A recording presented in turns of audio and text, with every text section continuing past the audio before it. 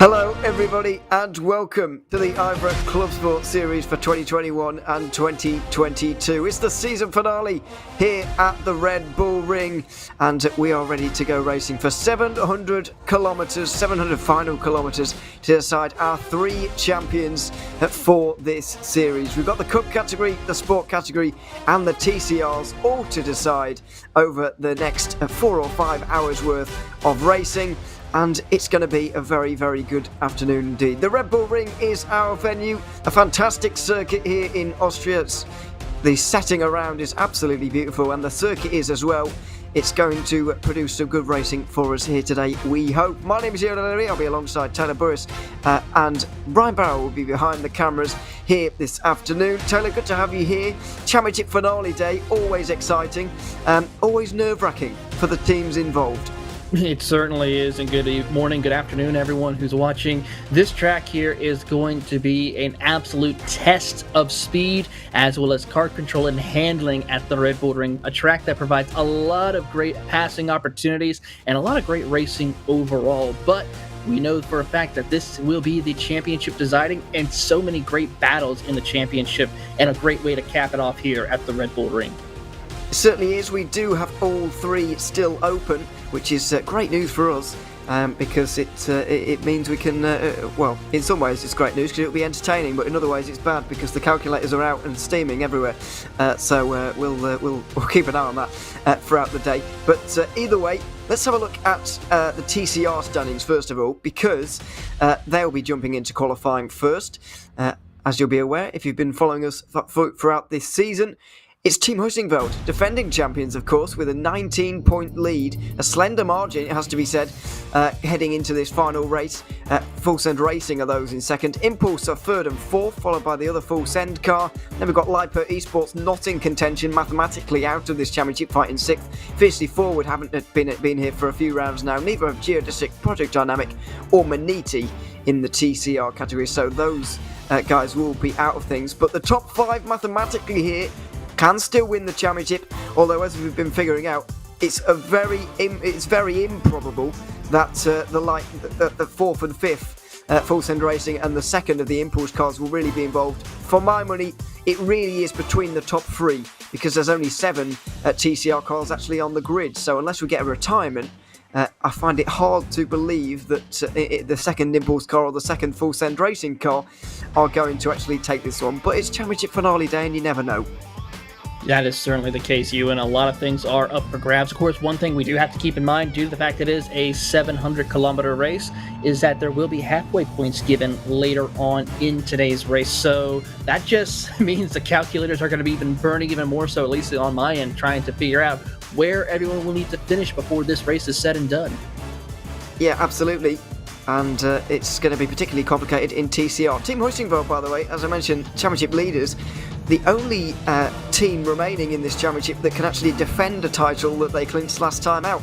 Fiercely Forward have been trying to defend their Cup category championship from last season, but it's not gone particularly well for them, I'm afraid to say. It's not been their season at all. 13th in the standings, 2 DNFs, a non-show as well. So that's no good for them really. And I'm afraid they're a long way back at this stage. The sports champions didn't actually return at all from last season, and the TCR champions, Team Hussingveld, of course, trying to take home honours once again. They won 4 out of the 6 races last time out and were podiumed in the other 2. Not been quite as successful this time around. They had a 5th place at VIR, which is a bit low for them. To be honest, but podiums in all the others, and they're in good form at the moment. If you're always looking for a good car to support, or not support, so to say, but if you're looking for a good pick heading towards a championship finale, the teams in form are often very safe bets. And Hussingveld, having won the last 2 races, both 700-kilometre races, very safe bet to actually hold on to this championship lead, given the form they're in. Yeah, momentum is certainly on their side, especially picking up the wins at Road Atlanta and Zolder, Ewan. But one thing to keep in mind is they have had some struggling issues during the season. I mean, their worst finish was later on a 5th place. So very consistent. Of course, 7 cars in the class, so really not a whole lot of major things. But if things were to happen, who knows what could happen with that second and third place competitors of the SFR and the first of the two Impulse Racing cars to battle it out for this championship. Of course, the only other winner in this championship is both the FSR and the Impulse Racing. Of course, the Impulse Racing picked up 2 wins at the opening rounds at Motegi and Mid-Ohio, while FSR picked up the opening win at VIR last time around. So very big implications for all 3 of these teams, as they have all won each of the rounds this season. You're a bit confused, by the way, as to what on earth this car's doing at the front of the train, a Maniti car. It's they've decided to give this one a go once again. They did a race, they did Zolder, I should say, and they came second. Weren't bad at all. They're here once again at the Red Bull Ring. Didn't do much of practice. I didn't do any of practice actually, I don't think. But they're out here now in qualifying, looking to try and take possibly a pole position here. 8 TCRs are out there at the moment. We've got 2 Full Send Racing cars, 2 Impulse Racing cars. 3 Full Send Racing cars, I should say. 2 Impulses, 1 Maniti and 1 Husingveld out there at the moment, and they're all going to be weaving around and getting the tyre temperature into these cars at the moment, and then setting themselves the best lap time possible. 15 minutes these guys will have. So when the clock hits 32 minutes to go, that's when the checker flag for the TCRs at least will be out here. And we look at Malcolm Polsek here, one of the Full Send Racing cars, and I always find that in a championship finale like this, in a championship battle, having teammates around you is always helpful, especially for this 285 Full Send Racing car of Naveed Hussain, who is the closest rival to the Husingveld car. Having teammates for these guys will be helpful, because if they need the extra points late on, then they can get their teammates to jump out of the way, quite possibly. May see team orders come into play a little bit later on. Certainly a possibility to come in. Of course, Michael Polisic is a spectacular road racer, of course, a Porsche Car Club of America champion in the Pro Class Series, so knows his thing around the circuit. Of course, normally seeing him in GT or GT4 cars, now we're seeing him in a TCR car, so we'll see what he can do. Of course, a great job earlier this season with some great finishes, but looking forward to seeing what that team can do to work together to try and see if they can dethrone Team Hoisingfeld for the championship this season. Speaking of working together, they're almost all working together at the moment.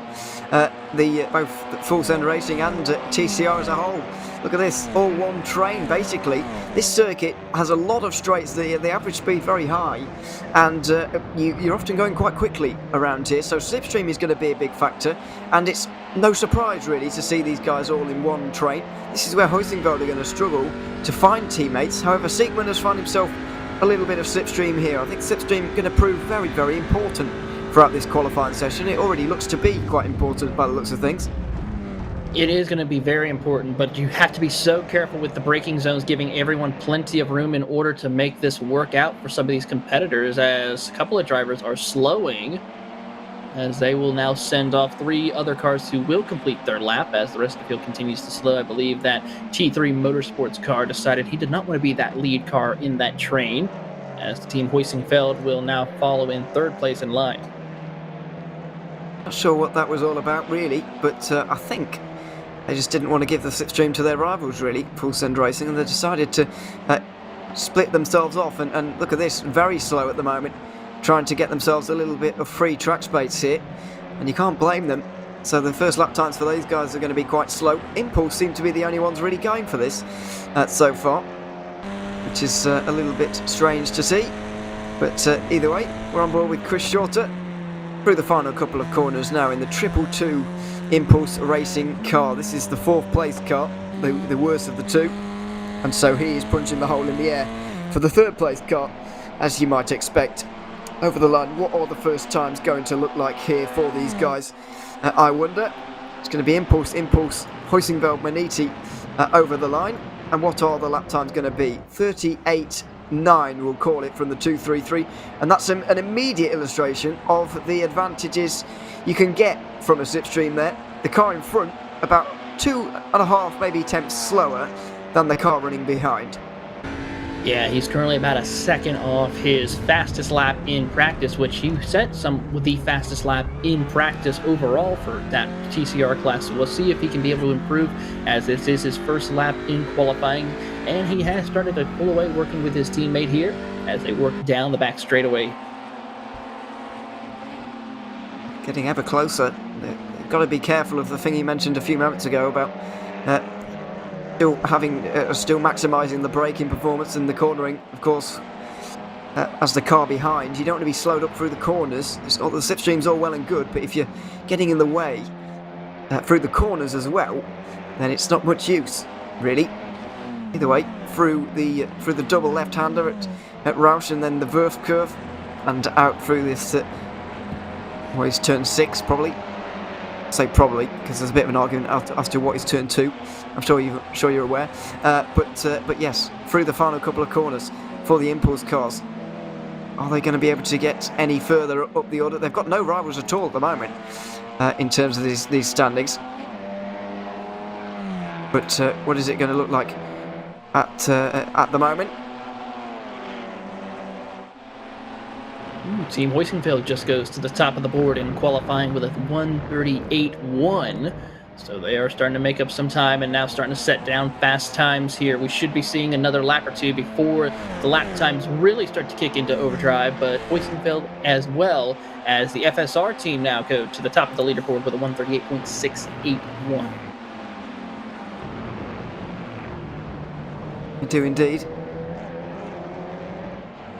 The 41 minutes remaining of the session overall, about 5 in the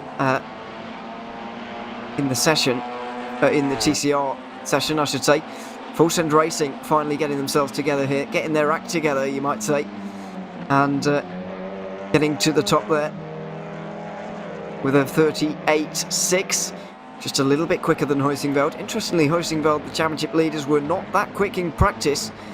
They were actually bottom of the 7 cars running, which was a little bit of a surprise to see. But they're right up there again in this qualifying session here. I just wonder if the slipstream and the teammates going to be a little bit too much for them. You'd kind of expect Impulse to be able to do a little bit better than this as well, as they finally get that last little bit of slipstream coming down towards the final couple of corners. Here for the 2-3-3. Nathan MS is the one driving at the moment. Going towards the line right now. Is he going to be able to improve at all and vault himself maybe back up towards the front? He's on the front row at least with a 38.7, but they've swapped places now, so it looks like they're sharing the slipstreaming just a little bit. Yeah, it looks like that indeed. As they come out of Niki Lauda turn 1, they're going to let the Hoisingfeld car, the TCR car, by. It looks like Chris Shorter will end his qualifying efforts as he's going to come to a slow pace here for a cool down lap before picking it back up now before they go into turns 3 and 4, as Hoisingfeld will let by the Impulse car. It really is a game of cat and mouse here in practice. Fabian Siegman on board with him. Full Send Racing trying to get all of their cars out in front here. They've got a 1-2 at the minute. Will it stay that way? Maniti now don't want to lead, so Impulse, after letting Maniti through, now back at the front all over again here. So this is a big game of cat and mouse, and you can see the 3 FSR cars behind all bearing down on these guys. Only 3 minutes to go, so no pit stops here at all. It's a very interesting session though. The slipstream is such a big factor around here, and you can imagine it's going to be in the race as well, with not only with regards to fuel saving, but also with regards to just staying in the group. I can imagine until we get the first bit of traffic, these 7 are going to stay pretty much locked together. They certainly are, and they're most likely going to be having maybe a couple of brief moments where they're starting to have a little separation, but I have a feeling, especially with the Full Send Racing group and the Impulse group, they're going to be trying to stick as close together to their teammates as possible, and maybe try to see if they can work together to pull away from the Team Hoisingfeld as well as the T3 Motorsports team in order to try to settle it amongst themselves. But due to the fact that it's being only 7 cars, it will be difficult for those 4 cars or 5 cars to break away from the other 2, just how close the competition is, as well as the slipstreams. This is Michael Polasek getting the full benefit of 2 cars worth of slipstream at the moment. The 285 car, the championship current second place runners, second place in this qualifying session right now as well, and this is going to be, well, they'll possibly have time for 2 more actually, including this one. But will they use it? Spartak very early on the brakes there. I just wonder if they're giving the maximum they can at the moment to Hussein, who's driving the car in the middle of these 3, running down towards what we'll call turn 3, because what everyone calls turn 2 is not really a corner. So we'll go with that. Right-hander downhill, and these guys actually out there once again. They have got time for maybe one more, because the checkered flag drops when 36 minutes comes up onto.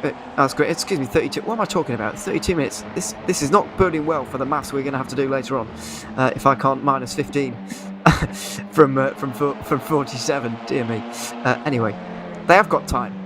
To put it simply, the impulse cars have got plenty of time to get themselves out there. Once again, 32 minutes is what we're looking for, so they've still got 5 minutes or so, and that's where we're seeing still a lot of cat and mouse in. Now, Michael Polisek's turn to tow the other 2 around here for full send racing as they set themselves up, and Maniti, because they don't have any teammates, very sneakily kind of latching themselves onto the back of this train, or they were until they just went into the pit lane there. Looks like they might call it a day for their qualifying efforts, as they will be sitting in P5 as the rest of the field comes across the line.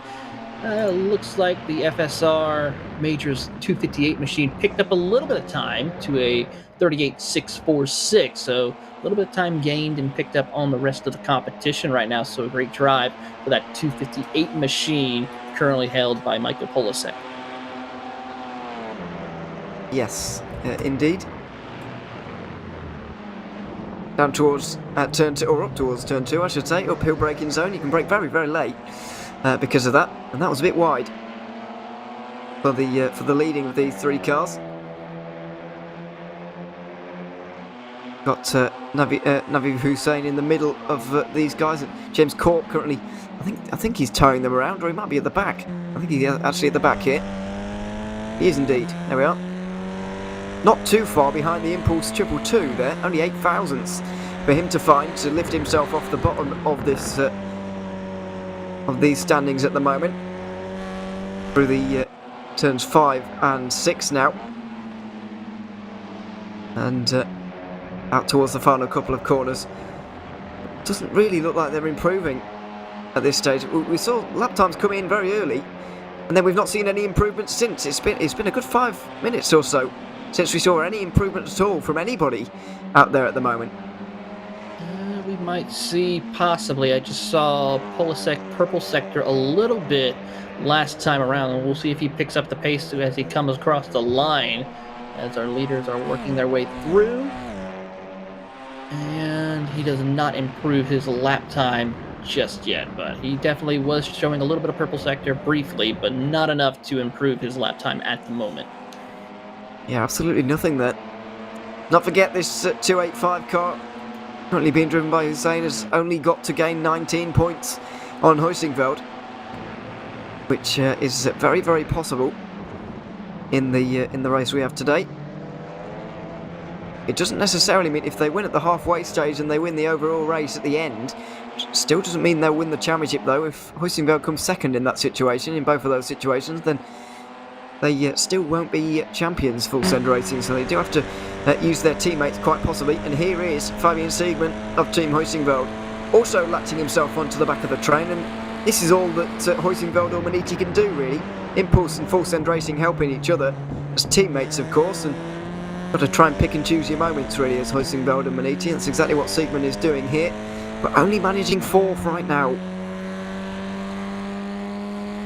Certainly is struggling with trying to find that needed pace in order to try to reach for one of the top 3 positions or pole position. He currently sits about a 10th back from his closest competitor, which is the Impulse Racing 233 of Nathan Ames, who's just up the road in front of him, and then he's about closer into almost another couple of more tenths right there before he can catch up to Michael Polasek for the pole position as you're on forward with Chris Shorter from the Impulse Racing 222 machine.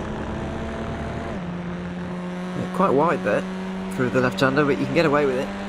You can especially get away with going wide here through the penultimate corner. You might have noticed already.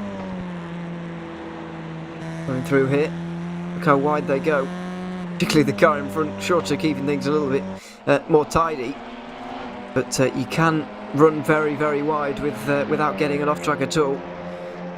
Through there, and it's a point of contention, of course. Yeah, Impulse Racing just move up to second. Yeah, great drive by the 222 as they moved up to with a 138.660. So they are closing in for that pole position, moving Hoisingfeld down to 5th. But one of the things you pointed out about turn 8 and turn 9 with that off-track incident, as long as they stay just shy of that curbing, don't go into the big red markings of off the track after that green curbing when you're coming to turn 8 and 9, you will be okay, won't get any off-track penalties. Same thing with right here as they came out of turn number 4. That corner right there also very interesting. Be careful with making sure you don't track out too far wide to get that time penalty here. So as long as you stay right around that red and white curbing and don't go too far past the green, you're good to go. That is very true. 32 minutes has elapsed though, and we have now come to the end of TCR qualifying. That late lap Impulse Racing splits a Full Send Racing 1-2. But is that going to be it? Are there any more improvements? I think Maniti have just about been able to get around for maybe one more lap time, although it was close. But I'm not sure where Full Send Racing are out there on the circuit. I think they might be in the final few corners at the moment as well. And there they are in the pit lane now. So there we are. They've finished their qualifying. Hoisingveld going to be finishing here as well. 5th place for them, not great. Let's see where Impulse can go though. Can the 222 vault up towards the very front? Oh, maximum slipstream through the final lap in qualifying. They only need 13 thousandths, and they haven't found it, but Hoisingveld have. So Impulse trying to give themselves the maximum benefit of the slipstream possible. In the end, it's only helped Fabian Siegmann take pole position here at the Red Bull Ring for TCR. What a great lap that was from him at the end. Very stealthy indeed. He's jumped from 5th right to the top in the very dying moments.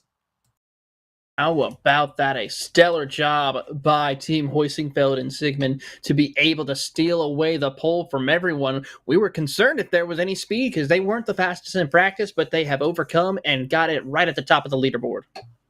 Certainly have. So, Fabian Siegmann is going to be on pole position in TCR ahead of Full Send Racing, Impulse Racing. Then it's the other Full Send Racing car and the other Impulse car. Then Maniti and the final Full Send Racing. TCR will round out your 7-car grid for that race. Just lining up at the moment and just getting out there on the circuit are the sport category cars, these GT4s of course. But before we go any further, let's have a look at the championship standings, and it's fiercely forward trying to take a second championship in a row. They won the Cup Series last time around. They're trying to win the sport section of this championship this time. They've got a 141-point margin ahead of Hujas and SRN Motorsports. Vector by RSR can't mathematically win the championship. They're a long way back. Alpine Stars Geodesic are 5th ahead of Full Send Racing. Then another 2 of the Hujas cars in 7th and 8th. Semper Racing and the other SRN Motorsports car rounds out the top 10. So, those championship standings very, very spread out indeed. 41 points separating the top 2. Fiercely forward, all but got this one in the bag. They need to gain simply 9 points today, and they will be crowned champions. It seems like they've got more than one hand on the trophy. They certainly do, and they are definitely going to be ones to watch here. Of course, they set the fastest time in practice in the GT4 class. We'll see what they can do here, but we still have a couple of other great cars to watch and keep an eye on throughout this championship, even though it's only about 3 cars who are battling it for that championship in the GT Sports class.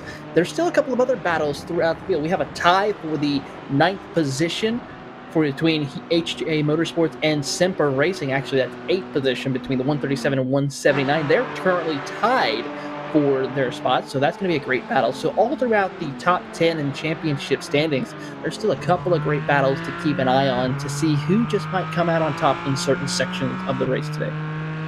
Yeah, absolutely. That battle for second as well in the standings is going to be fairly interesting. Only 3 points separating Hujas and SRM Motorsports at the moment.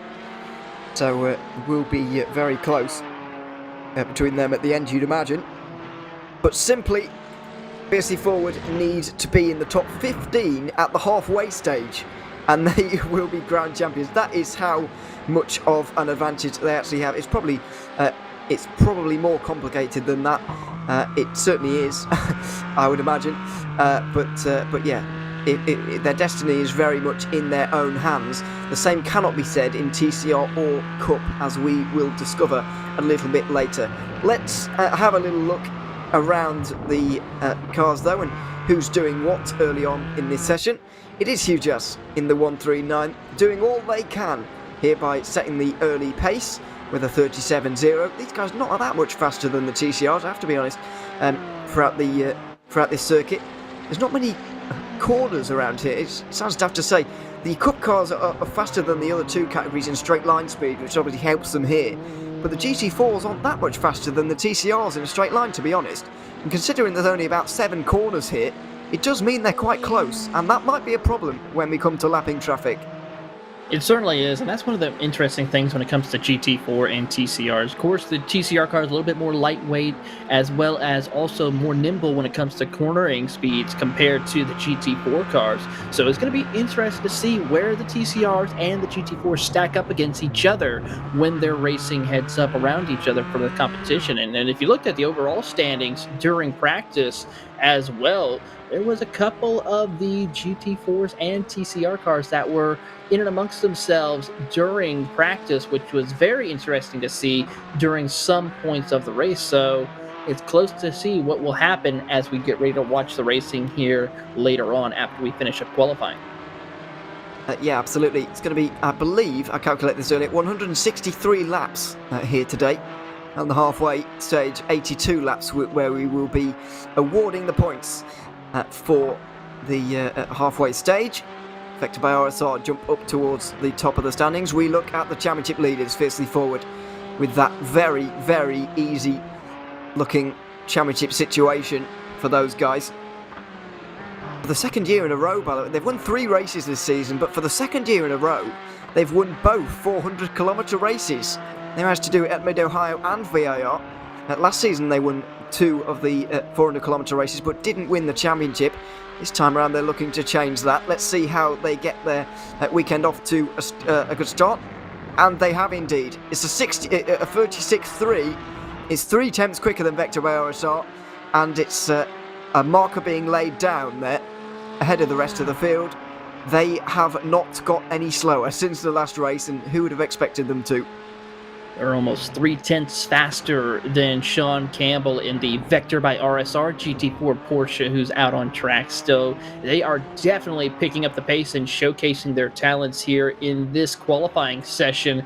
Going to be interesting to see if anyone will be able to respond before all this is said and done. But the fiercely forward GT team will definitely be one to watch to claim the championship here today. Yeah, absolutely. Only 8 times on the board, but there are more to come. Or indeed are there? I think that might actually be it. There's a lot of Cup cars though, I can assure you. I think more than half of the field is made up of Porsches. Here is where it gets a little bit more messy. We've mentioned that Fiercely Forward did that without any slipstream at all, because this is where all the slipstream is. There's a bit of a few games going on here. SRM Motorsports are at the back at the moment. They could probably do with getting together a little bit. Well, they haven't exactly done that, but they have at least got some slipstream for themselves in the 174 camp, and they've managed to get themselves up into 4th.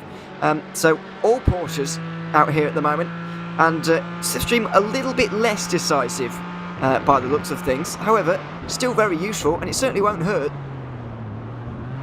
No, it certainly won't hurt indeed, and they're starting to pick up a little bit of time. Vector picked it up to about a 52, but of course the Fiercely Forward team picked it up even more so with a 136.01. So we're about to break into that 135-minute bracket here at the Red Bull Ring with these GT4 cars.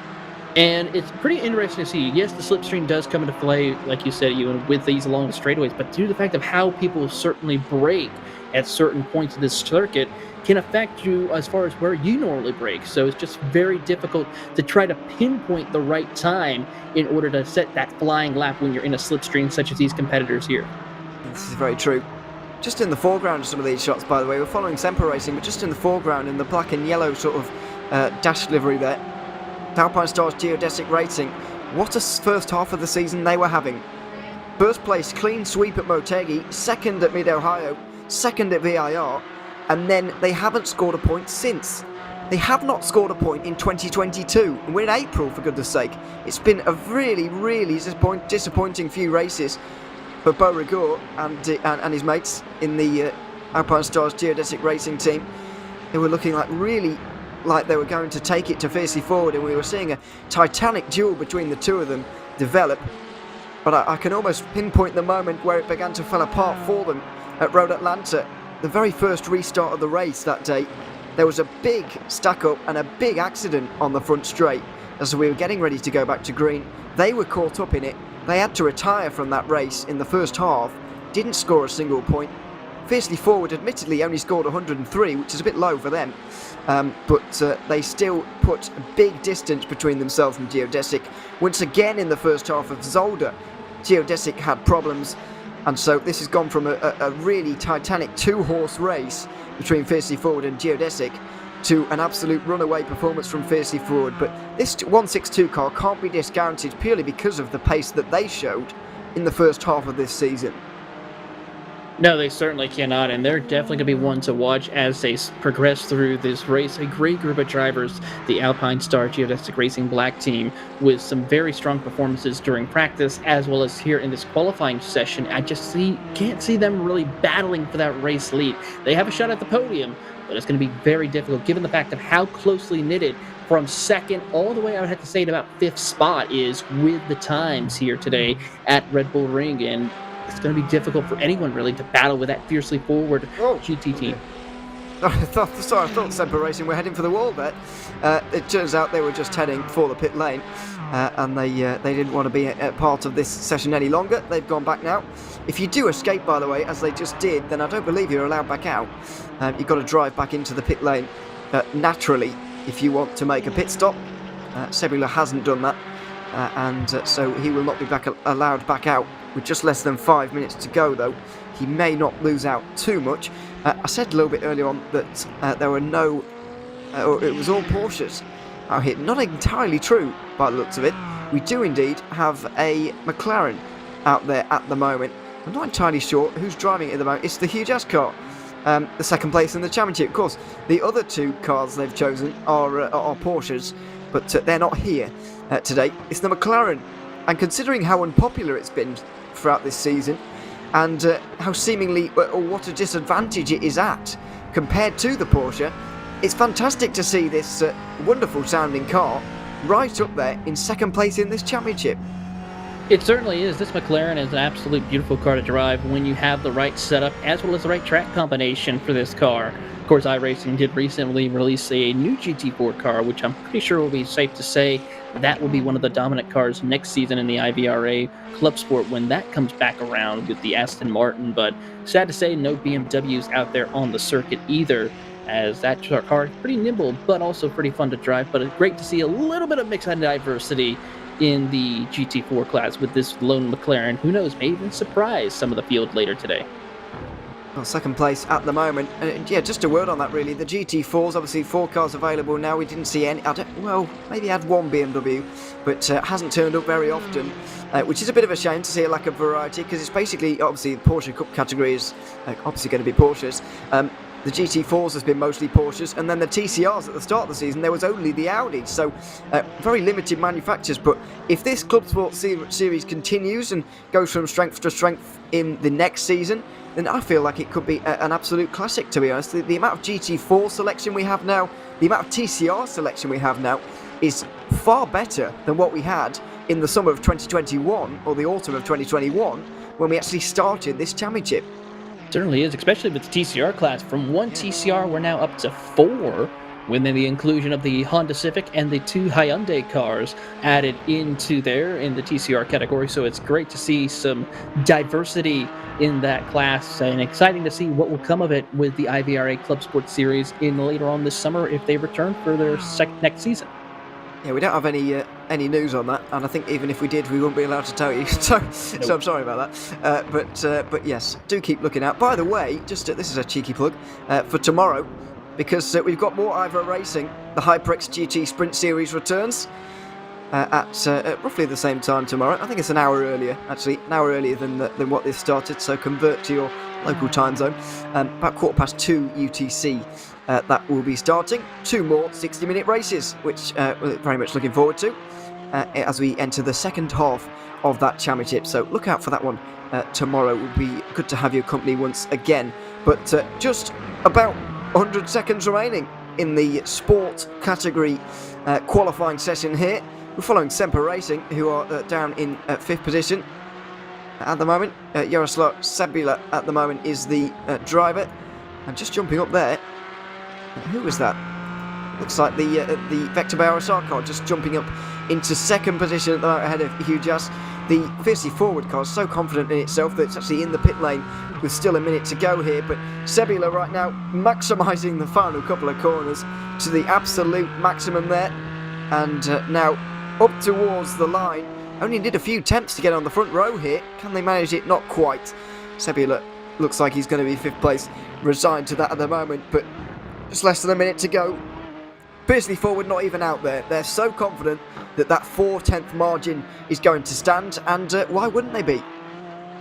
When you're that confident, you can go ahead and just run your fastest lap. Go ahead and just park it and be done with it, because it's safe to say, looking at the times and everything, nobody has come close to the times that the Fiercely Forward GT team has been able to put here today. So it's safe to say that it's going to be, unless something happens here today, no, we're not going to put the commentator's curse on them, but, you know, it's very much a dominant victory possibly for that Fiercely Forward GT team.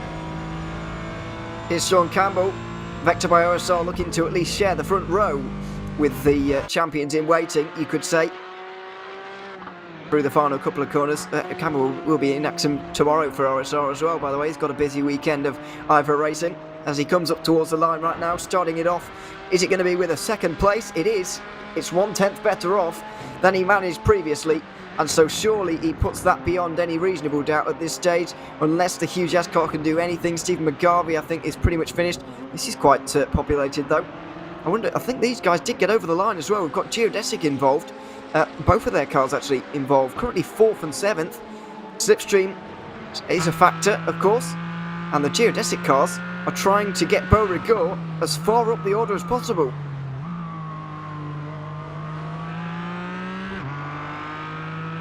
They're certainly going to try to see what they can do. They have a little bit of help from one of their sister cars up in front of them as you're riding on board with Bo. Currently, he's got the help from the Michael Kohalik car, the 164 Alpine Star Geodesic Racing machine. Yeah, that's the car running down in 7th at the moment, kind of almost sacrificing itself, even though it's only a 1/10 and a half or so slower at this stage. Pretty much entirely sacrificing itself here. Through the final couple of corners we go. Beauregard indeed going to pull into the pit lane by the looks of things. Final 15 minutes of this qualified session. Beauregard not improving, and so he is going to pull in. It's going to be Fiercely Forward at the front of the sport category. Michael Janey's lap time was good enough for pole. Sean Campbell will be alongside him for Vector by RSR. Hugh Jass and Geodesic will be on the 2nd row together. Then it's going to be SRN and Semper Racing sharing the next row, and finally rounding it out, the 2nd of the Geodesic cars and the 2nd of the SRN Motorsports cars in 7th and 8th position after 15 minutes of qualifying. So, one more 15-minute session to go, and it is the Porsche Cup cars. This is how they line up right now. 51 points is the margin that Pure Sims Esports hold over Alpine Stars Geodesic Racing, who are tied with Acertec Sim Sports Volante. T3 Motorsports by Maniti are in 4th. Those 4 are the only 4 that can win the championship here today. Orion Race Team 5th, battling for that 5th position with RPC Esports and Hell Racers. T3 Motorsport by Maniti's other car will likely be there as well, with Impulse Racing and Vulcan Sim Racing rounding out your top 10. So, let's get into qualifying, shall we? The final part of qualifying, 13 and a half minutes as we join it. The guys are out there on outlaps right now. We've got 13 or 14 cars or so, and it's slipstream galore happening right now. As you might expect, we saw it in TCR.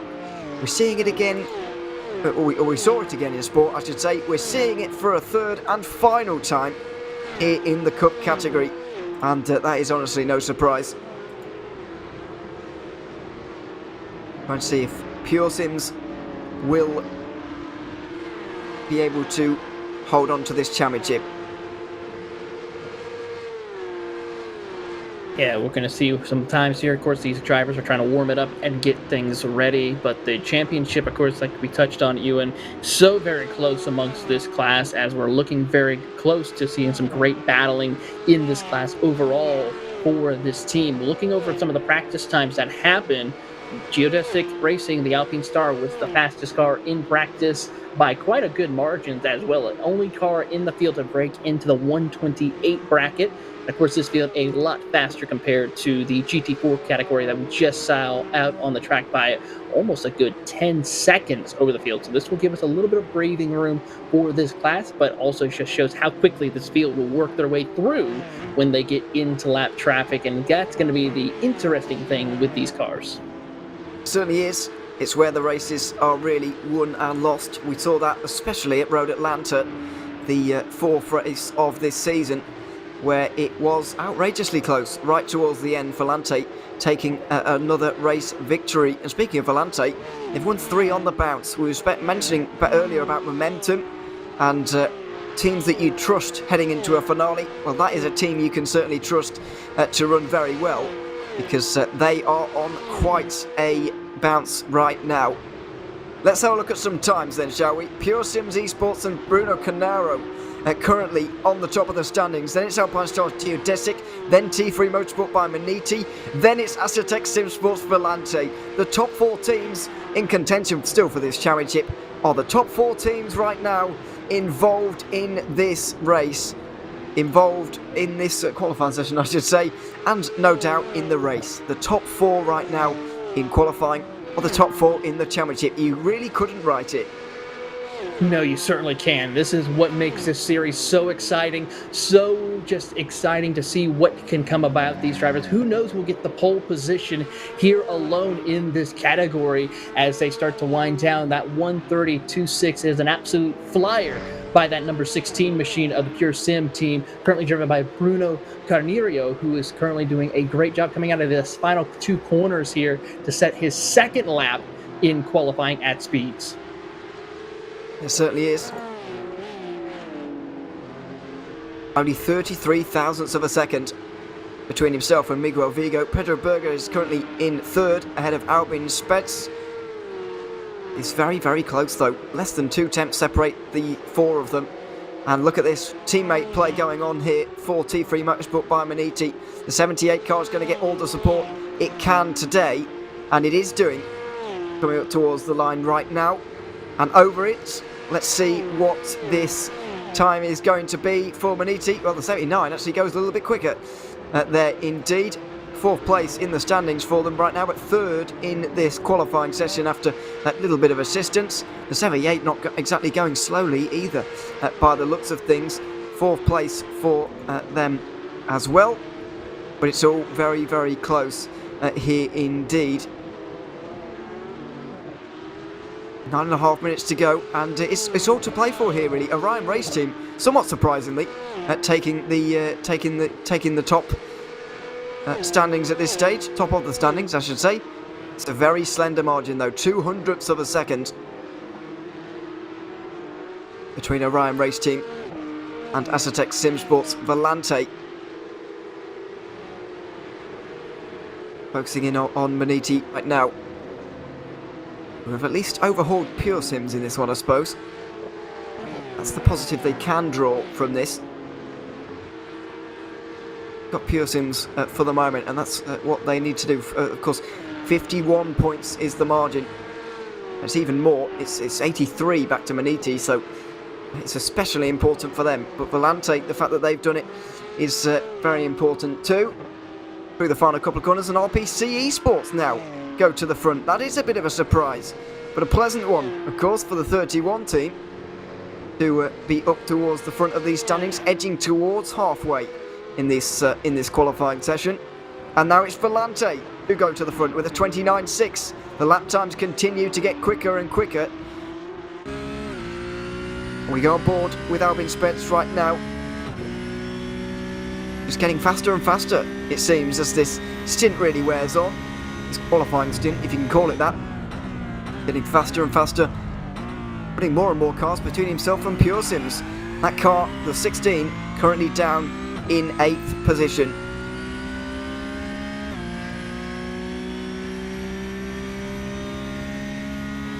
Down towards what is turn 3, downhill braking zone, or turn 4 if you like. Downhill braking zone. Very tricky. And a long acceleration zone here as well. Not really a worry in terms of traction around there. It's flat out once you've got the power down, but just a little bit tricky to actually do so. Then through 4 and 5 to medium speed left-handers. Pretty frustrating in GT cars, if I'm honest, or this kind of car. Understeer everywhere really. And then the final 2 high-speed corners, a little bit more enjoyable, but not that much. Going through these final 2 corners, and indeed Albin Spets is not going to go any further with that particular lap. He's going to just stay behind, stay in the pit lane for now and go again in a few moments' time. This is Greg Salmons, Orion Race Team. Good qualifying performance from them so far. 5th in this standings, which have been very stealthy indeed in this championship. Very consistent. Even sneaked a podium at Mid-Ohio. In the all the things that went on through that 400 kilometres. Managed to get their one and only podium. Is it going to be another one here today? You've certainly got the pace to compete. That is all you need.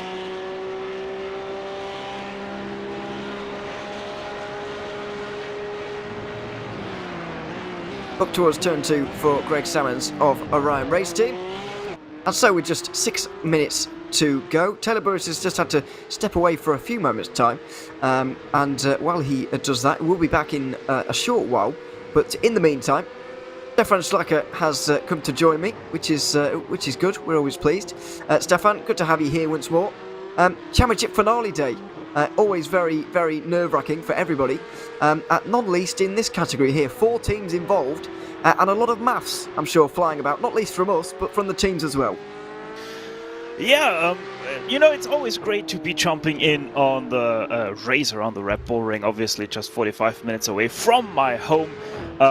It is always nice to commentate on something that is so close to me, even just virtually. And yeah, the Cup cars, I mean, it is a spec class, so it's not surprising that these guys have really turned up the heat and are still able to be this close this late into the season. Yeah, absolutely, that is very true. We've got 10 cars currently covered by about 7 tenths, which is quite close, I think it's fair to say. After about 10 minutes, just in the background of this shot here, you can see the Alpine Stars Geodesic car. They've just recently got up into 5th position. There's Miguel Vigo, trying to gain as many points as he possibly can as well, of course. Pure Sims, still down in 9th place. A little bit of a worry for them. I know there's still 4.5 minutes to go or so, but for a championship leader to be in the pack like that, I would be very nervous as a member of Pure Sims Esports, because the middle of the pack is exactly where I would not want to be as a championship leader. Yeah, that's always where you put yourself into some trouble spots. I mean, we have seen it even in real life racing, where it's really something where you have to be careful, where those kind of incidents can occur, where you just are an innocent bystander and your race is done, even if it was just a small contact. It is so important to stay out of the grid and be up top, especially if you have championship ambitions. Yeah, that's exactly what Volante are doing. They're in such a good run of form. I mentioned it a couple of minutes ago, but 3 race wins on the bounce is very, very impressive. Hard to argue with. Only dropped 5 points in that time as well, with a 2nd place at the halfway stage at Road Atlanta, as opposed to the win, which they've been getting elsewhere. But yeah, it's a real good run of form. I guess they had to, making up for a slightly slow start to the season. And Geodesic continuing to go quickly here.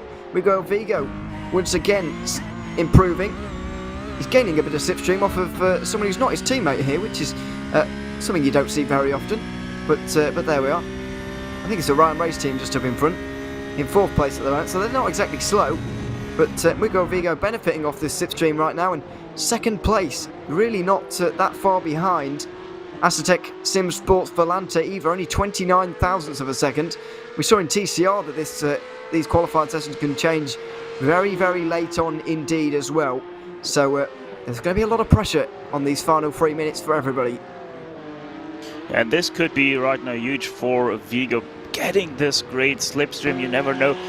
With the long straights that the Red Bull Ring offers, it can give you the edge to secure yourself that first spot, especially if you're just 3/100ths of a second away from that end. T3 Motorsports by Maniti trying to do it as well, but I don't think it's working out that great right now for them. No, not the greatest success there for them, I'm afraid. That was the car, the 79, just behind, although it might have been intentional just to let the 78 through, I suppose. The 79 car is the one they would like to win the championship with, as it's the only one out of the two that still can, I suppose. 83 points back for them at this stage. Still a very tall order.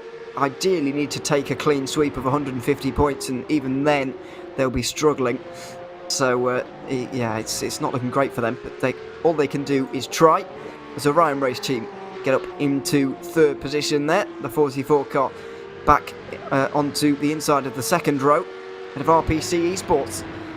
And Pure Sims still down in 10th. The 4 championship contending cars, 1 and 2, then in, 5th position, and indeed in, goodness, where are we? 7th or 8th for Maniti, then Pure Sims in 10th. So, yeah, it's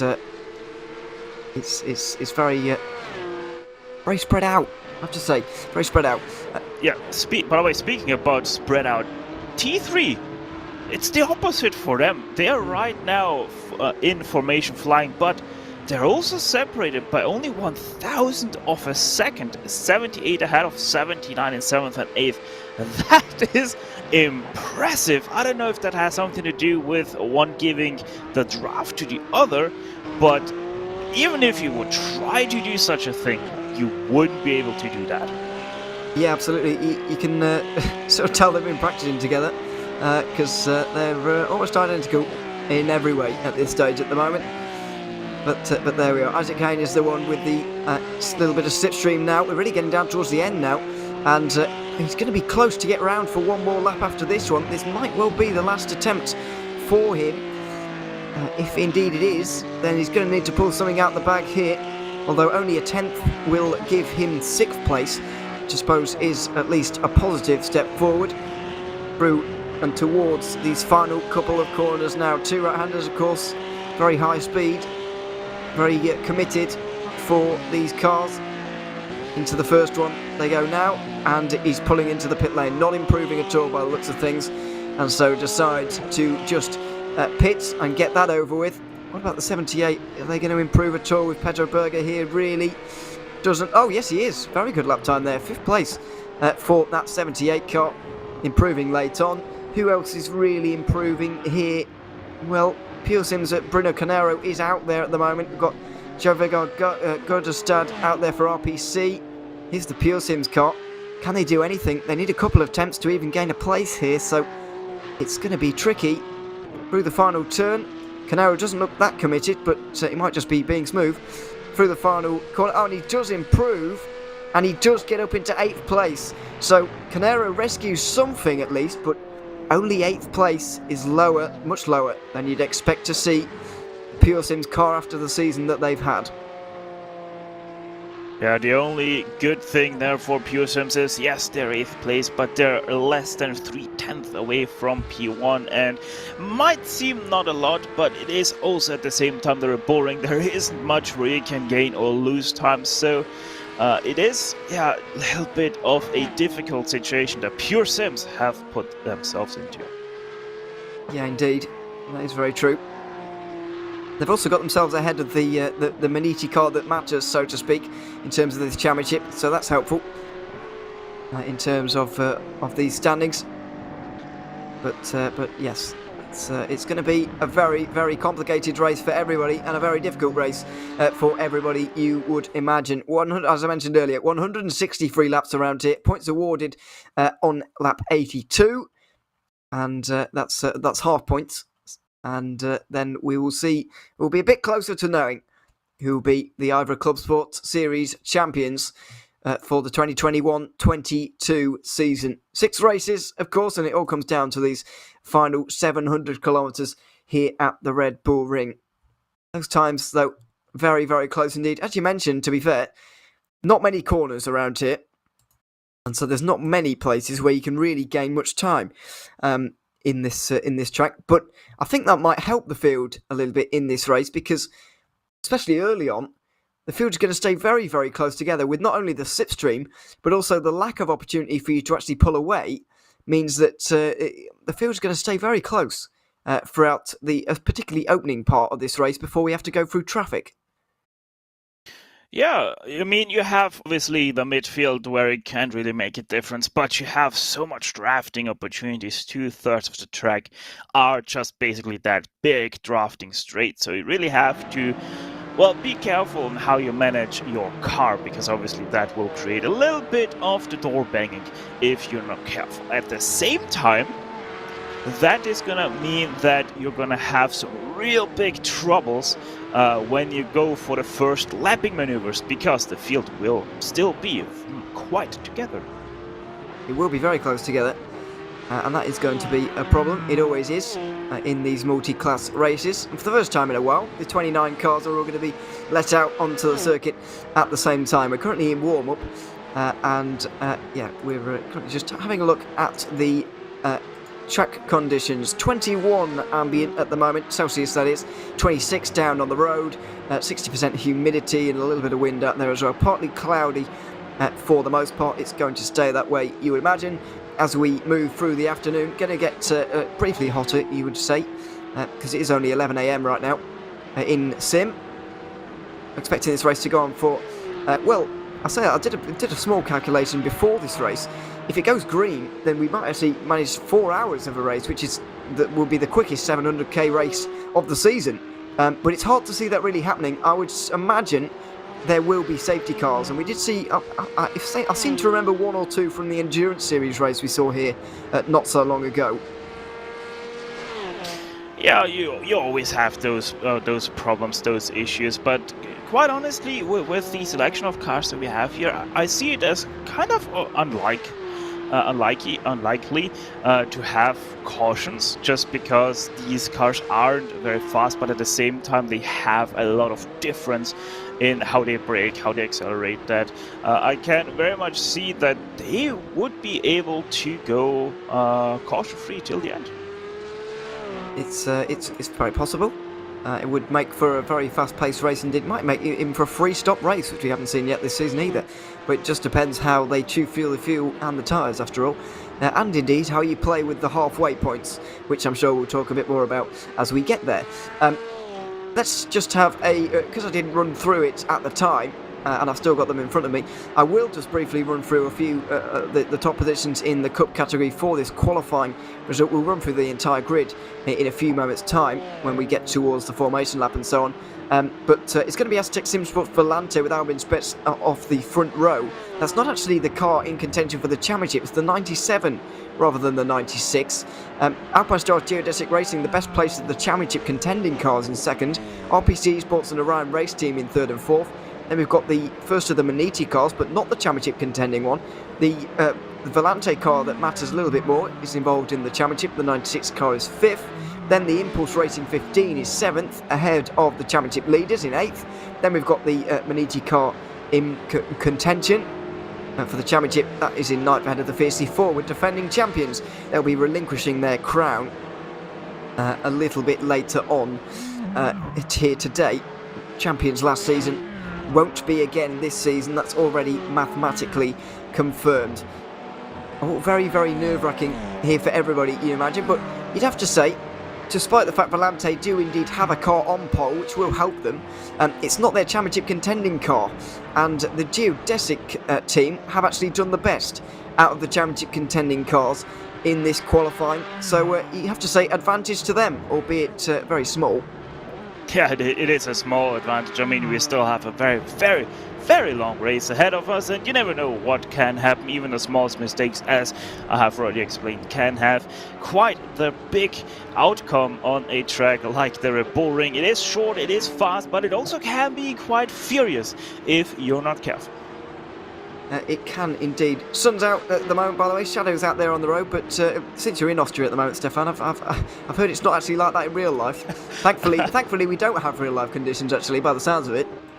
Yeah, well, we wouldn't have a race if we would be having real-life conditions right now, because it is snowing on the Red Bull Ring. So most definitely it would be cancelled. Which also, by the way, is the case if you're somewhat following real-life motorsports. The first round of the RCN round has been cancelled already yesterday because of snow and ice that was on the horizon. And yeah, it's 10 centimeters of snow on the Schleife, so no racing there either. No, thankfully it's not come to the UK yet, but I'm heard in the middle of the week we're not going to miss out on the snow either. So we're looking forward to that. But also, it's just bad quite everywhere in Europe at the moment, to be honest, because I've seen it snowing in southern Spain today as well, which really doesn't happen very often. So it's a bit of a weird day. There we are. Thankfully, though, we're playing with slightly nicer conditions here out there on the road right now. Lovely and toasty, actually. The sun's out, and it's not going to affect these tyres too much. You wouldn't imagine. It's not roasting hot. I think it's fair to say at this stage.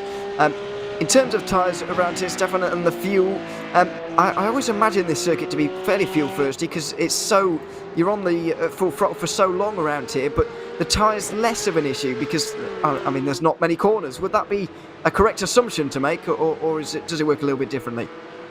It is somewhat of a correct assumption. Obviously, yes, the track is quite on the thirsty side of the racing for fuel, but it is a little bit of a mixed bag for tires, because obviously the majority of the corners are right corners, but on the infield you have two quite fast left-handers, plus they're both off-cambered, so at that time the right-hand side tires are actually being used a little bit more than left side tires, and that can create a little bit of a difference right to left on the wear of the tires. So you might be able to see some different strategies tire-wise where people only go for, maybe if they're really desperate for track position, to only go for right-hand tires. Because they say, well, we're maxing out our right-hand side, we're not that much on the left-hand side, so let's try to go for it and see what we can make of it. Yeah, I have to say, I have noticed on our racing recently the two tyre calls, obviously outside of oval racing, where it's obviously been a thing for a long time. The two tyre calls have been a little bit more popular in recent times, and it is something to watch out for. Saw it in Daytona in the 24-hour. Back in January, which seems like an awful long time ago already, but yeah, that was then, and this is now. We might well see some differences in the strategy here today. We'll keep an eye, or try and keep an eye, on the pit stop times of everybody, so that we can keep abreast of what's going on in this very long race indeed, because it is going to be a long day, 700 kilometres. But indeed, if the safety car stays away, then it could be a very short race indeed as well. At the end of this, you never really know how the safety cars are going to work. We're still about 5 minutes away from the grid being set here, so we're looking forward to that in about 5 minutes' time. But still got a little bit further to wait until we reach there. As I say earlier, 29 cars on the grid here today, not all that much, so the safety car may stay away, but then again it may crop up a little bit more than in previous times, or in previous races I should say, although it'd be hard to top road Atlanta really. That was a very caution-filled race here. Obviously, lots of straights around here, Stefan, not many corners. I would say, in my head, that would make traffic easier to deal with, but the Endurance Series race did have quite a few traffic incidents, really. It's going to be a bit of a nervy one for everybody. I mean, the speed difference between these classes are a little bit different to the Endurance Series, but still, it's going to be still challenging for everybody, despite the lack of corners. Yeah, exactly. It is still going to be difficult because obviously some classes have better draft capability, and that can create situations where two different classes jolt out at the same time, trying to overtake each other. And yeah, it can make for quite interesting traffic engagements there. But in all honesty, the main passing opportunities will be done quite nicely, quite easily, if you have a little bit of track knowledge, traffic knowledge at the track as well. It's not going to be too much of an issue in these slower classes. So as said, I'm just not expecting as much of a kerfuffle as we have seen in the endurance series here a few weeks back. Let's hope not, because yeah, there was a few incidents at times that we saw. So, yeah, just to remind you, 51 points is the margin at the top of Cup, or 141 in Sport. That really is one hand on the trophy kind of business there for Fiercely Forward, and only 19 for Huysingveld. TCR looking very close, but there's not many cars in TCR as well, so it's difficult to put points into your rivals at the same time. So that's going to be difficult for us to work out throughout the day. Of course, the halfway points are going to be a big factor here today. With these championships so close, I kind of feel like these guys are going to weigh those points a little bit more heavily in their minds than in previous rounds. Previously, it's been a kind of thing that's just kind of happened. If you're in the lead at the time, then great, you've got some more points. But today, it might really be crucial. I'm thinking especially about TCR, which is really close. Yeah, exactly. Since it is the last round, you're gonna really have to look out for that, because all of a sudden a team can jump ahead of you that you maybe didn't even have on the picture for yourself about this title fight. Most definitely got to have a different mind going into it. You might even have to actively try to go for the halfway points and have to actively also go for the win in the end of the race. So two much different strategies will collide, and the team with the best strategists in the car and outside the car will most definitely make a huge difference here today. Yeah, racing for two different finish lines at once, which is always hard.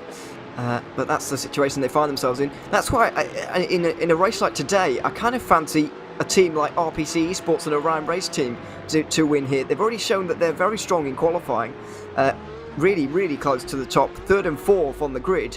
But those guys not in a championship fight. They're kind of battling for 5th between themselves, but it's less of a thing than it is for fighting for the overall championship, obviously. So I kind of fancy one of those guys to maybe take a race win here. The championship rivals might be sidetracked between themselves, and battling between themselves, and obviously aiming for the halfway point and the end of the race. But Orion Race Team and RPC might just surprise everybody just a little bit by taking a possible race win here today. Let's wait and see if that one happens. But we've reached 10 past the hour. It's 10 past 5 here in the UK and 10 past 4 UTC. So time for us to get going and have a quick look at the grid before we race here for 700 kilometres here at the Red Bull Ring. I can't see at the moment. There we are. We can see now. Albin Spets is going to be taking the green flag first for Astatec Simsports Volante. He'll be alongside Alpine Stars Geodesic Racing, fighting for that championship, of course. RPC Esports and Orion Race Team, as I just mentioned, will be sharing the second row. T3 Motorsport by Maniti qualified 5th ahead of the other Volante car in 6th position. Then it's Impulse 7th for Pascal Costa, and the championship leaders Pure Sims Esports in 8th. T3 Motorsport by Maniti are 9th ahead of Fiercely Forward, rounding out the top 10. Then we've got Vulcan Sim Racing and Hell Racers sharing the 6th row together. And finally, Trek Esports and Project Supersonic, rounding out your 14-car Cup field. Moving on to sports, the GT4 cars, of course. Michael Janey put in a great qualifying performance for pole here, ahead of Vector Bauer SR. The only McLaren 3rd for Antonio Alvarez, ahead of Alpine Stars Geodesic Racing. SRN Motorsports a little bit disappointed maybe with 5th, ahead of Semper Racing. Yaroslav Sebula, 6th position for those guys, just 7/10 off of the pace. Then finally we have got the other Alpine Stars Geodesic car and the other SRN Motorsports car rounding out your 8-car grid. Finally, it's TCR and Team Hussingveld, defending champions and championship leaders, who will be taking the pole position ahead of TCR Titan, Michael Polasek, you could say. Chris Shorter is third ahead of the Full Send Racing car that is second place in this championship. Naveed Hussain is going to be starting that car. Nathan Ames is fifth ahead of Damien Owen Harris, for sixth. James Corp will be rounding out the final car, or the 7-car grid here in TCR. There they all are, between turns 5 and 6, getting themselves gridded up here and ready to go racing for 700 kilometres here at the Red Bull Ring. It's a championship finale, it's all to play for, and it's a fairly long race all at the same time. There's going to be a lot of pressure on these guys for a very extended amount of time. Let's hope that everybody at least gets off to a clean start, and then we can go from there. Yeah, exactly. It's all gonna be about who can cope with the pressure the best. Obviously, it is a long race, but the pressure is on for our top dogs of the series. The last race, double points technically to pay out. You have the halfway points, you have the points at the end. Who is gonna make it till the end? Who is going to hold on and become victorious in this championship? 163 laps there, as you can see, for us to decide 3 champions. Basically forward, almost already decided as one of them. If they get to the end of the halfway point, that's 82 laps, or whenever the cup cars get there, then they will be crowned champions on the road before they've even made it to the end here today. So that is something to maybe watch out for throughout this race. The pace car rolls off, and we've only got a couple of corners of a pace lap here to do before we get going, as we've already got problems. Migo Vigo goes to the back of the field from second place in qualifying. He's at the back of the field. I just wonder if there's been a penalty there, because all of a sudden he's right on the back row. There must have been a penalty, end of line penalty for them. They'll be starting 14th instead of second. Already early drama for them, but for Owen Spence, it's all about that start finish line and those lights going out and him getting this 700 kilometre race underway.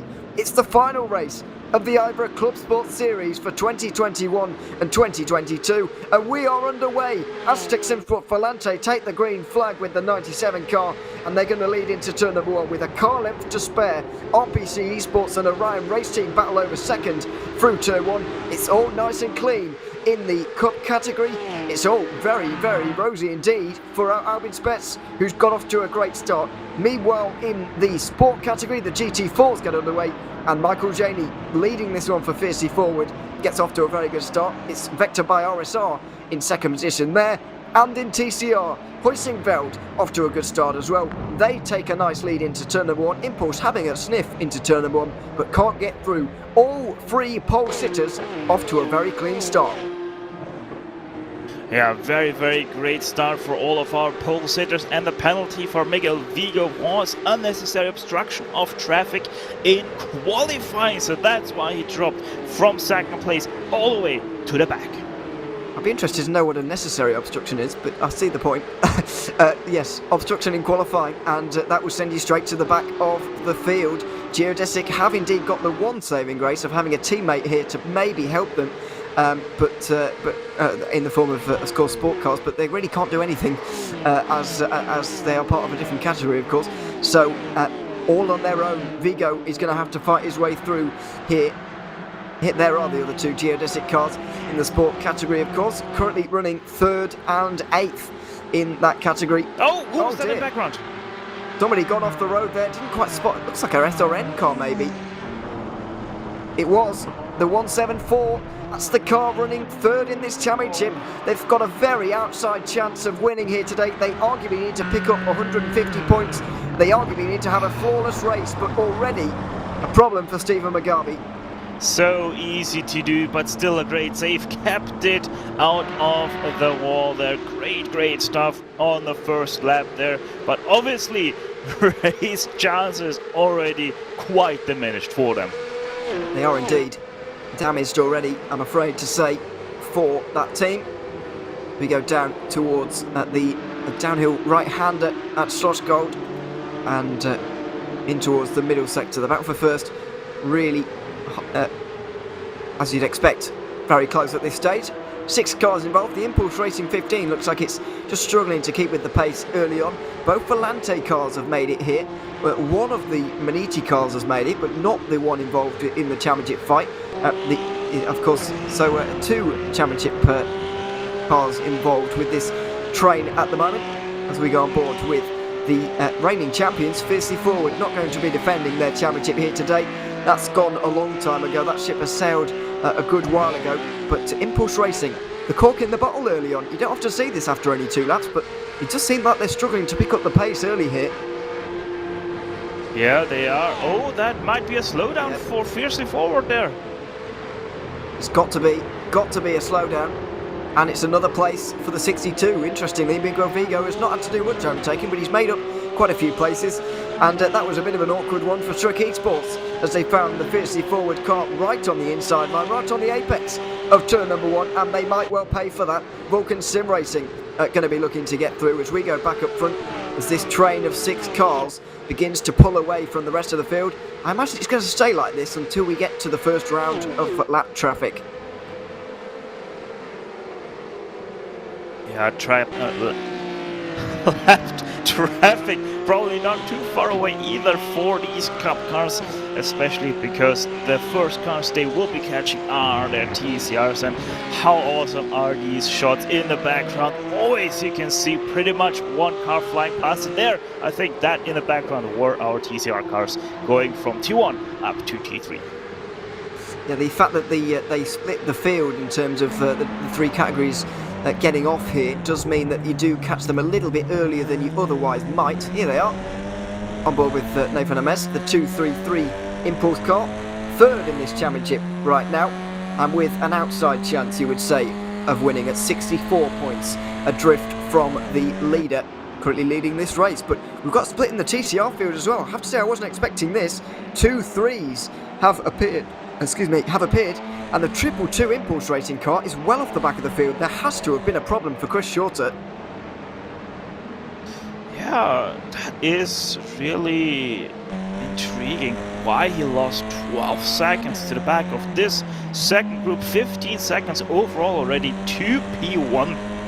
That 222 must have had some kind of issues early in this race in the first 3 or 4 laps. Maybe an inside look there now for Full Send Racing. No, stays behind the hose belt.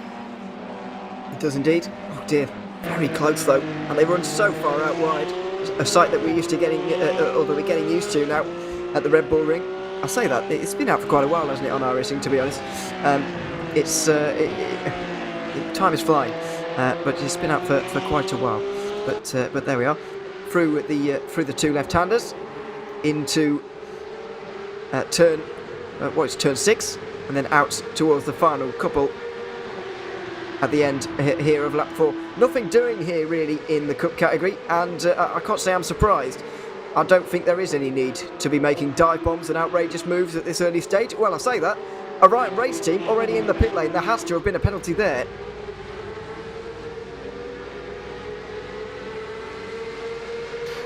Was that Orion or was it Aztec? Good question. Orion is still in first place. I think that was Aztec there from first into pit lane. You're absolutely right. Yeah, you are right. The leader into the pit lane early on. Albin Spets, for whatever reason, is into the pit lane. We'll have a dig around and see if there are any penalties. But it's very early for a pit stop. It would be a remarkable strategic ploy at this stage to be doing something like that. Here's Albin Spets again. Looks like he's driven through the pit lane and he's come back out again without any major problems, really. Yeah, just a drive through by the looks of things. Has to have been a penalty.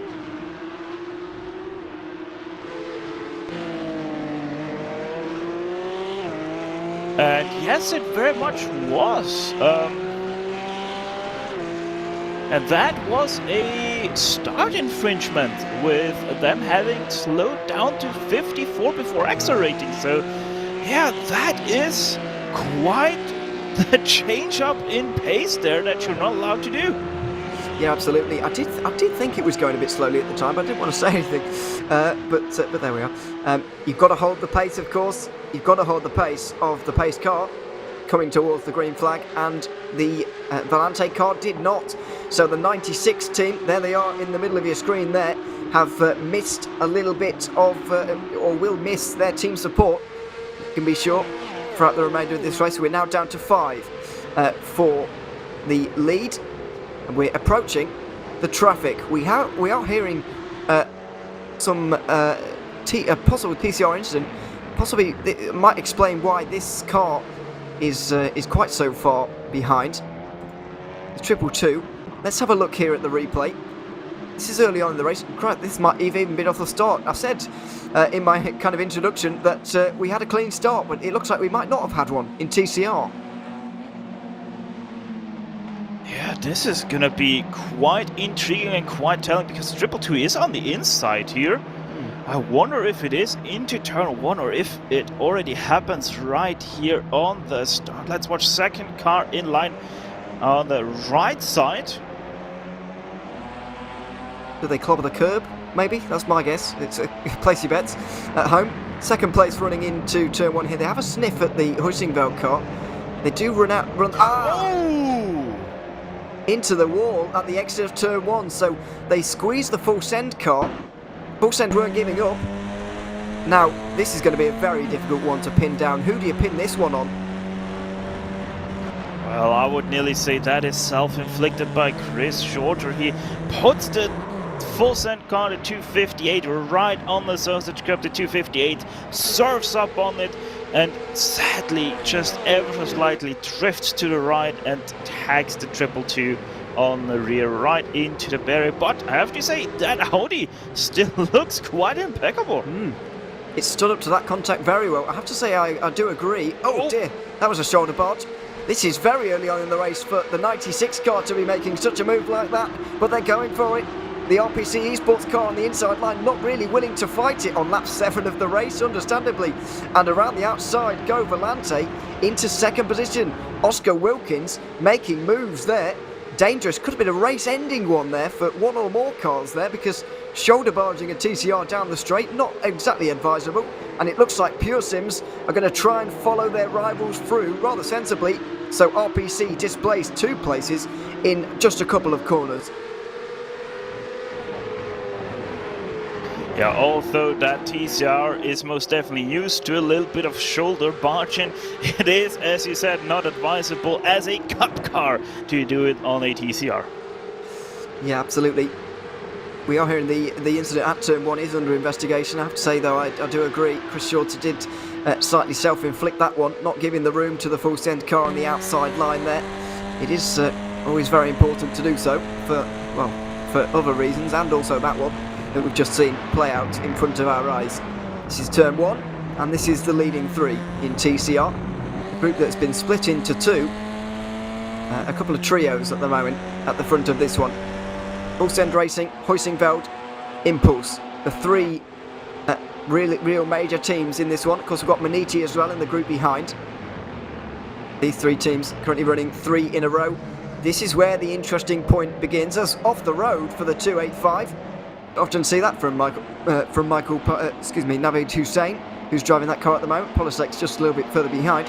Yeah, this is where the real important part of the race begins. Not overly decisive, because there's only 6 of them, after all, in the line, and they are in 2-3s, but it's still going to be tricky for these Cup cars to make their way through, because, after all, they are in quite a big train.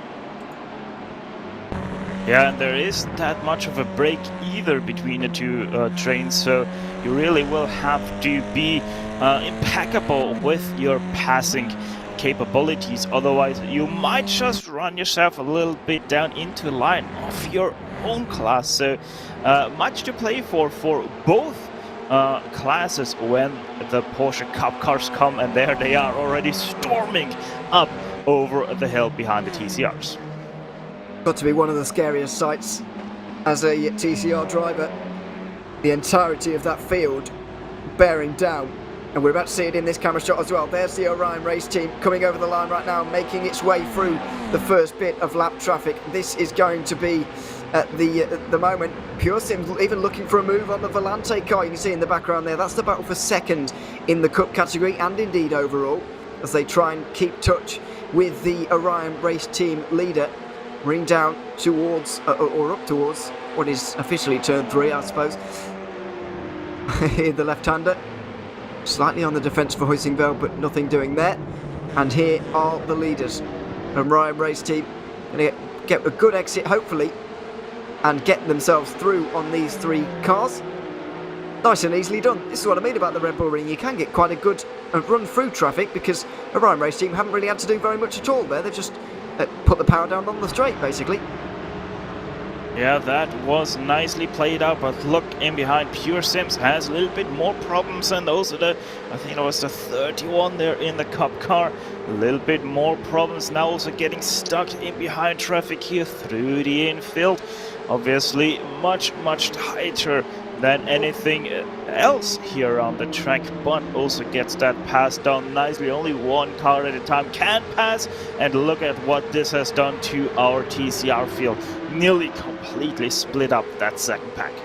Yeah, absolutely. We'll assess the damage when these guys have all gone through, but it certainly has split things up. Full Send Racing look like they've benefited from this, getting 3 faster cars between themselves and the Huisingveld car in second place. It looks like they're going to get past on the straight, so that's worked out wonderfully for Naveed Hussein.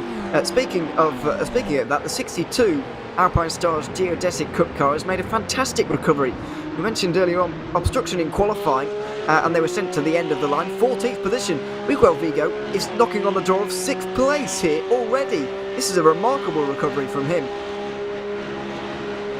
Yeah, it is an incredible recovery against the 15 now here for position. Kind of get it done around the outside, always tricky, but he has the traction and maybe even uses it to his advantage. Outside line once again though, as we mentioned, it's a clockwise is going to be even longer because the traction zone and the bit afterwards is also to the right hand side, but if he can just stay there, he might be able to do this on the inside line at turn the next left-hander, excuse me. There he is, sends it. Oh my goodness, there was very nearly contact. I don't know how there wasn't, but he sent it right into that corner there, and the second left-hander surely should be his. But no, the impulse car fights back on the outside line, and after all that, Miguel Vigo is going to have to try again here. That was a remarkable battle between the two. Yeah, incredible showcase also about the aero package of this car, being able to stay side by side around the outside, carrying that momentum for both cars. Impressive stuff by both of them, but look at how much time they have lost in just this one lap. Yeah, absolutely. Pascal Costa and Miguel Vigo fighting hard. You wouldn't expect anything less from these two. And of course, these two teams have been absolutely up towards the front throughout the entirety of this season. But Vigo is fighting for a championship here. Costa just wants to get the best result possible. Another one of those teams that could really surprise. We're not surprised with a race win today because obviously they're a very strong team, but could get the race win as others are looking at each other. And here comes Vigo. Nice exit off of turn 3, and as they go towards 4, this should be the move this time. You've got the inside at the right-hander, but then again he was able to go around the outside through this corner last lap. Why can't Pascal Costa? He's certainly going to give it a go. The two are going to give each other just enough room. Is Vigo going to get clear into turn 5? It's going to be tricky, and no, Costa's still there for the two left-handers. Vigo is going to have to try again. Once again, though, Stefan, as you say, they're just costing each other time.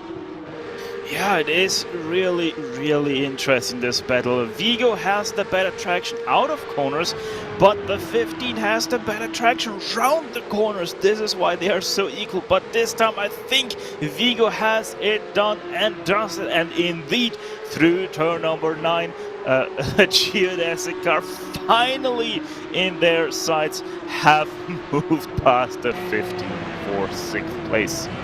I think entertaining but unnecessary is possibly the way to describe that battle, to be quite honest, because I enjoyed it, but whether it was the best thing for both of their races is another issue. Bruno Canero there, showing a bit of disdain for one of the SRM Motorsports Porsches. That's Stephen McGarvey, who had that spin in the very first lap of this race. Well, I'll say spin, off-track moment, we'll call it, through the very first lap of this race. Wasn't too happy with the way that car was going through turn number 1, but of course have an equal right to be there, as the Cup cars do. As Greg Salmons continues to lead in this race. Orion Race Team ahead of Aztec Sim Sports Volante, then Pure Sims Esports and RPC Esports, with bearing down on the sport category cars, and that is going to produce another set of circumstances for us. The next 6 cars as well are coming up in very short order indeed, the first of which is the only McLaren in the field here today, the second placed championship car of Hugh Jass. There, you just saw it go through shot. This is where the race could really open up, because 6 TCRs very nearly did to the TCR field, and indeed this field as well. So it might well open up some gaps here once more. Look how close they are. 4 cars in a train here, 2 geodesics, and then there's another pairing just up in front, and then the fiercely forward car not too far up in front of these guys as well. So more potential race-changing moments as we... Well, what's going on here? Oh, Orion Race Team with a slowdown. Before we even get there, we've got to change for the lead. Oh my goodness, what have Orion done there? Was it too far to the outside, or was it too far to the inside? Only the replay will tell. There's the slowdown from them, dropping them from 1st to 4th place. This is the helicopter shot we want to see, though. What has happened to Orion? Is it inside or outside? Place your bets once again. It is outside. There it is. A little bit too wide. You see how fine the margins are there, though, because Volante weren't exactly too much further to the inside there, but just enough. You've got to know the limits, and unfortunately, well, even if you know them, you can't overstep them. There you are. Orion Race Team dropped down to 4th. So it's Volante leading, but not the car that was up towards the front and pole sitting not so long ago at 97. Car, of course. Got to drive through for the start procedure, so they are a little bit further down now, outside the top 10, I believe. They are indeed still there, but their teammates in the 96 are now leading, making their way through traffic, doing all they can to try and win this championship. Out through the final couple of corners, it's Volante versus Pure Sims, as we've seen almost all season long. Out and onto the front straight again. This traffic hasn't split these two apart, but it has meant it's now 2 for the lead, as opposed to about 5 or 6, which is what we had not so long ago. Yeah, things change in a quick moment here. There's a pass for 2nd place in the GT4s, as well as here comes 3 wide down the 2nd straight. Easy, boys. We don't want to crash ourselves out here now. We certainly don't, and we see Pure Sims exercising a bit of patience there into turn 3, lifting off and saving a bit of fuel, quite possibly, going up the hill there. Oh, a short margin, all sorts of things going on there, as we've got a still side-by-side battle going on for 2nd in the sport category. It's Semper Racing versus Vector by RSR. Sean Campbell finding himself on the outside line here. This is an aggressive battle, and not what you want to see as a Porsche Cup car, really. I don't even think you want to see this as a Porsche GT4 car right now, because these guys are fighting gloves off right now through traffic. Here comes another pack of Porsche Cup cars, and this could end in tears if they're not careful. It certainly could.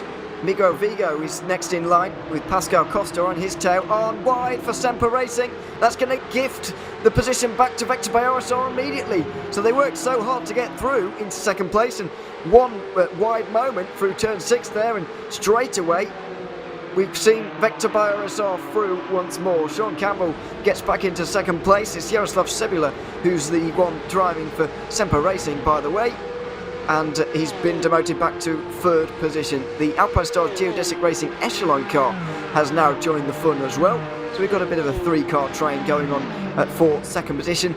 All this, of course, is helping Fiercely Forward, who now have a nearly 9-second lead because of all of this going on. Kozulitz nearly going for a move at turn 1. Yeah, that was extremely late there, nearly on the apex. He stuck his nose in there. That could have been the move to disaster right there. Very nearly went into the back of the Semper Racing car as well at turn 3, but going to drive straight down the inside of Sebula by the looks of things, and that was a very easy move. The other geodesic car is here as well, might aim to follow their teammates through quite possibly into turn 4, not quite, although maybe a dive. Let's have a look. Late on the brakes. Oh goodness, Sebula got very close to the back of the car in front, and they're going to run side by side. Very getting all out of shape, and indeed Geodesic do put 2 on Semper Racing in a few corners.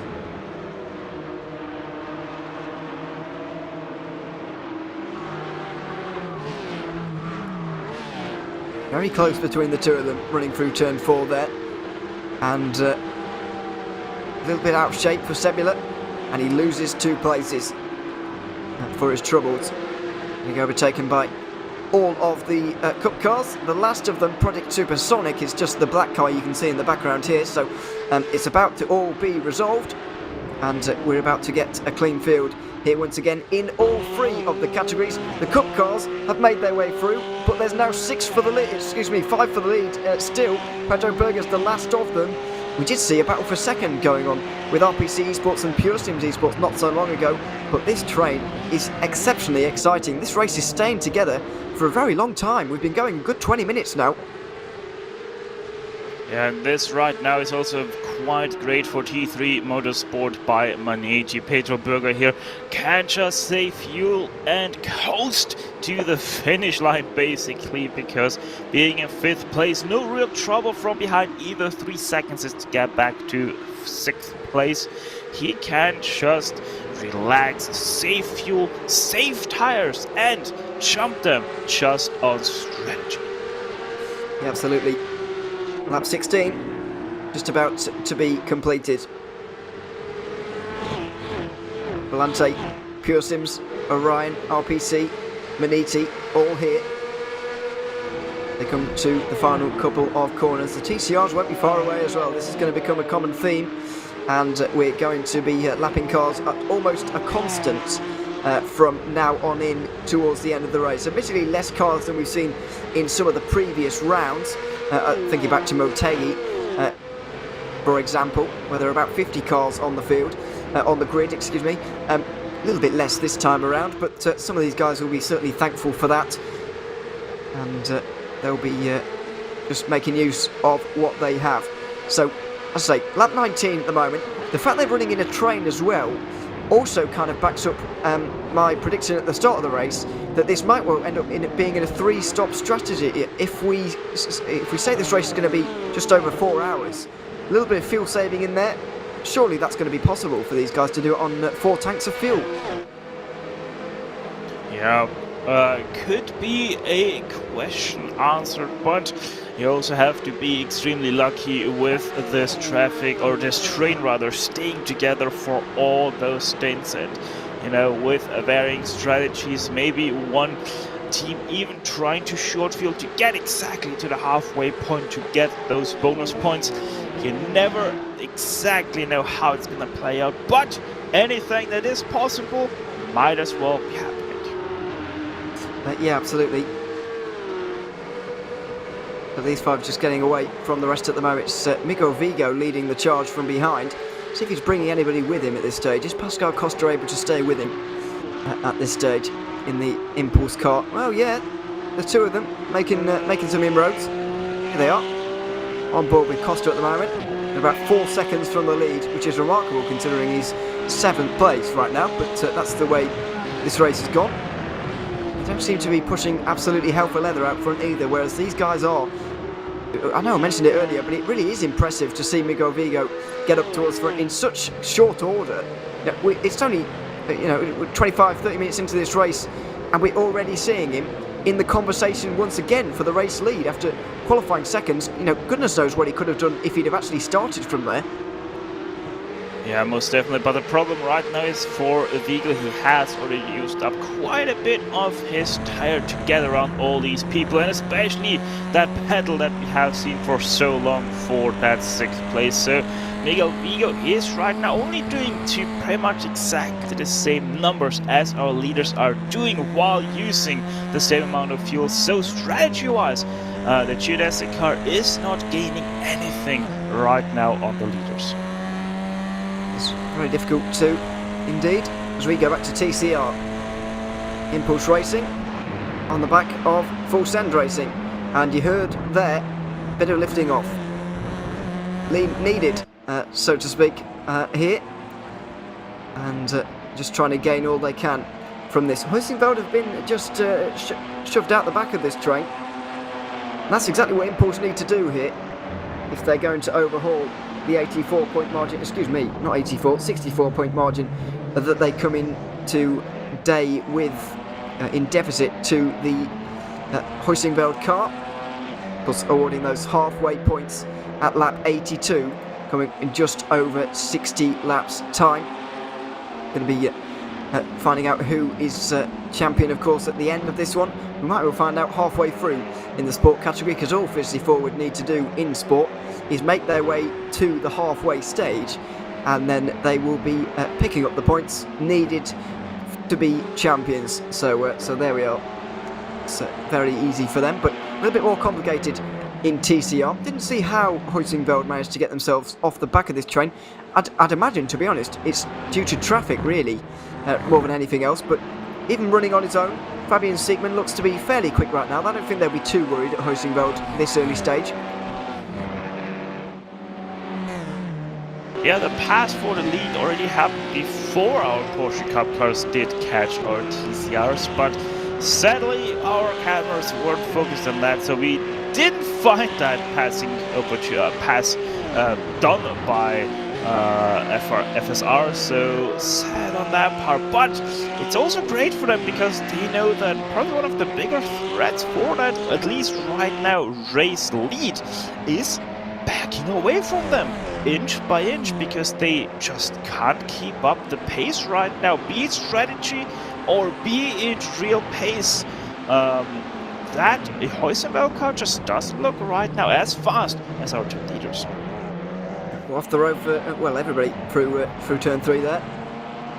Trying to get the best run possible. Down towards 4 once more. With Huizenveld just in arrears at the moment.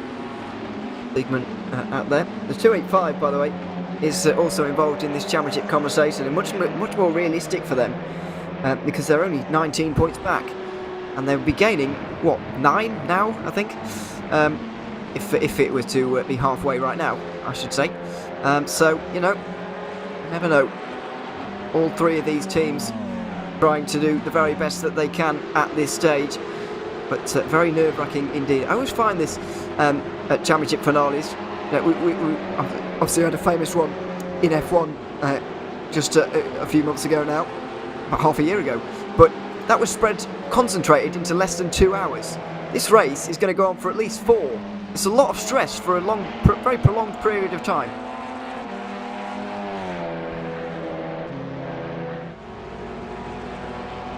Wouldn't like to be a part of it, I have to say, as a team, or a driver, indeed. As we got a slowdown penalty there for for Impulse. That might be exactly why Huizenveld are quite so far back at this stage, because these track limits violations, these slowdown penalties, so easy to get. Impulse just got one, and now we've got Full Send Racing out on their own in the lead. Yeah, this is sort of great for Team Huizenveld right now, because Impulse is still in the draft. No, actually, they're not in the draft range anymore. 1.2 seconds. So Impulse Racing will have to do it literally all by themselves on pace to get back to that lead. So FSR might have been able to really luck out here to maybe get away with this lead, but this will also show now Impulse's true pace if they can get back to FSR. Here come the Cup cars as well, just to make things even more interesting. On board with Bruno Canero, chasing down the race leader. Aztec Sim Sports Volante have led quite a lot of this race now, ever since Orion Race Team fell back after their slowdown penalty, and indeed their teammates had taken on their drive-through. Dear me, bit of indecision there from Canero. He's going to try and follow Volante through of that TCR, but not able to for the penultimate turn, and this is going to open a bit of a gap between the two of them. It's only half a second, but you can see the effect of the traffic. Only 6 or 7 cars have they gone through, but it has really caused problems in this field. Well, not problems per se, but certainly caused gaps in this Cup car field. RPC Esports just staying in touch, but look at Orion Race Team and T3 Motorsport by Maniti. They're a good deal back at this stage. It's a lot more spread out than it was only 2 minutes ago, only 1 lap ago, because of this traffic here. It's just the effect of traffic that we're going to see all day long, and especially throughout this first stint in the race, all the traffic is going to be quite concentrated. At the moment we're seeing, a few laps, clean air, where the field closes, and then one manic lap of traffic where it all spreads out like we've just seen. Yeah, we are in the midst of the Austrian Alps, so slalom most definitely is on point for these guys. They could take those Porsches down a slope and would still be perfectly capable of completing the course. But yeah, it also opened up the gap to Heusenfeld in third place in the TCRs, because they were quite to the back of Impulse, and now they are about a second back, as these guys are clearly not. Yes. They are absolutely going hell for leather here, and well, I'm not sure why, but it's very entertaining. You see them chopping and changing all of the time here in the sport category. I think they realise 54 would have just gone here, so we might as well fight for second, why not? And that's what they're doing right now. Geodesic briefly had the first two places in this group, but they haven't anymore. Even the first place is under threat from Sean Campbell, who's firing it down the inside for Vector by RSR. He manages to get third in this race at least. But not both of the geodesic cars at once. That would be a little bit too greedy. He's going to stay behind for now. But these four, absolutely not showing any mercy to each other at all, and just going for this. Once again, maybe not the most tactically sound thing to do at this stage in the race, especially considering we've got an increasing gap to the leader in this category. However, it's entertaining as Sebula gets it wrong. He said that mistake very easy to make. We've seen it twice already from two Porsche GT4 cars. Yeah, on lap 1 it was SRN, if I remember correctly. Now it's these guys from Semper Racing. Both have white and orange paint, but it is a little bit of a different. SRN lost it on the curb, Semper lost it on the gravel. Same result though, loss of position. And there, by the way, was SRN going past them as well. Yeah, just for a bit of irony. Not the SRN car that's been off, that's still a little bit further back. 7 seconds off the back of the train at the minute, but maybe 6 seconds actually. But yes, it's still a bit of irony there. You see that? There, the gaps up front, and they're not big. To give you a clue, see them all there. You can see basically the top 10 in the race in one camera shot here. This is remarkable. We've been racing for a good 23 laps at this stage now, good 35-40 minutes. And this race is just not separating at all. I just say the slipstream was going to keep things together, but I didn't quite think to this degree the race would stay this close.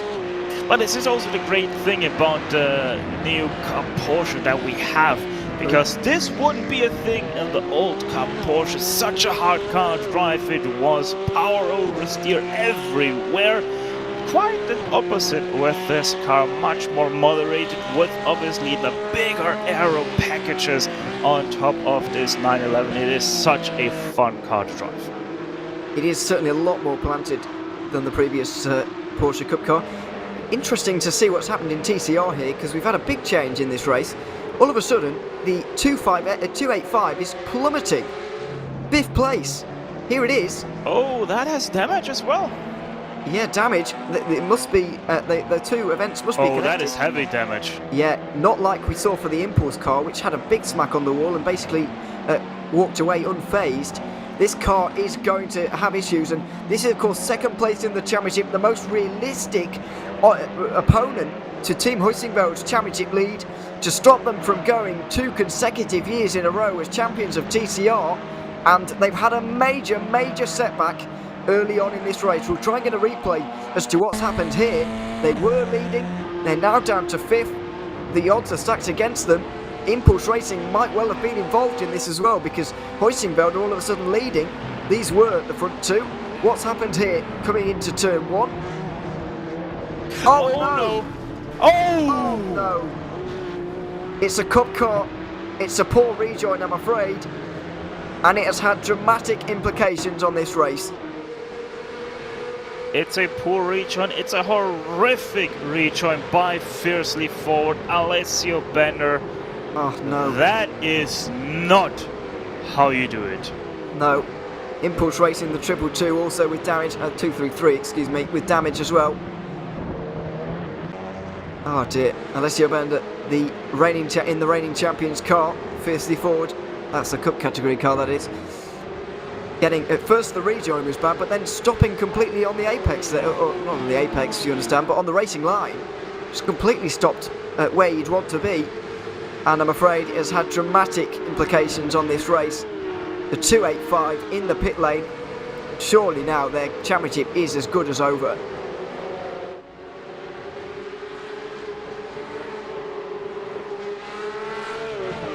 Deary me, absolute heartbreak for them.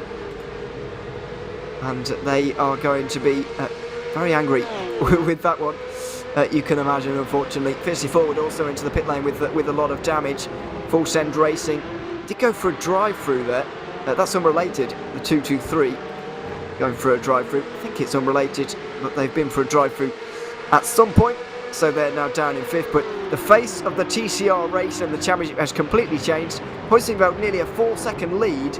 And their two main rivals involved in that incident now with damage. The ball is very much now in their court. Yeah, this is great for Team Heusenfeld. Didn't have to do anything, just sit still and wave when going past. This is not exactly how you want to do it, but and of course you always take it if you get a chance presented on the silver platter like that. Exactly, not the way you'd want to take the lead, but if it's given to you, then you're not going to say no. Through the final couple of corners in the sport category then, as these guys are bearing down on lapping the TCR cars for the first time today as well. Although they are quite spread out at this stage in the bottom category of this championship, so it may not be quite as concentrated as we have seen in the previous occasions of lap traffic. Don't forget, Semper Racing were involved with these three before they had their spin not so long ago. Yeah, this obviously makes it a little bit easier for these guys as they can concentrate basically on themselves. As there we go, once again side by side up into turn 3. The inside for Chudesic trying to defend that second place. Gives plenty of room there to the outside and comes away with the position in hand as well. Maybe the sister car will try something here into turn 5. But no, sticks behind as there comes once again an attack to the outside by the 172. John Campbell trying the outside line here once again. It gives him the inside for the next corner, but he can't stick his nose, or keep his nose alongside I should say. And he stays behind for now. Beauregard watches on as his teammate battles for this second position. Nearly 15 seconds now up to Fiercely Forward's GT4 car. The leading car just needs to make it to the halfway stage and they'll be crowned champions. And indeed, even if it was close, their nearest rivals are currently 5th and 8th, which is not great for them. So real runaway victory looking like for the 134 in both the race and the championship at this stage. Through the final corner come these three, and this is by far, well, I don't want to say the closest battle on the circuit because we do have that one in the lead of Cup. However, these three don't seem to be afraid of overtaking each other, unlike what we see at Cup, in Cup, where they're understandably fuel saving.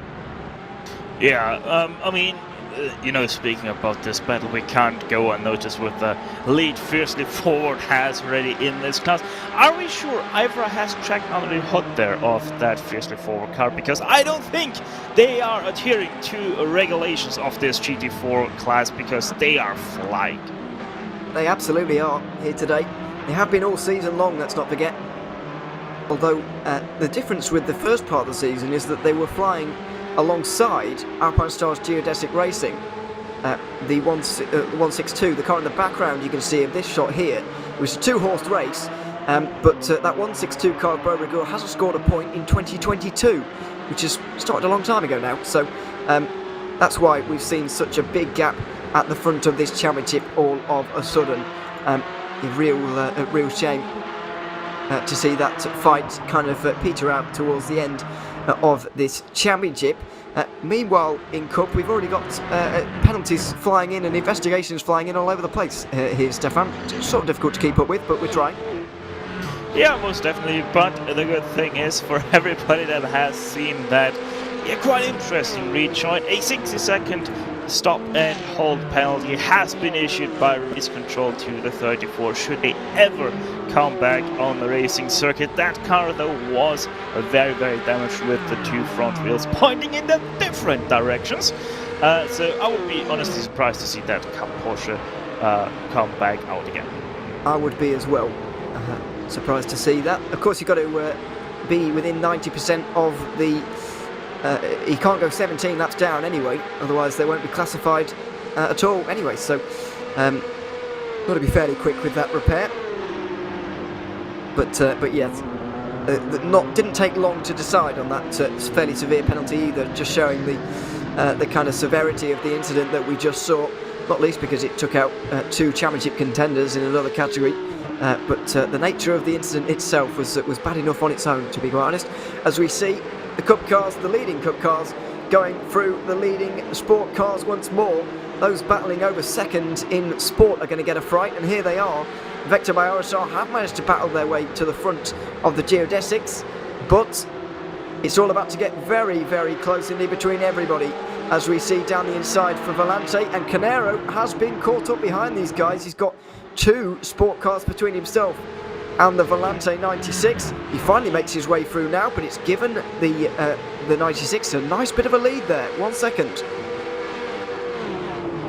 Yeah, let's see how this goes through turn 9. Obviously, GT4's dragged out very far here. Will this all go nice and easy? Yes, it will. But it puts in a separation there between our two geodesic cars. And this isn't going to help either here from geodesic on geodesic. You don't really want to put in that. Dear me. A late dive at turn 1, and Campbell had to adjust late on. Pascal Costa had a much nicer run through turn 1 there, and he might well reap the benefits into the uphill braking zone of turn 3, although he's got the outside line for the next 3 corners, so he's going to have a long way round here. We've seen in the past Miguel Vigo fends the inside off very well, and he's going to get the traction as well. So nicely done, and he holds on to 6th place, although he's going to have to do some more defending now into turn number 4. Pascal Costa has late braking on his side, the outside line as well, the inside for the next corner as well if he can hold it there, but Miguel Vigo makes sure he can't, and he holds on to 6th place. Always very interesting when cars lap teammates, because sometimes they can actually benefit and sometimes actually hurt some of their teammates, which is always a little bit ironic, a little bit almost amusing to see, because they're supposed to be teammates. But anyway, looks like Vigo is just about held off from all of that, from maybe a questionable decision to dive down the inside at turn number 1. Yeah, indeed.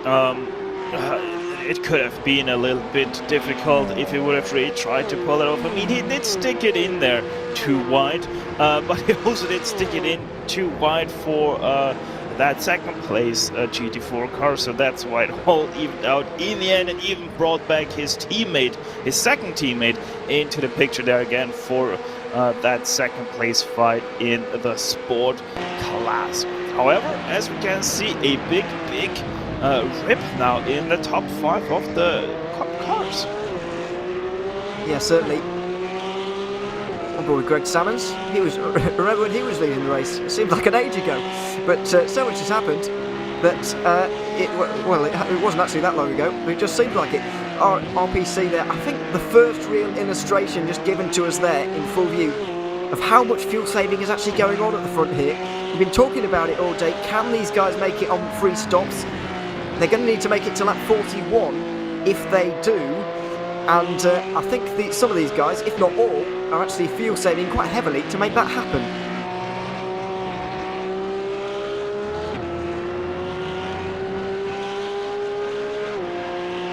Yeah, they're going to have to fuel save quite a lot, as you said, and quite frankly, I don't see them being able to just quite hit that mark, maybe be able to go a lap or 2 close to that, but, well, alright, here we go. Here we are. Is this a scheduled pit stop, or is this a bit of a strategy play? I just wonder. It's so early compared to the, well, I say so early compared to the rest, we haven't seen when the rest are coming in yet, but It seems early at this stage in the race. We've barely been going 45 minutes, and they're in. Is that not a bit? It seems a bit early to me for a Porsche Cup car to be coming in. Is that not a bit early? Yeah, I think so as well, that it is quite early for a Porsche Cup car, so wouldn't be surprised if this is some strategy call here by the Orion team, just maybe saying to themselves that they think that they are faster than Geodesic and try to do something here. Strategy, go short now and then long for the second stint to, I don't know, maybe reach the halfway point like that. I don't know. Yeah, it's. I was thinking the same thing actually. Are they trying to get a different way? Yeah. Anyway, trying to put my thoughts down into words here. It's a little bit difficult. It's a strategy talk, all this. One thing that Orion have, we talked about this a little bit before the race. Orion won't really be that bothered about the halfway points, to be honest, because they're not quite. Well, they're not involved in the championship at all. They can't win it mathematically. So I just wonder if they're taking aim at the very end of the race rather than the halfway. Obviously, these guys, like the 96 and the 16, need every single point they can get. If there was 1 point on offer for a sprint for a lap, then they'd have it, to be honest. They need them so badly. But Orion really aren't that bothered. So I just wonder if they're taking aim at the end of this race, hoping that it goes green the entire way. Maybe this is a more efficient way to get to the end of the race rather than at the halfway distance. Yeah, only time will tell what exactly their plan was. Was it just to get out of traffic, or was there something more in behind that? Was it for the halfway point, or was it already thinking for the end of the race to be there and challenge for the win at the very end of the 163 laps? The Red Bull Ring here, we'll see. But one thing that we haven't seen is the pass for P2 by RSR on Geodesic. They have been able to get up to second place, and more crucially, they have been able to lose the 162. They have indeed. Somehow. Well, I don't know how that's happened. Well, I say that. It's kind of slow down distance, isn't it? That almost 2 seconds margin. I reckon there may be a slowdown involved there. Because, well, I'm just speculating, of course, but this battle has certainly changed. Is it? They're indeed. Well, they're fairly far apart at this stage. This is the move. Wow, that was great. Great move. Late on the brakes, or at least an attempt here. I'm not entirely sure if they're going to be able to go through with this one. Doesn't look like it. Vector RSR did hold on in the end, but very late braking from Geodesic. They're not quite able to do it. Very tricky as well to do that at that corner, because it's downhill, of course. Oh, and into pit lane they go. Just want to raise the question, where did that McLaren 4th place go in that line? Because it isn't anywhere to be seen anymore in all of our pictures, but I think that was due to them calling it quits a little bit earlier than the rest of our sport group. Because look at this, it's high noon in pit lane. Oh, dearie me. Well, this is pit stops everywhere for everybody. Goodness me. Hussingveld of the TCR's coming out now as well. The 79 Maniti car leaves pit lane. Who's going up on the jacks, who's not taking tyres at this stage, and so on and so forth. Looks like the sport category cars are taking tyres. We'll see if the TCRs are not, which is expected. They only need a little bit of fuel, and they'll be on their way again. Have the Cup cars? No, they haven't taken tyres. So it doesn't seem there's too much differential in what these guys have actually gone for. Haven't seen anybody, although Pascal Costa has taken tyres. Impulse Racing, that's kind of important. This is the freedom you kind of get as Impulse Racing. A big team, but not involved in the championship, so they can do off-strategy things, which is what they're doing right now. Yeah, they are most definitely trying something different than the others, but where is our McLaren in the picture? There it is on the outside, has lost position to the Geodesic car, but can gain at least that one position back that they have lost due to pit stops. Leaders at the moment in the pit lane, Pure Sims Esports, as we go side by side. Semper Racing versus Hujas in the only McLaren in the field. Going to make the outside line work, and it looks like he has done. Nicely done. Great stuff. Yeah, nicely done. Run down into turn 4, and they're nicely through there without too many problems at all. Pure Sims Esports, have they come out in front? Wow, they have indeed, with a 4-second lead. Well, that is bizarre. We saw a big train for the lead of this race, about 6 cars. Pure Sims have gone 1 lap longer, and they've magically gained 3.5 seconds. It's unbelievable. Question there probably is more about tire strategy rather than fuel strategy, because I imagine that they all took the same amount of fuel into their cars. Yeah, you'd imagine so. Just have a look at the pit stop times. It was actually 4 tenths slower than Greg Salmon's in the pit stops.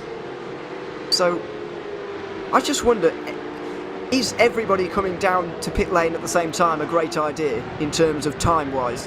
Has that costed, or has that cost time for these guys? I just wonder. It's not something we really talk about a lot. It's a sort of difficult pit entry to get onto, I suppose.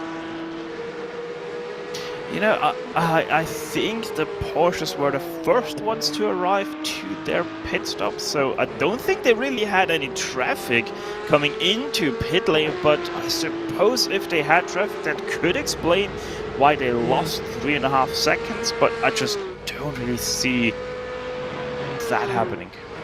RPC are in again. This might be a drive-through. I wonder what they've done to deserve that speeding, maybe? I don't know. But either way, they drop out of the front group.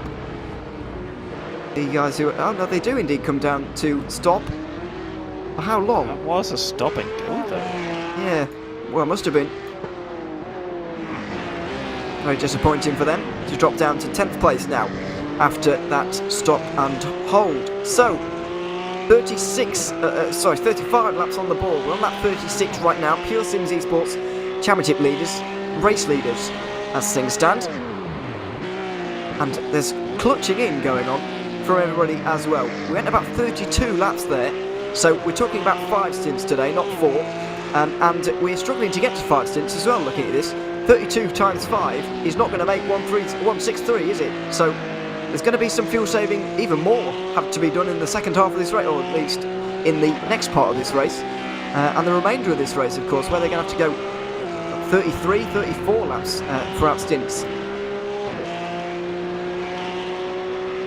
Yeah, going right like this right now is only going to redeem them, or it's only going to get them to 160, so they need 2-3 stints where they can stretch that one more lap. But yeah, once again, I just don't see them being able to put in those numbers. If they are on the first stint, where even a team like T3 has been in the draft every single lap of this race, they weren't able to go any longer than the guys in front of them. So that means that this is the absolute maximum these cars can go to fuel-wise. So they might just need the one splash and dash at the end. Yeah, absolutely. If you can avoid a splash and dash, of course, then you'll be absolutely in the money, especially if everybody else is taking one.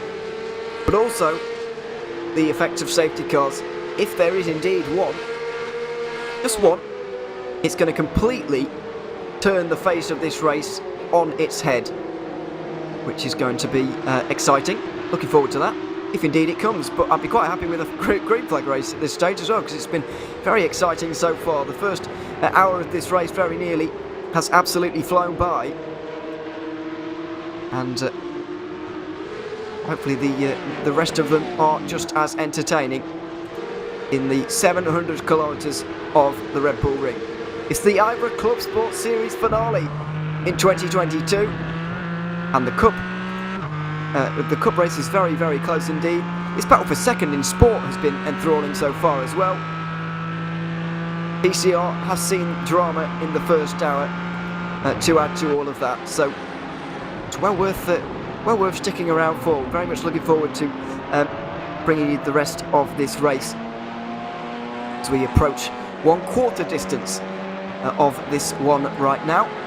But Geodesic in this battle for second, they're now nearly half a minute behind Fiercely Forward, but they're not worried about that. they finally managed to get away, sort of, from Vector by RSR. This is the biggest gap I can remember either of them having on a Vector by RSR car.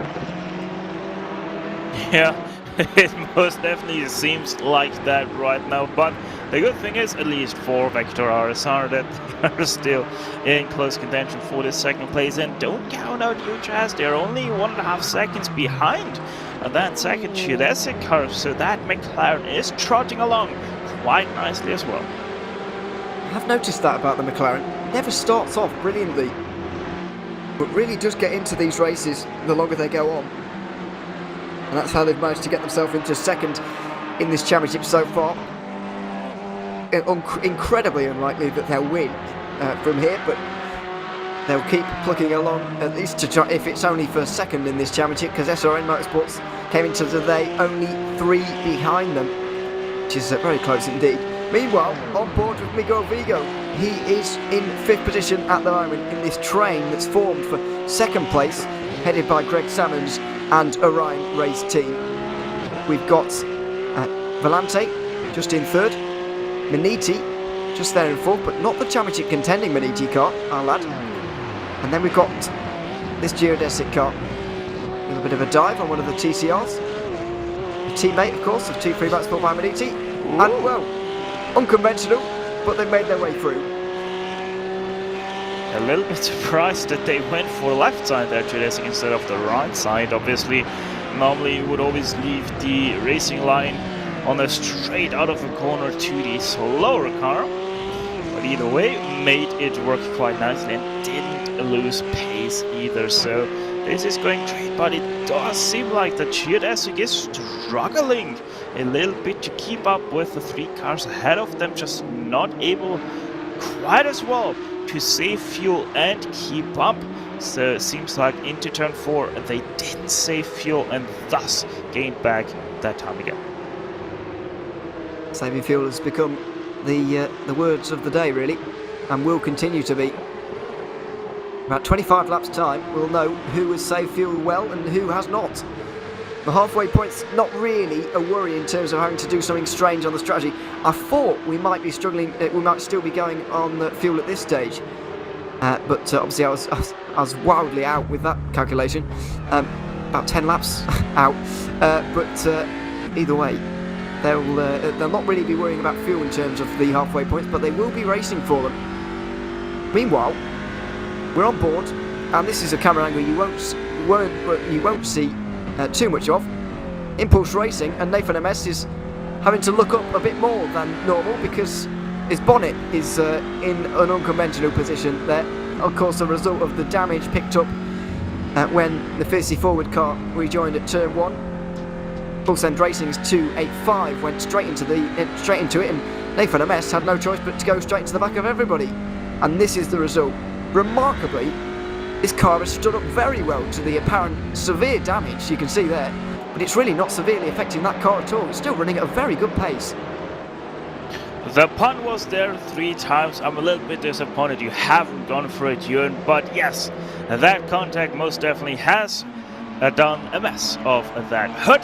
There we have, went for it. No, we can check it off our bucket list. But yeah, no, Nathan MS most definitely quite surprisingly even being able to stick with that Heusenwald car. The question though is if they're maybe being dropped by whatever reason of that draft of the Heusenwald car, will that impulse car still be able to perform as well as it does in the draft of the Heusenwald car? That question will only be answered if we ever get the chance to see the impulse car on its own. Yeah, it can't be.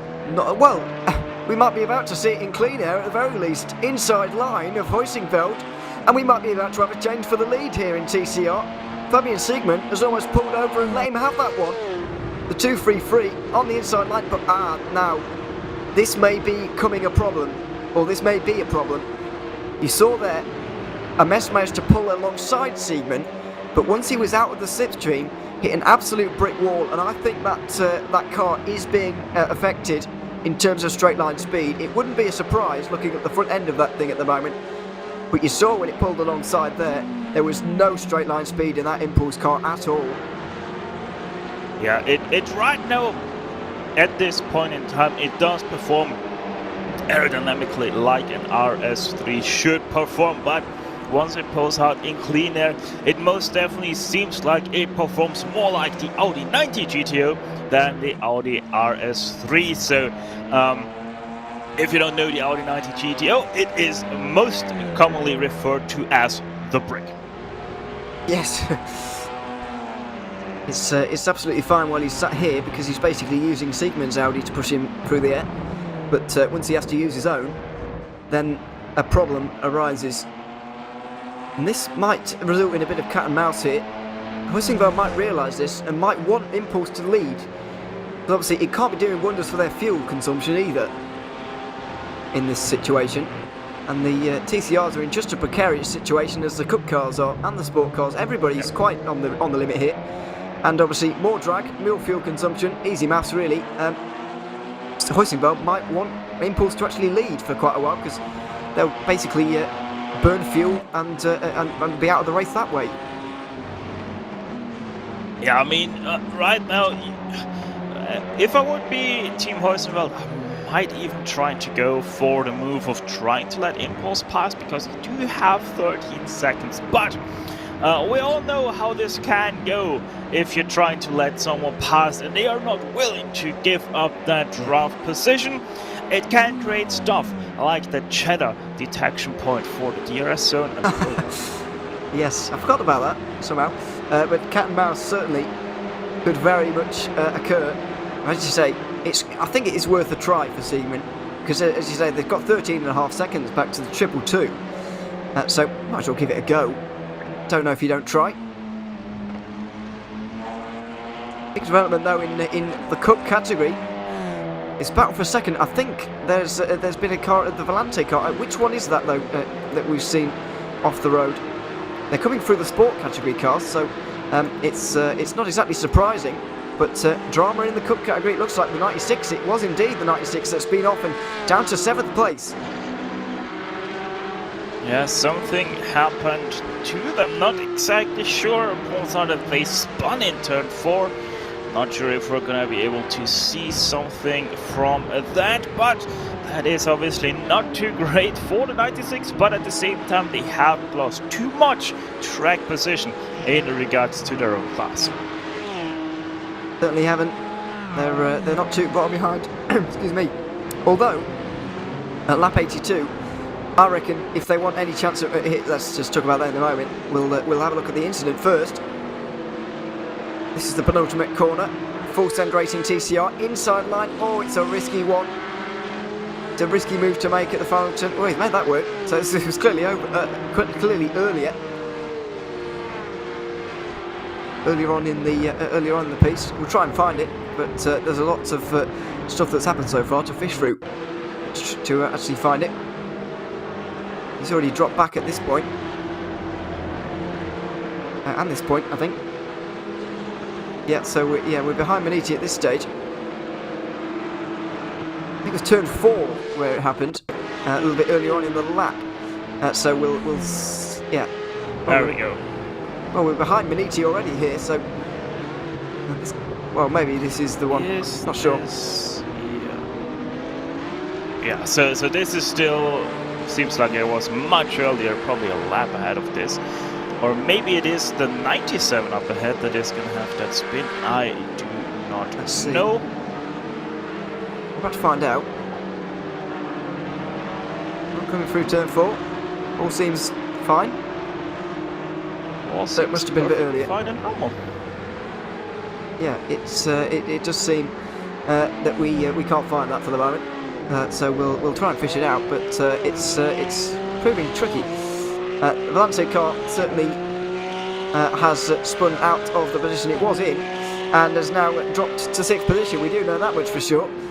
And currently on the back of their teammates a little bit further down. Miguel Vigo is now 3rd, excuse me. Craig Salmons is in front of him and he's going to look to get through. What I was about to say before we went looking through replays, in my opinion, Pure Sims having taken obviously taken an advantage coming into today on this championship, I think the other three need to take points off them at the halfway stage. They can't afford to lose points because it's already 51 points of a deficit for Miguel Vigo. If that even becomes 56 points, then it's a really tall order for them to win this championship from here. And Pure Sims, if they win this halfway stage, will be making their life very, very easy in the second half of this race. Yeah, most definitely. Now, something just came to my mind. Pure Sims stopped earlier, right? I think they stopped later. They were one. They weren't the car that was a lap later. Okay, so they stopped later. Who was it that stopped earlier? I think it was maybe Orion that came in first, or maybe RPC. Let's have a look.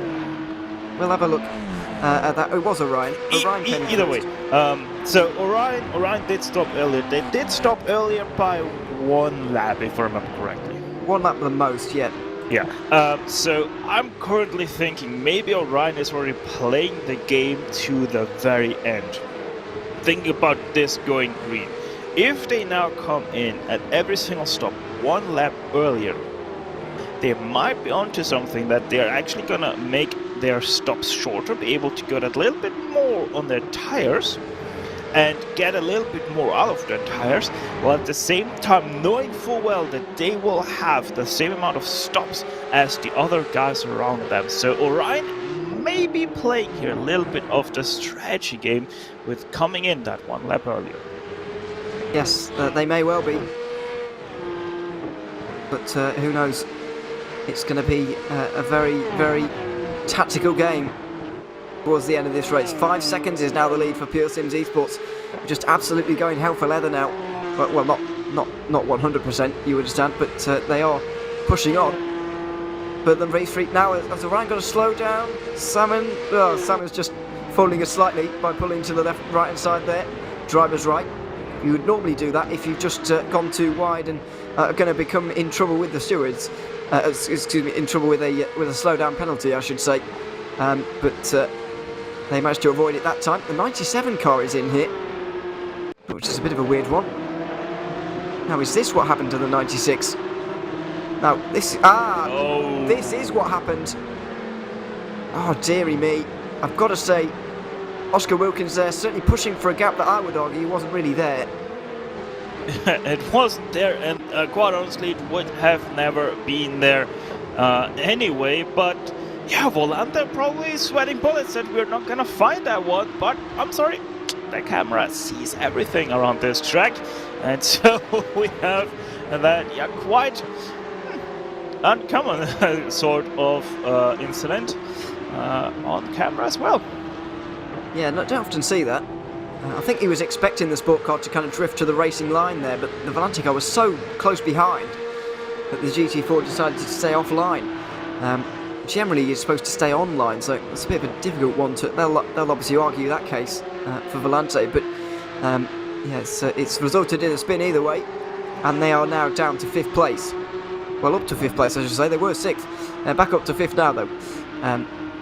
As things stand. Albin Spetz, by the way, had a drive-through for the 97 car. That's what their pit stop was all about. Oh my goodness me, this is busy. Club cars firing down the inside of the TCR leaders here. Fabian Siegmann has to go wide, and this could be the chance for Nathan Ames to go through, although he doesn't really want to. On the front straight right now, goes over the line, and if we just listen in, or try to, a little bit closely into turn number 1, there's going to be a bit of lifting off here. Yeah, there we are. Oh, and also just in 79, that's T3 by Maniti. They have been hit with a drive-through penalty, causing a collision in turn 3 with a 97. So the cup cars seem to be the trouble spot here today a little bit. They certainly do.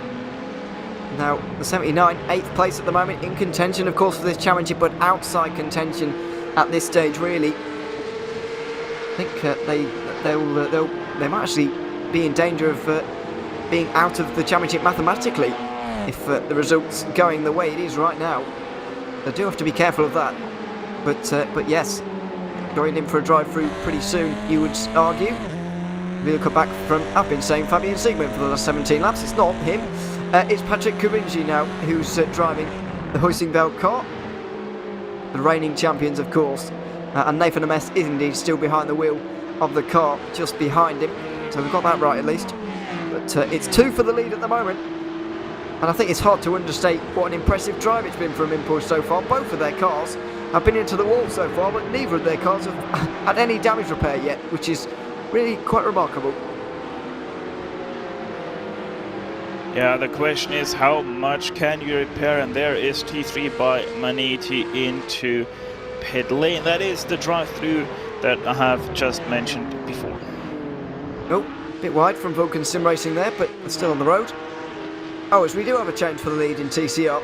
Nathan Ames has been forced to the front finally. I think it was due to a drive-through, a slowdown penalty for the Hoisingveld car. Has put Nathan Ames now in front. So the lead changes, but look at how much speed he loses on the run up to him towards turn 3. Goodness me! You can see on the timing on the left-hand side, immediately that gap is coming down in a straight line. And you know, for all their heroics so far, they're putting up with this damage very well, so on and so forth. But if they can't get that down, they can't get that fixed a little bit better, they're going to be in real trouble later on in this race, really. In terms of making this work. So yeah, I very damaged at the moment in a straight line, particularly. You know, they're going to really struggle to get through on anybody and hold anybody off as well later on, unless they can do something about the damage. Well, once again, I'm going to raise the question. 13 seconds the gap is between Team Hoisingveld and Impulse Racing in P3 for TCR. Will the 248 stay behind, save fuel, and gain the advantage back on strategy? Only time will tell when they catch that Impulse car. On board with Miguel Vigo. Applying the pressure to a Ryan race team, nearly 50 laps into this 163 lap race, 700 kilometres here at the Red Bull Ring. Bit of clutch, but not a lot of clutch going on into the 4th turn there. And Hoisingveld have indeed gone back into 1st place. Are you a little bit surprised, Stefan? I'm a little bit surprised. Are you a little bit surprised, Stefan, that they haven't made Impulse kind of sit out front there, or have they just decided we're going to lose too much time doing this, I suppose? I kind of want to see the replay, because I'm suspecting that Impulse went off the throttle and let them pass. It seems like it happened into turn 1, and that's not often a place to make a move. Yeah, they were a second or so ahead of Hoisingveld, and now they're about a second behind Hoisingveld, and there's only one thing that normally means. Exactly. You might be about to see it as well. Just towards the end of the previous lap, there may have been a slowdown for Impulse. Let's find out. Will we join them in the final turn? And it won't. Oh, he's already behind. Oh, it already happened there. Ah. Oh, no, that's the other one. Oh, what is going on here? So, Hoisingveld are letting... So that's the initial change, I believe. That's the first change for the lead. Okay, so we're going back in time a little bit here, chronologically, and then moving forwards to the second change for the lead. This is where we started to note the lack of straight line speed that the Impulse car had. I think, was it later in the same lap or the next? I'm not entirely sure, but soon enough, Impulse are going to get... Oh! Dearie me! That's Geodesic! Geodesic in that battle for second have made contact with Nathan Ames as if he hasn't made enough already today, and that's how the lead changed.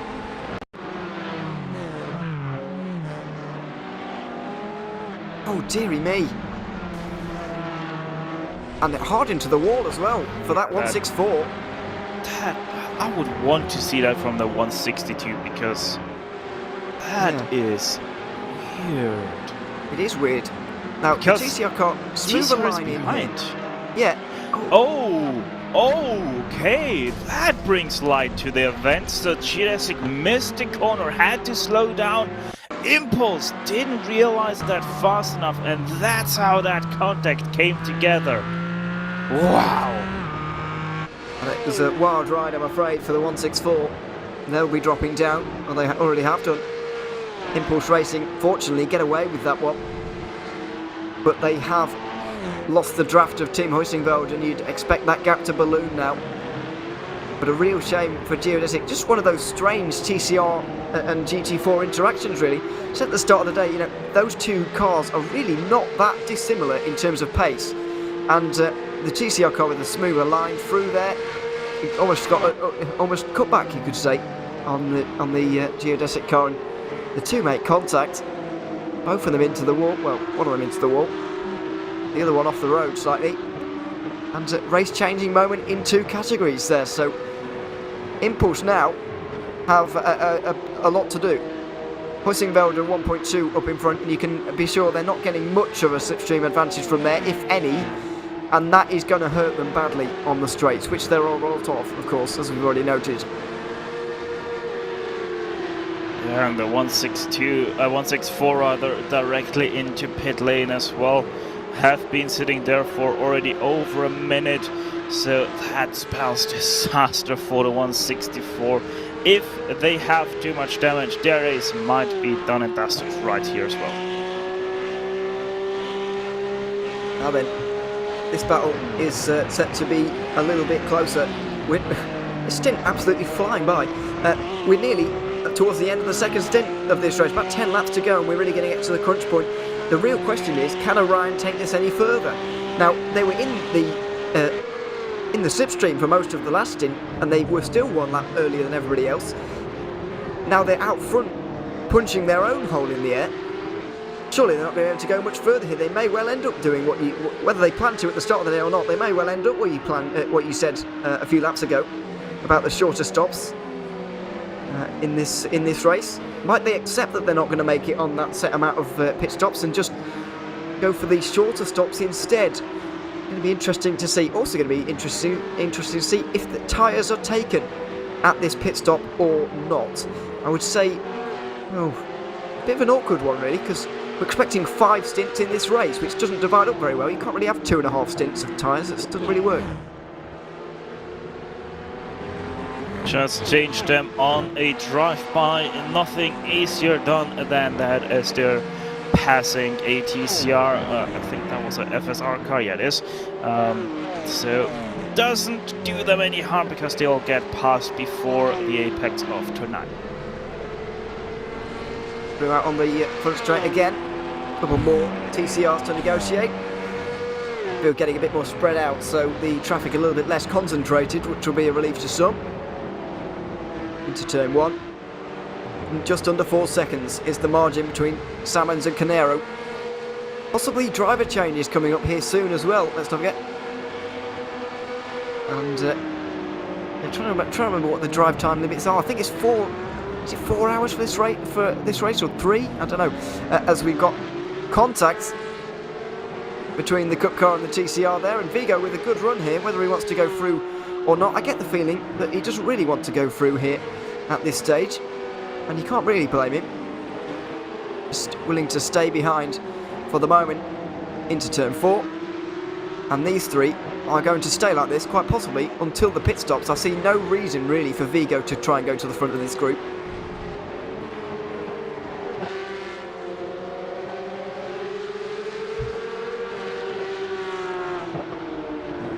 Just had some word on the max driver time, by the way. Ryan Barrow behind the cameras, also providing me with information on things I don't know, which is going to take a lot of doing. 3 hours 10 for this 700km race. It was different for the 400km races, which is why I didn't know off the bat. Because those races, of course, are a good deal shorter, limited to 4 hours. We're limited to 6 hours here today, but I can't imagine we're going to get anywhere near it. Might be hitting the 4 hour mark, to be honest. 4 hour 10 maybe. Here today. Very short, but hardly unexpected, Stefan. The average speed around here is very quick. It's a very quick circuit. Yeah, I mean, that is the great thing about this track. The laps just click by in an instant, and you just don't realize that, all of a sudden you are on the front stretch out of fuel. But no, in all honesty, I said it is the great thing about this track. It offers so many passing opportunities that you're on a constant threat of being passed, or that you're under constant pressure of maybe being able to pass. So it just is that kind of circuit, and it has great flow as well that helps as well. So these guys most definitely are enjoying their time, and they are most definitely looking forward to finally have this season taken off as well. Yeah, absolutely. 28 laps from the half distance, and more traffic for the guys in second. Bit of a dive into turn 6 there, but making the move at least, getting through on the impulse car, and they all fan out around through the next right-hander as well. And Maniti here as well. The 78 car, let's not forget, not the 79 that is involved with this championship. So that is important to note. The only real championship contending cars involved at the front of the field is of course the Pure Sims car leading the championship and the race. And then in the middle of this train, Miguel Vigo in the 62. He's 51 points adrift coming into today. If the race were to, or if halfway were to strike right now, he'd become 60 points behind. And then all of a sudden, it becomes a much more difficult task for him to win this championship. Even so, with a margin like this, Pure Sims are very much in control of their own destiny. And that's exactly what you want to be heading into a championship finale like this one. If you know what you have to do to win the championship, then that is much better than relying on other results going your way.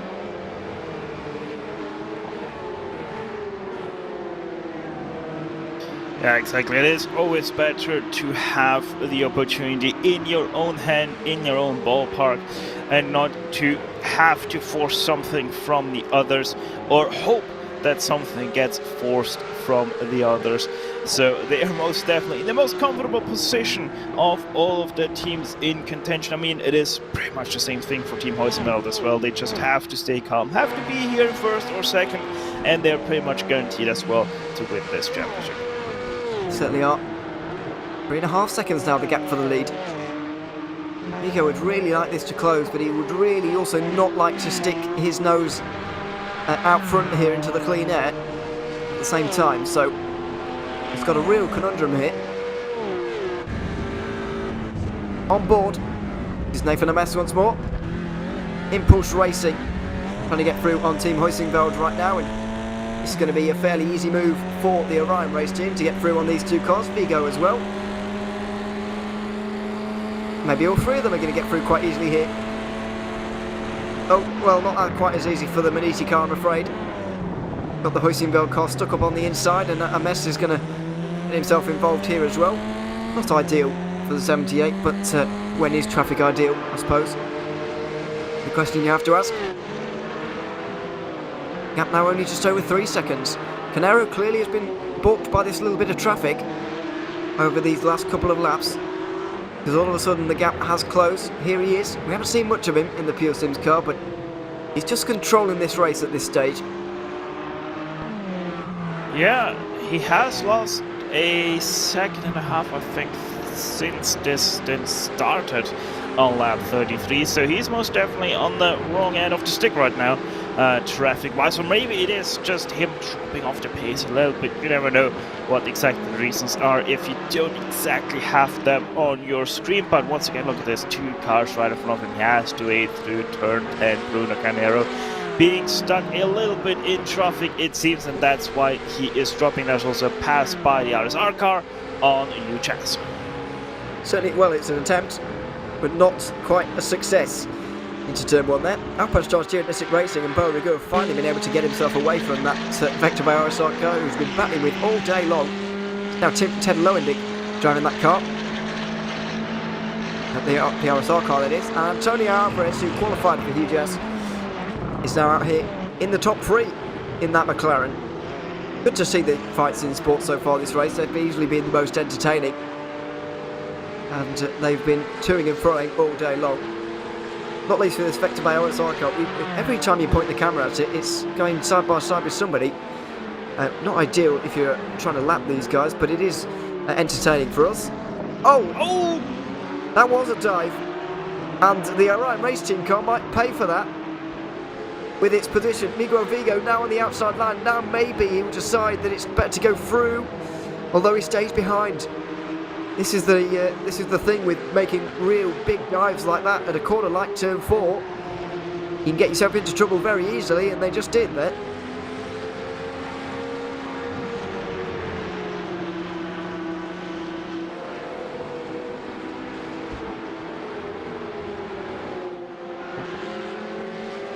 Moving to turn 4, late dive from Salmons, and Lowendick didn't really see it coming, or didn't quite get it right. The judgment there and contact made. In the end, the RSR car hurt a little bit by that. The Cup cars especially as well, as the gap increases to 5 seconds at the front of this race. Vigo didn't really want to fight too hard to try and go through though all at the same time, so tricky. He's in a real tricky situation here, Vigo. In my opinion, he really can't afford to lose these 5 points. I know it's only 5 points, but he's already 51 down. So a tricky situation. Very, very tricky. Because then again, he's got to overhaul a Ryan race team as well before the halfway stage, which is not going to be an easy overtake.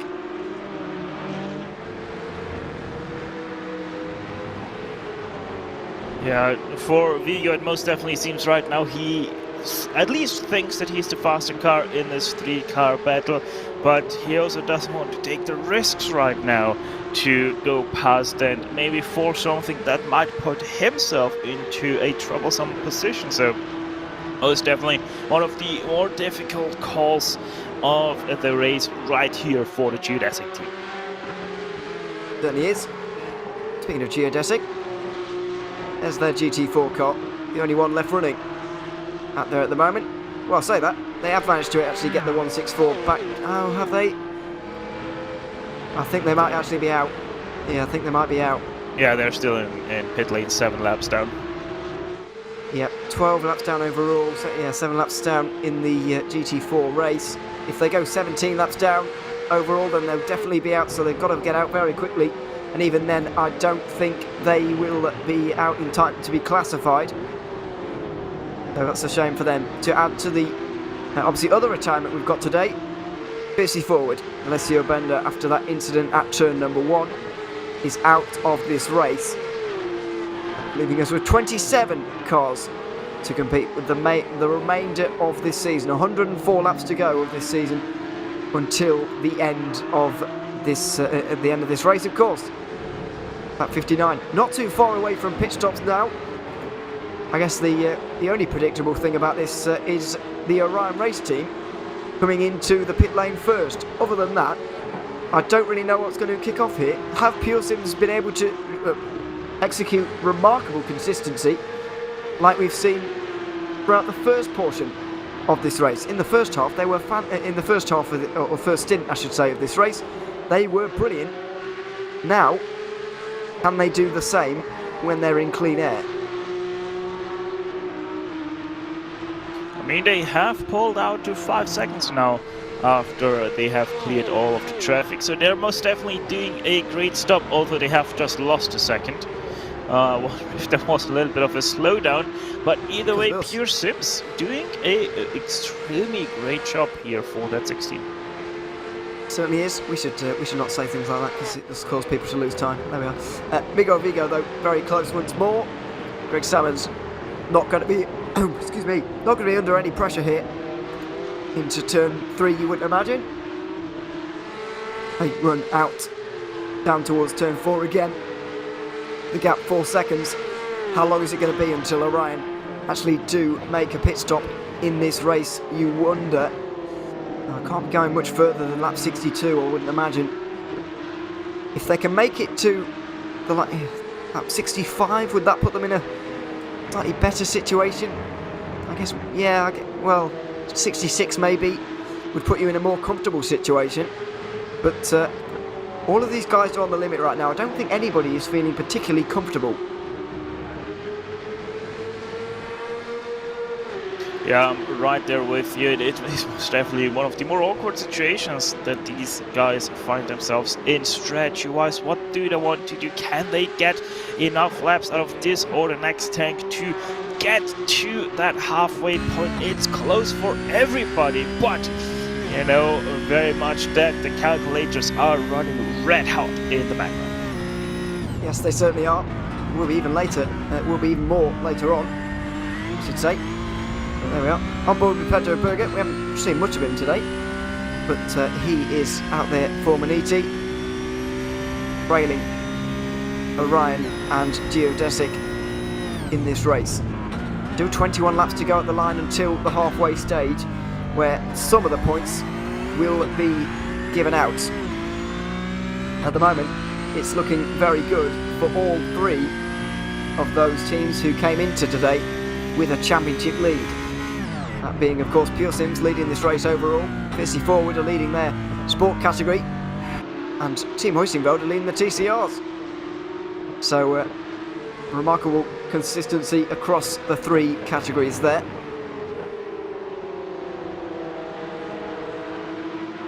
It's just a waiting game at this stage. When are these guys going to come in? It's not going to be in the next lap or two. We are going to have to wait likely a little bit further for these guys to come in. But it's really the next action point of this race, especially in the Cup category. Meanwhile, VC Forward into the pit lane. Now this is a bit more awkward to calculate because they don't know how long their race is going to be. But I still think that's going to be too early. If you're coming in before the Cup cars as a GT4, surely that's too early. I know that VC Forward will probably be fine because they nearly had 40 seconds of a lead, but even still, it's they have come in a little bit early here. I wouldn't be surprised if they're even staying ahead. No, they're not going to stay ahead. Really?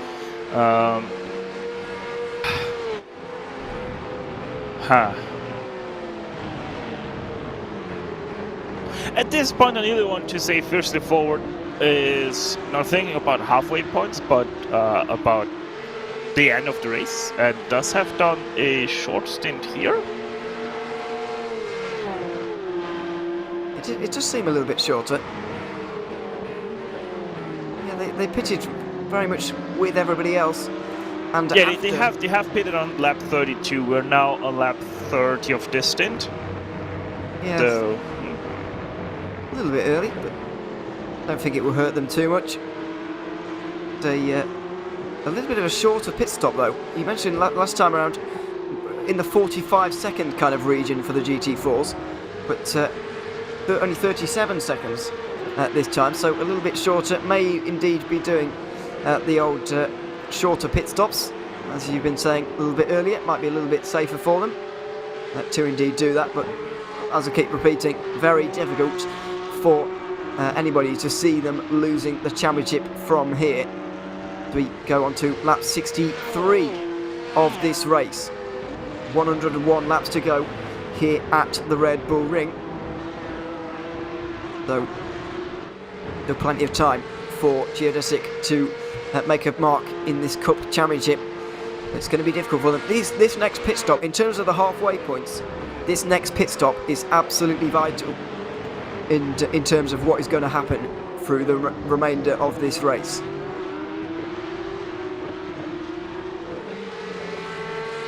yeah, it most definitely is telling, because if they can get this next stint longer than halfway point, they most definitely know that they are only gonna be needing 2 more stops. However, the question is anybody even able to think about a strategy like that, or are they all thinking about needing, after this next stint, 3 more pit stops? Only time will tell, and the time that will tell is the upcoming pit stop, as you just said so nicely, because these guys are running their numbers to the halfway point that is so extremely critical for the championship decider.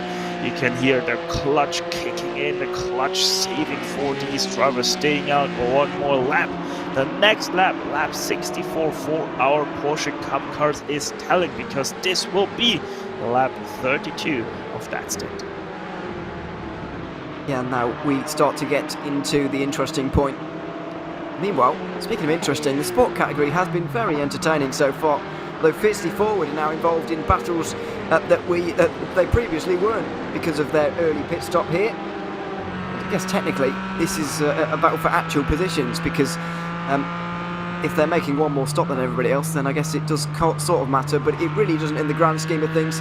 Only 10 seconds off the lead at this stage, and they're so much faster than everybody else that it shouldn't be a problem for them here today. They have been absolutely cruising so far, really, and displaying dominance on not only this race but this championship as well, which they nearly clinched with a round to spare.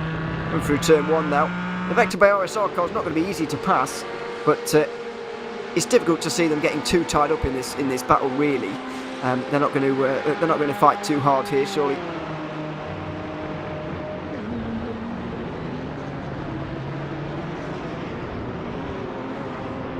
Out through turn 3, out of turn 3.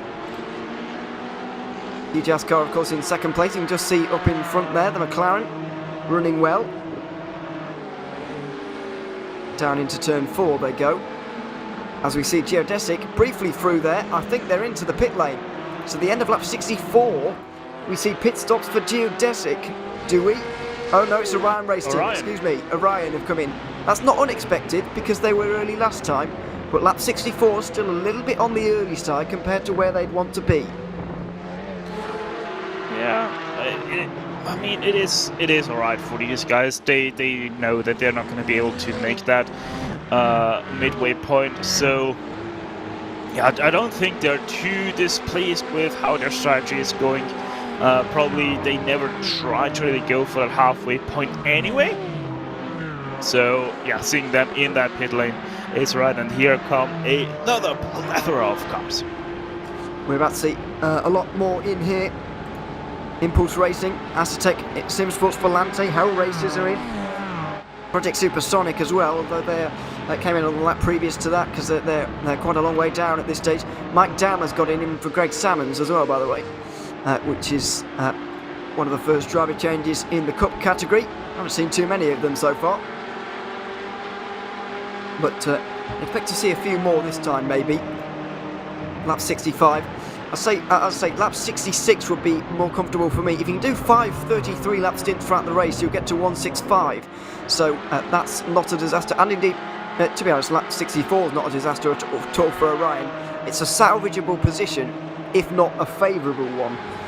So, you know, they're not going to be too worried just this early on in the race. And of course, safety cars can completely throw everything we're saying completely out of the window. So you've always got to bear that in mind as Geodesic come in.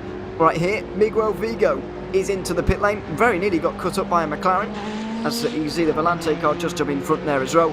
But Miguel Vigo into the pit lane for Geodesic.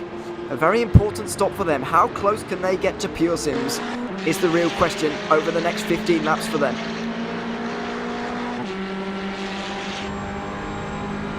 Yeah, that is a good question because Pure Sims has been the target for that second stint. Giovanni Romano, who is running on board here with the solo McLaren in the field for UJAS, still doing a phenomenally job right there. P4 in the cleaned up standings.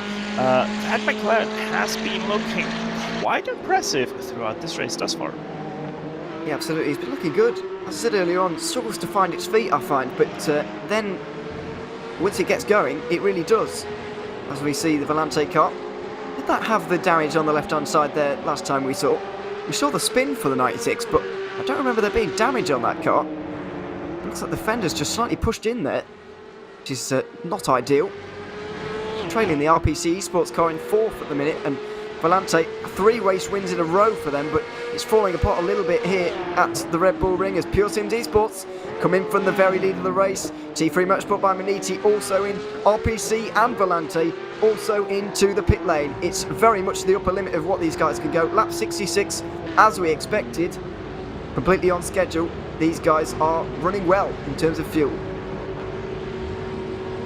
Yes, indeed, and I think this also means that they're going to be able to get there to the halfway point.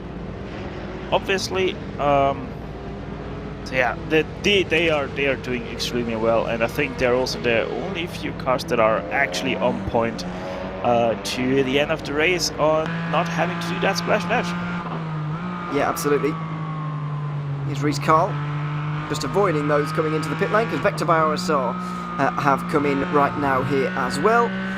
It's the time to come in for sport category cars all at the very same time. The real important battle though, Geodesic versus Pure Sims. Are these guys any closer?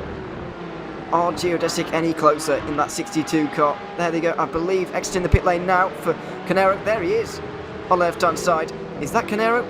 Here's the Geodesic car. Is that the Impulse car? Hard to tell. They look kind of similar.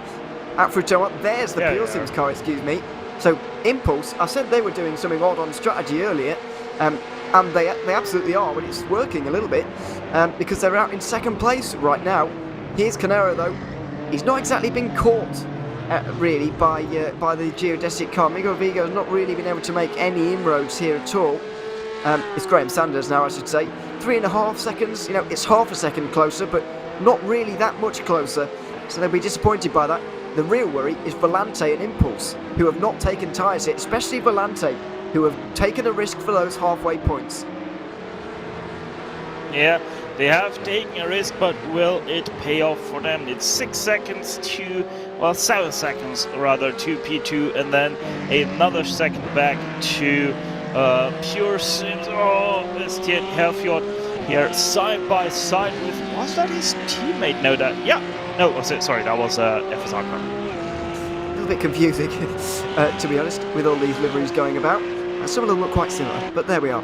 So, Aztec Simsport Volante lead this race on lap 67. The final few pit stops are just filtering their way through right now. We're going to take a very quick, short break here, a bit of a fan immersion for you here on RaceSpot TV over the next couple of moments. When we return, the halfway points will be upon us. We'll be doing the maths and we'll be trying to keep you across everything that is going on in this field after the pit stops shake out. We'll be back in a few moments' time, but for now, here's RaceSpot TV fan immersion.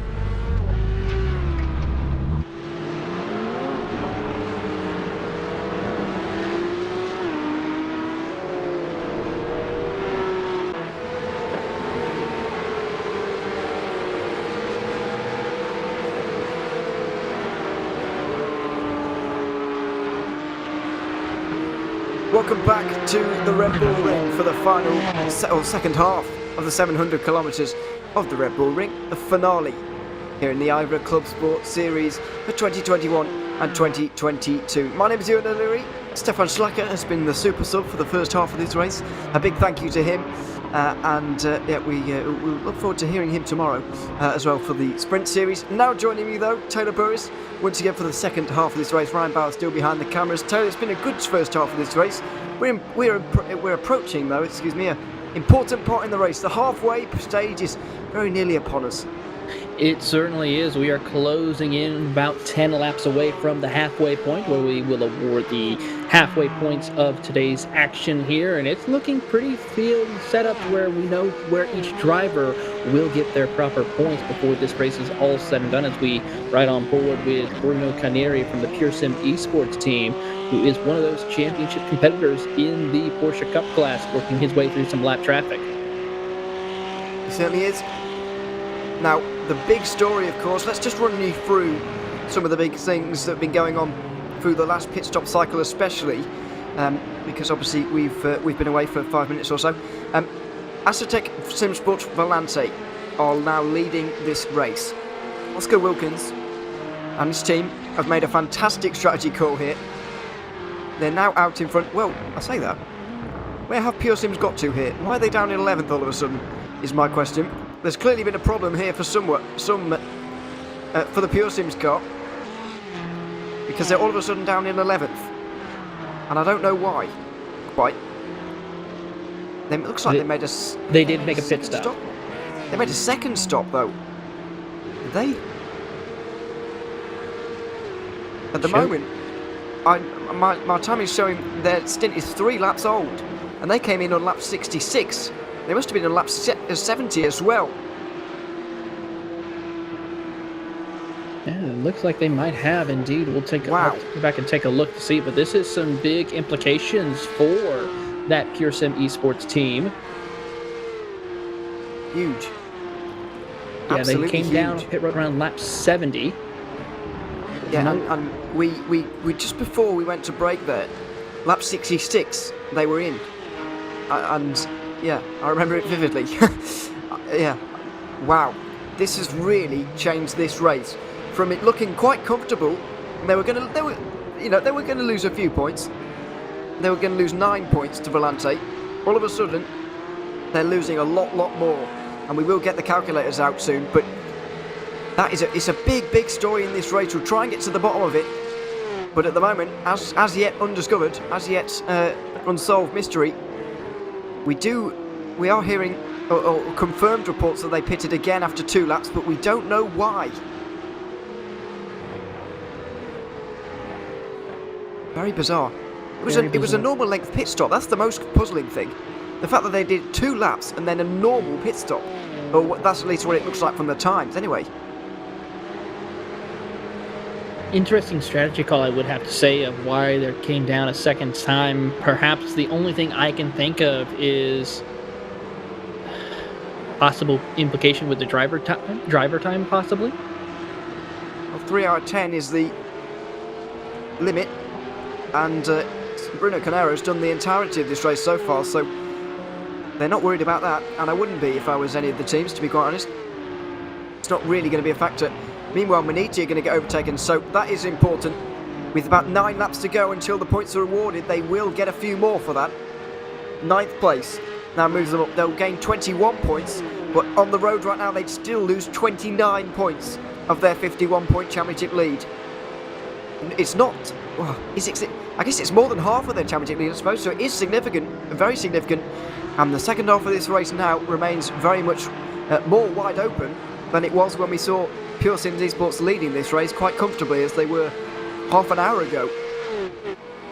That's why we run these races here at UN, as we know, because you never know what's going to happen or what to expect during this race. And for all the races, what a great way, though, to close out the championship with this drama, as especially we're getting ready to deliver those halfway points. We certainly are. We're getting ready to crown a champion as well, by the way, on the road. Fiercely forward in the sport category, have a nearly 50-second lead. All they need to do is get to the line at the halfway stage. and they will be crowned champions. So it's looking very good for them at this early stage. I say early stage, get towards the latter stages now, aren't we really? Here he is, Reece Carl, and it is comfortable. I never know what this feels like, but it must be a fantastic feeling, leading by this amount, knowing that you've got the championship in the bag.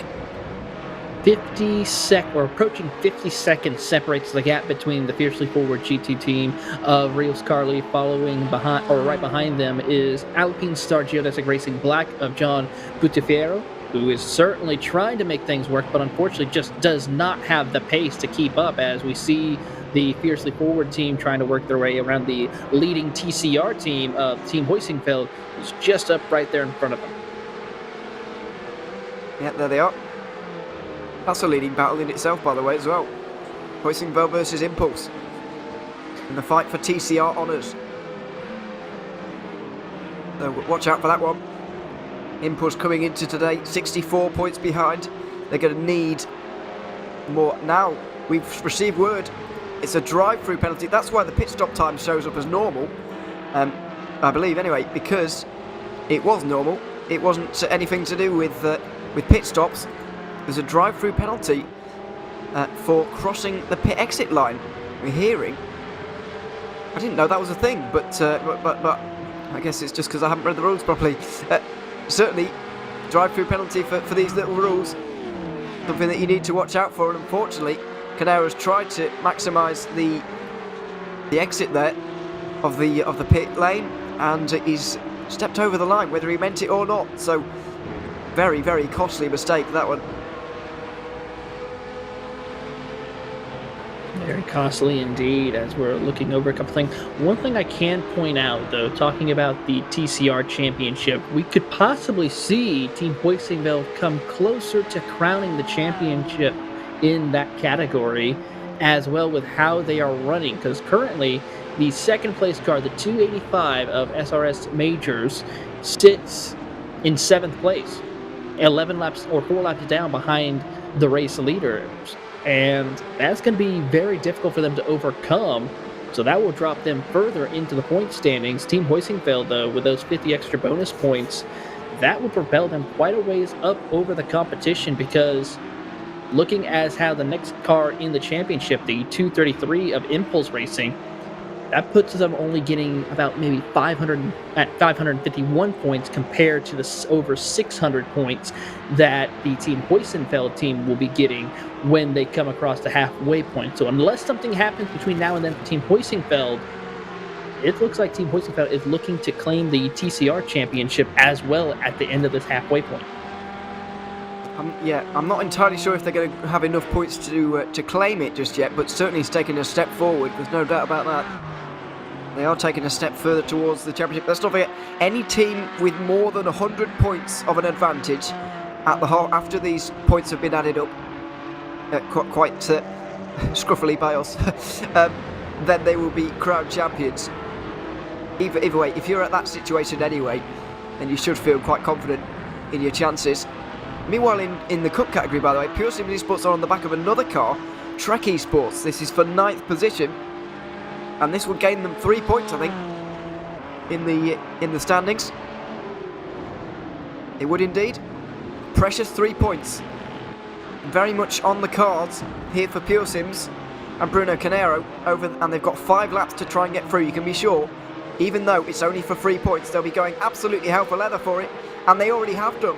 9th position for the 16 car, an important few points collected by the championship leaders. And looking through timing and scoring right now, they have been some of the fastest cars inside that top 10, excluding 6th place and 5th place cars, the T3 Manini of Oysten Heichford, and the number 6th place car, the number 31 of the RPC Esports Porsche. So they actually are closing in on their competitors to pick up maybe a couple of extra points before we get to that halfway point. They have the Hell Racers Tershine number 19 machine and the Vulcan Sim Racing machine just up the road in front of them. So he could possibly pick up another couple of more precious points before this is all said and done. There they are right there on your screen as they are approaching the Niki Lauda corner. So we could see that Pure Sim Esports team of Bruno Carneiro try to get 2 more spots before this is all said and done. Yeah, absolutely. We'll see. I just think he's going to run out of time to get any more.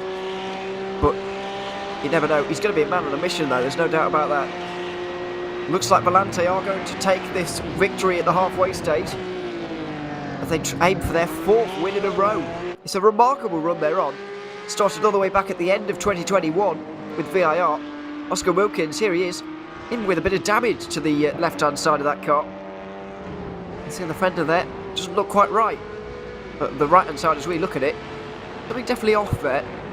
However, doesn't seem to be phasing them particularly. He's continuing on. Graham Sanders is 3rd as well for Geodesic. And for Maniti, they're unfortunately down in 10th position right now. So, 11th position. They're on the back of 10th. So it's becoming more and more unlikely, and I think they might actually be phased out of this championship battle at the halfway stage, but we will wait and see for confirmation on that, of course. So lap 79, 3 laps to go at the line, but this Volante team have done themselves 1,000,001 favours by winning this halfway stage with a great strategy call by not taking tyres at the most recent pit stops. Yeah, brilliant strategy call for them, and see if they can be able to pull this off to get those much needed points at the halfway point. And they are comfortably holding on to this lead ahead of the Impulse Racing number 15 of Pascal Costa, who is about 7 seconds back from the race leader right now. So very comfortable lead as we're now back on board with Nathan Ames in the Impulse Racing number 233. He is right there on the back bumper of the Team Hoisingfeld 248, your TCR leader and championship leader. So this will get a little interesting right here. It will indeed, but just look at the damage to the bottom of your screen in case you weren't with us earlier. The Fiercely Forward Cup car rejoining at turn 1 caused a bit of an incident. The 285 Full Send Racing car went into the back of it, and Nathan Ames at the time went into the back of everybody. Had nowhere to go. It still is Nathan Ames, by the way. But yeah, that's caused a bit of damage. So when you're running in behind a car, as the Impulse car is doing at the moment, it's not a disaster. The damage is not bad. However, when he pulls out of the slipstream and tries to make a move, the drag, understandably, goes up, because, I mean, it's a wonder that car's going round at the pace it is, to be quite honest. Look at the damage to the front there. You can see it there. It's no wonder the drag has been affected by that. Well, Ewan, I mean, one thing that he's just got to try and do is just make one small edge out in front of the Team Hoisingfeld car when they come to that halfway point, and that's all he needs to get the points.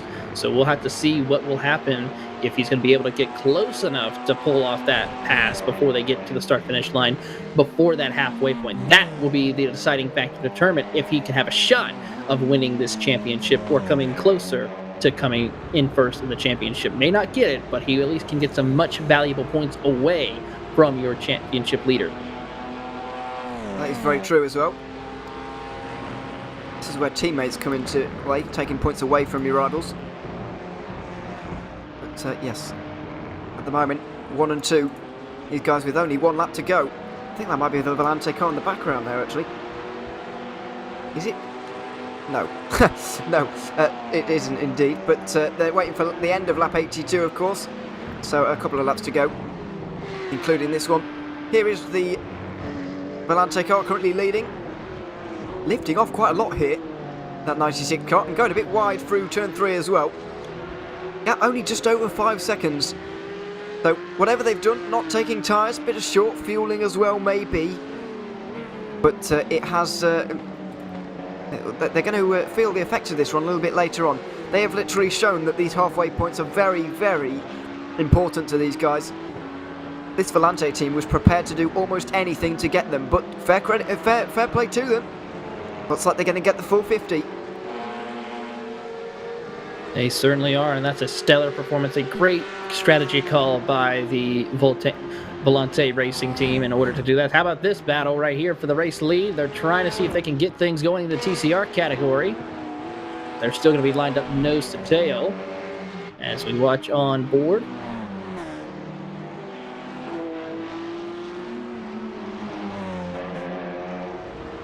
through the final turn. That's a very poorly looking vector by OSR GT4. What has gone on there?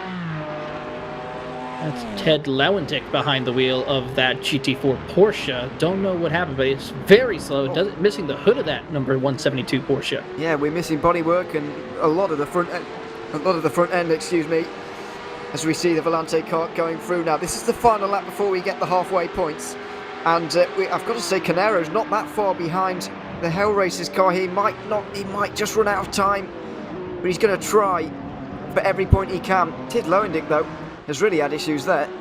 He's missing a lot of the front end there, though not going at a too bad pace by the looks of things. That car now down to 7th, I'm afraid, after having battled full second for so long in this race. Looking back now from the team Hutchinson car, Nathan Ames goes for the dive.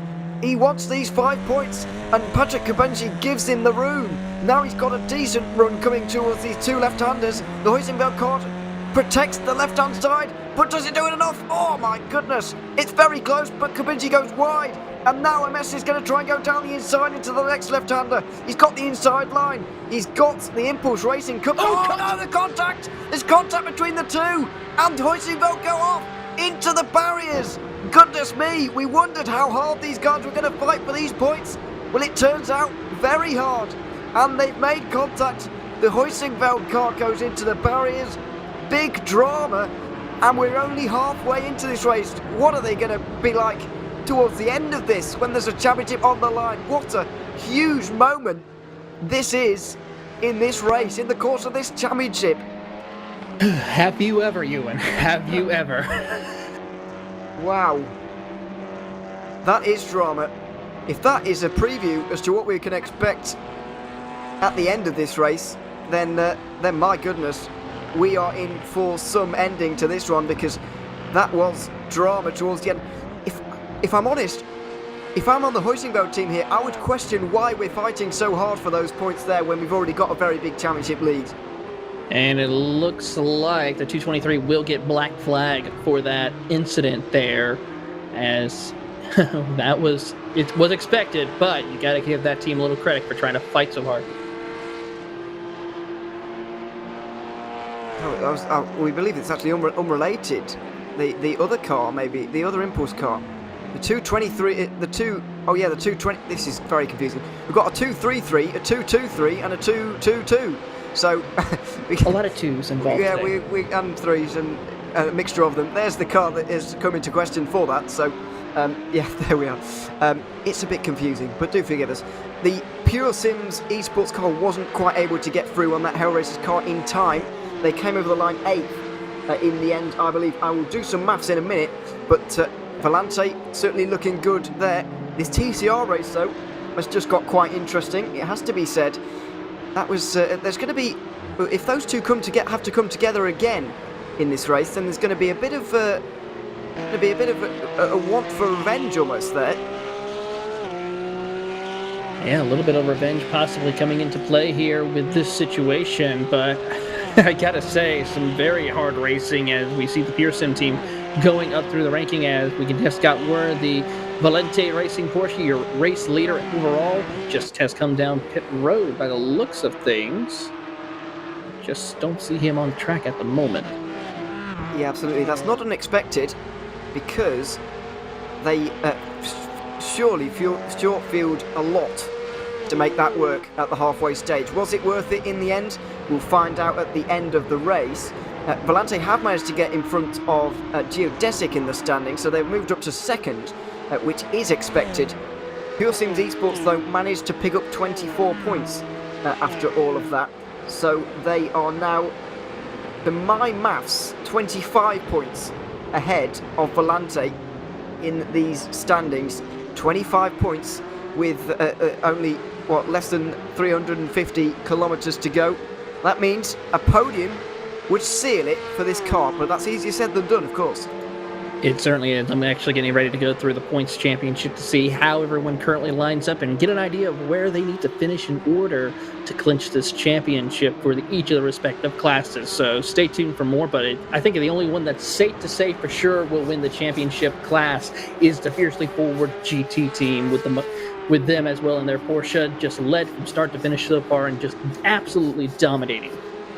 They absolutely are. So that is the only confirmed champion so far. BC Forward will be champions of the sport category here in the ClubSport Series for 2021 and 22. And there they are, having their moment, the deserved moment for them. Reece Carl with the pleasure of doing the final half of this race. And yeah, there we are. They'll be taking home the victory in the end. The Huge Ass car in second place has extended its margin over the SRN Motorsports car to the tune of 7 or 8 points. It's gone over just, yeah, I'll do the maths properly in a minute, but that battle also has gone out a little bit further from 3 points where it started the day to what is 11 now at the halfway stage. So this team looking in a good way to maybe take that second place home at the end. But yeah, as I mentioned, I believe the margin in Cup is only, what's that, 25 points? And in TCR, I think it has extended to 59, which is quite large, especially in a small category like that one. So there's a lot of maths going on here. But I believe the margin in Cup is the closest at 25 points. I'm not sure if anybody agrees or disagrees with me at home, or indeed you, Taylor, if you agree or disagree on my maths there. Well, sure. I'll let you get back to you on that as soon as we tally up the points right now, but I think you're probably pretty much close on the docket with that as far as how close the points will be before this race is done and as we go on board with one of the Maniti cars as he's working his way through some traffic. Ooh, big slide right there by one of the competitors. Absolutely, through the final turn, it's very tricky. We've seen people more often going wide there and picking up a slowdown more than anything, but that was Hell Racers getting it a bit wrong. D3 maps put by Maniti, the 79 car, getting through into 7th place now. So this order is all changing once more. And it all depends, yeah, really, where Volante is going to come out. We'll try and cross-reference our points maths here, if you see what I mean, so that we can try and get as close to the tally as possible. If we both get the same, then we'll presume we've done it right at this one. But it's difficult, as you can understand. We're into the hundreds in terms of points, which is hard. So there we are. Lots of digits to work to be getting confused about. Anyway, the important part, Volante, after having taken those halfway points, have dropped down to 11th. There they are. Well, there's the race leader at the moment. There is Robin Norborg, who's now the leader. Who's now driving that 96 Volante car. Down in 11th. He'll be splitting the rest of this race into 3, as his teammates in the first half of this race did. There is the Impulse car currently leading. The Geodetic car just behind is only 34 points behind this championship leading Pure Sims car, so they are not out of the question either there.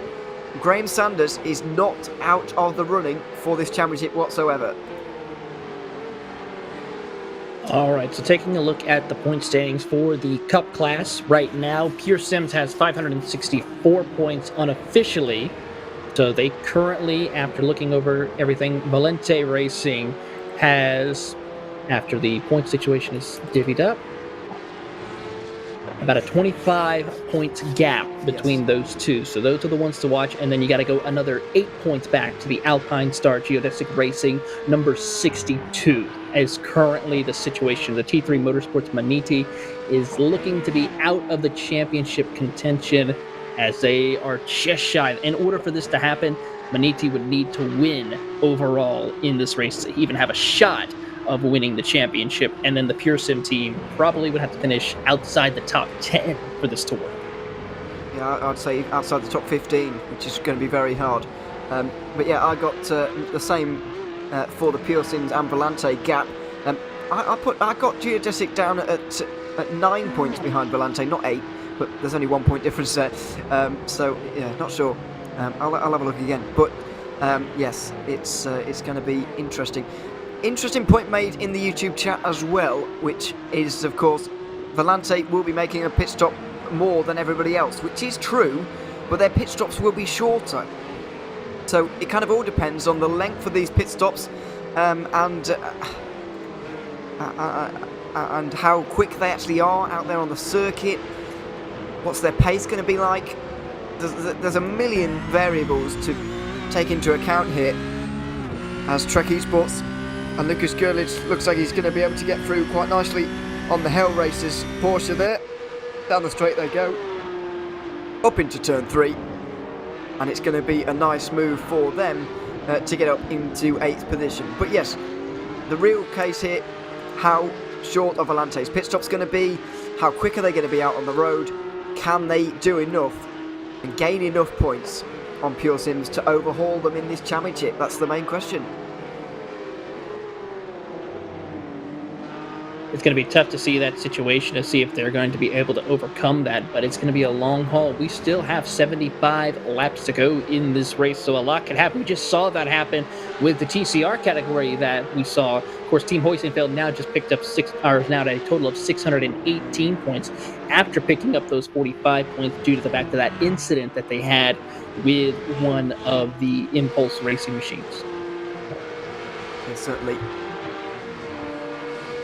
This is the battle for 8th, as we saw it change not so long ago. Trek Esports versus Hell Racers battling away over this position right now. 75 laps to go out here at the moment. I wonder what is going through the minds of the guys at Pure Sims at the moment. After all, they have lost time, they've lost points. 25 is not a big number to be holding on to, but then again, they know that they're quick. Bruno Canera knows that he's quick, and this whole team is. They're in the lead of this championship for a reason. I just wonder if they're going to be, if it's panic stations for them right now. I don't imagine panic, but certainly a little bit of concern in that camp at the moment. I'd say a little bit of concern indeed with that, as we watch on and see how that they will be able to overcome it. But we still have quite a ways to go, and for the Pure Sim team, looking over some things, if they just gain a few more spots, I think they will be in safe positions. I think this is going to be a podium finish in order to guarantee them a shot of winning the championship. As for the Valente team, they are going to have to make sure that they stay within the top 5 or win the race, while Pure Sim stays outside of the top 10 even for them to have a shot of winning the championship. Same thing with the Alpine Star Geodesic Racing. I think Geodesic have a little bit more of a chance than that. With the third place, well, here they are battling for the lead. If they get the lead here, I think they take the virtual championship lead on the road. At the moment, I've got, if the race were to end right now and we were to avoid 4 points and everything, I've got Pure Sims 3 points ahead of Geodesic. But obviously this position here worth 10 points, so that would change the race entirely. Impulse, of course, doing something different on the strategy as well, let's not forget. Their last pit stop was a lot shorter for Pascal Costa, so he's on old tyres, whereas we've got new ones for Graham Sanders at the moment, which is a big change indeed. Let's see if indeed he can get through. It's going to be a big battle between the two of them. I think these two, quite possibly the most likely contenders for at least the race win here. If the guys behind can't catch up, it's going to be very interesting to see, because we don't know what Impulse, of course, are going to do at this next pit stop. They've been off strategy all day long. Oh, excuse me, they've been off strategy all day long. They certainly have, and that's just sometimes to be an interesting scenario for them, but otherwise it may cost them a chance to bring home this championship win here at Ewan. But I mean, we'll have to see what happens when we get through another cycle of pit stops for these competitors here, which we should be seeing probably in the next 10 to 15 laps for some of these competitors. Some of them, it could be just right around that lap 35 stage for some of them. So we'll have to keep an eye and see how this will work out for some of them as we work on board. Trying to see who we are currently on with. It looks like one of the Impulse racing machines. Absolutely. Here as well, a little bit wide. Out through turn 4 and then towards the two left-handers here. 5 and 6 inside line looking. There is Sanders, but he's not willing to make the move just yet.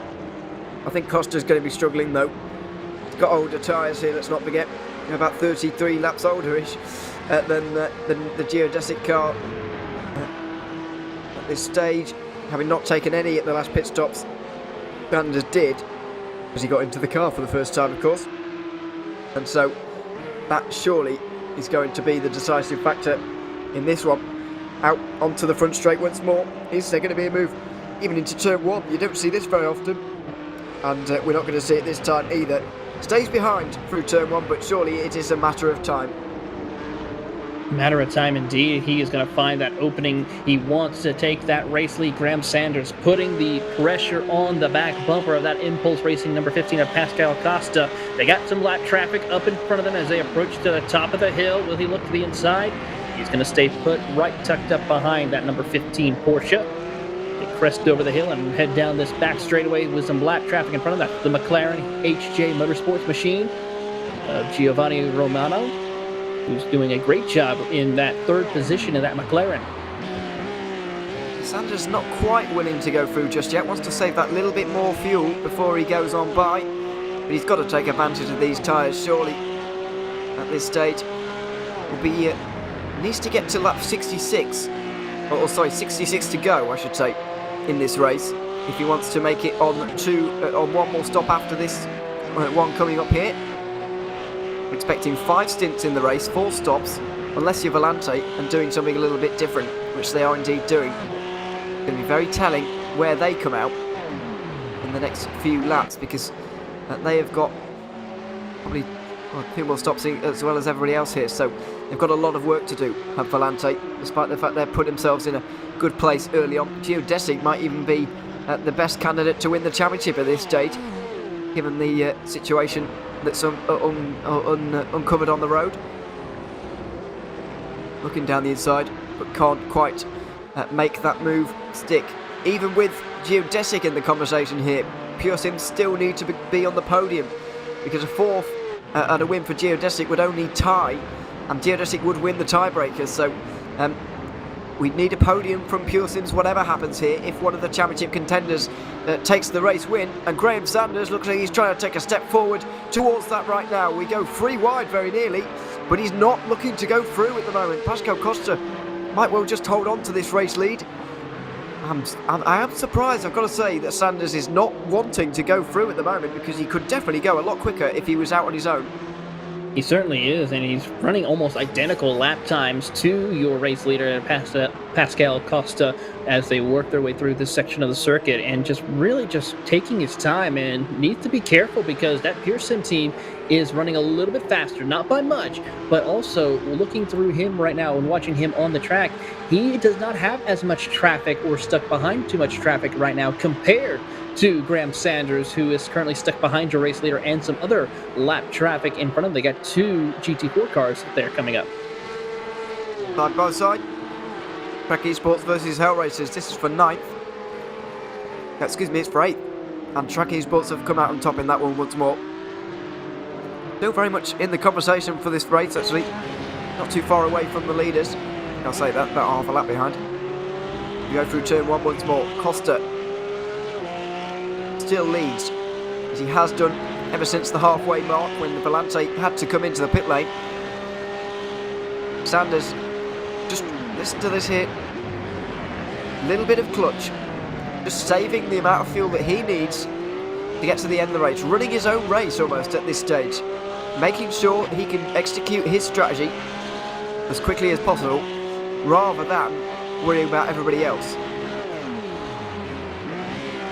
And you know what, that could be the best strategy call for Sanders, to just take care of his own stuff, run his own race. He knows that he's going to save a little bit more fuel right now compared to Costa, who is really trying to keep him behind as they continue to work on in battle. But they've got to be so careful not to cause too much information or too much gap in order to lose time on the competitors in front of them. They now just ran a second slower compared to Bruno Carnero in that Pure Sim Esports car, so he has definitely got to be so careful with how to set this car up. Yeah, exactly, this is what I mean. Carnero is going to be running as fast as he possibly can out there in 6th right now because he needs to. Sanders is just losing time. Oh, big slide for Costa. A good save, but he pulls to the right-hand side now, almost ushering Sanders by. And the geodesic car finally does go through. Now Sanders has got to push on. He's got 3 laps to go until he pits, including this one. And he's got to push on now. There's not a lot he can do. All Sanders can do, all Geodesic can do, is just win this race. The rest of it will take care of itself. If Pure Sims don't manage to get on the podium, or they do, it's not really under their control. All they can do is worry about themselves and get that race victory. That is going to be a big help for them right now. They currently had, when they were sitting in that second position, they had just shy of 2 points behind the Pure Sim Esports. But now with them taking over the race lead, they down bump up that little bit to where they are currently the points leaders in this championship. So a great effort for Graham Sanders to take away that race lead. Now he's got to maintain it here for the next 69 laps, 70 laps to go. No tall order then. No tall order, just something simple. Just run your race and run your line. Stay out of trouble. Don't hit anything. Keep it on the black stuff. You're good to go. Easier said than done, so to speak. I hear you've discovered a bit of penalty news going on a little bit further down the field as well for TCR. Yes, indeed. Just got word from race control that Nathan MS was going to be black flag for a 5-second stop and hold for that incident that we saw with the Team Hoisingfeld team. So Nathan MS will have to come down pit road to serve that 5-second stop and go penalty. So not what they needed to have happen, as Team Hoisingfeld is now back up in front of the field, leading the TCR category. Yeah, and all of a sudden that 59-point margin looks even bigger in front of Impulse Racing. Impulse End Racing were best placed to do something about it, but they finished 7th in that first section of the race, picking up only 27 points, and so they are now at 37 behind the Hoisingfeld car, which is well, not a huge margin, but a top 5 would do.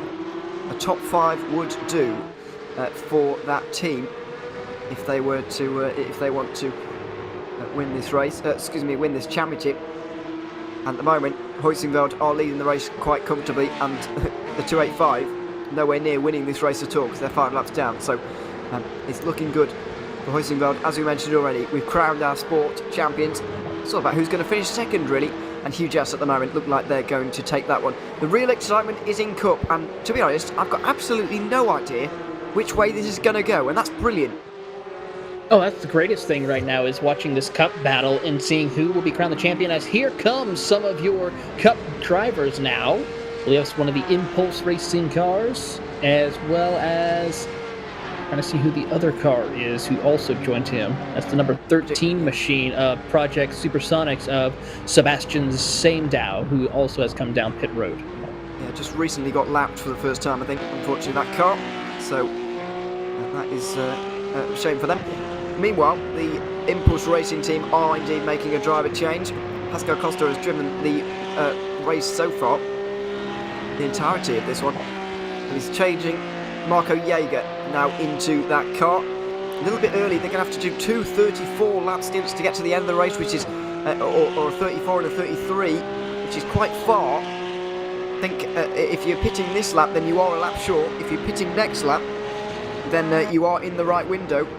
Fortunately for us, I think the main championship contenders have made it to the all-important 66 to go mark, and that sets us up very well. The race really is between Pure Sims and getting that 4th place. I think I've recalculated. I think they might need 4th place, and that's it, which is only 2 places. Easier said than done, of course, when that 4th place is 20 seconds in front of them, but all of a sudden 4th place sounds a lot better than you have to get a podium today.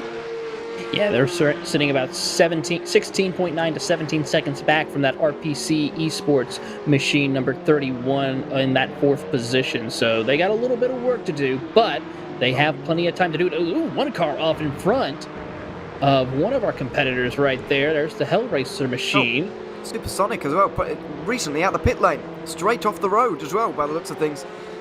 Was Trek Esports by the looks of things, rather than the Hellraisers. They look similar.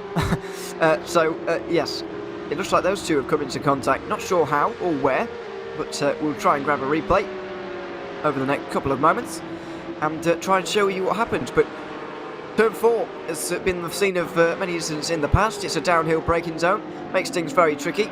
Oh, you were right, Trek Esports were involved. And there they are. Project Supersonic simply just avoiding them.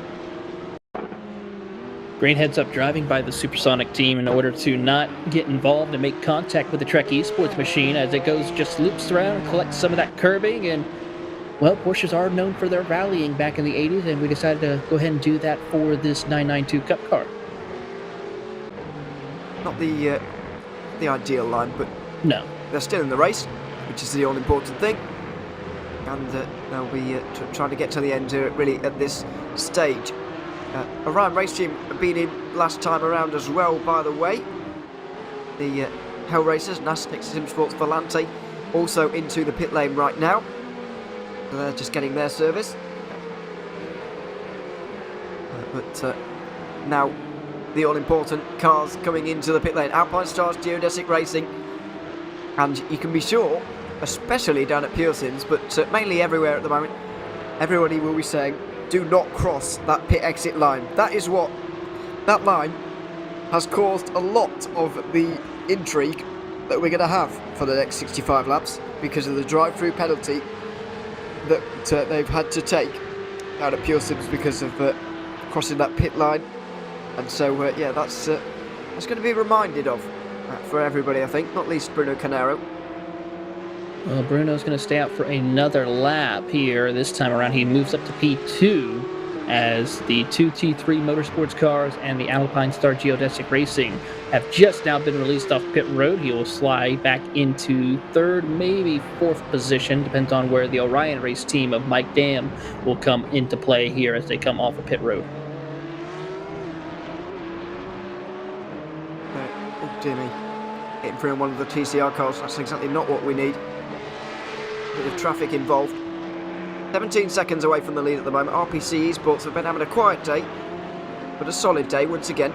Kind of how they've drove their season, to be honest. Nothing too flashy. A third place at Road Atlanta, which was impressive, but other than that, just consistent results that's brought them to this stage. Maybe it's going to be another one of those today. Could even deny these guys. I reckon Pure Sims and RPC are on a very similar strategy, and I think this car needs to overhaul the 31 to win this championship. It really is a race against time, and this Canaro basically is racing against cars that are not involved in the championship, but all of a sudden will become involved. So it remains to be seen how hard they'll actually fight this car, really, because we always hear this heading into championship finales. Oh, you know, I'm not going to fight the championship contenders because I don't want to be involved and whatever. Is that going to be the same here, or is it going to be different in the IVRA ClubSport Series? It's a big decision for everybody to make, as this order goes a bit strange again, because some of those off strategy now make their way to the front of the field. Yeah, right now the Alpine Star Geodesic Racing of Graham Sanders will now retake the race lead, moving Pure Sim Esports back to 6th as Leon Penn will get behind the wheel of the number 16 Porsche, as he will get ready to try to finish off the next 64 laps. There you see our race leader Graham Sanders still behind the wheel. Right, we'll take this car to the end of the race. We'll see about that. But it would certainly be within drive time limits. We would only be doing 3 stints, which is less than 3 hours. And the limit is 3 hour 10, so we should be fine in that respect. This is the battle for the lead in Sport. Busy Forward have dropped back because they've made a pit stop. Geodesic have not stopped yet, which has allowed this fight to materialise. Can't complain about that too much, but it's not going to last for very long. No, it certainly isn't. Reese Carls is putting a lot of pressure on that Alpine Geodesic Racing Black machine as they work their way through out of the final couple of corners. He's got a good slipstream right here to try to close the gap. Of course, for someone like Reese, he could utilize this the opportunity to save a little fuel and stretch it out even further when the time comes, because right now the next closest competitor is Yaroslav Sebula who sits in third with the Semper Racing machine some 25 seconds back. Yeah, absolutely. The 162 has been really getting the hammer down here. In the early part of this race, in the first couple of stints, we saw Geodesic car fighting really hard for second with its teammate, of course. Semper Racing were there. Vector by RSR as well. Huge Ass even started to get involved, but just throughout the third stint towards the halfway mark, they started to pull away. And Geodesic looked like they're going to finish this race in second position. Are they going to be able to get much further in the championship? Well, not really. They'll probably overtake Vector by RSR, but that will be about it. They'll probably finish this season in maybe a slightly disappointing fourth position. Because they were fifth in the Cup category last year. Now improving ever so slightly, I suppose, with a fourth here in this season. On board with Kevin Tavares, this Maniti car would have had championship aspirations at the top of the day, but they're slipping away with every minute that passes, really. They need a miracle. They need Pure Sims not to finish, and they need, well, they might well need the entirety of the top three not to finish, to be quite honest. The odds really are stacked against them, but sometimes it's just not your day, and it doesn't look like it's their day.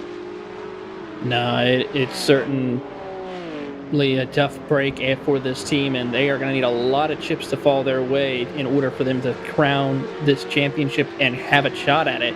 But right now, this is not the season right now for that T3 Motorsports Maniti IVRA Cup 2 with Kevin Tavares behind the wheel right now in that 79 machine. He's got Pure Sim just up the road in front of them. He can see it.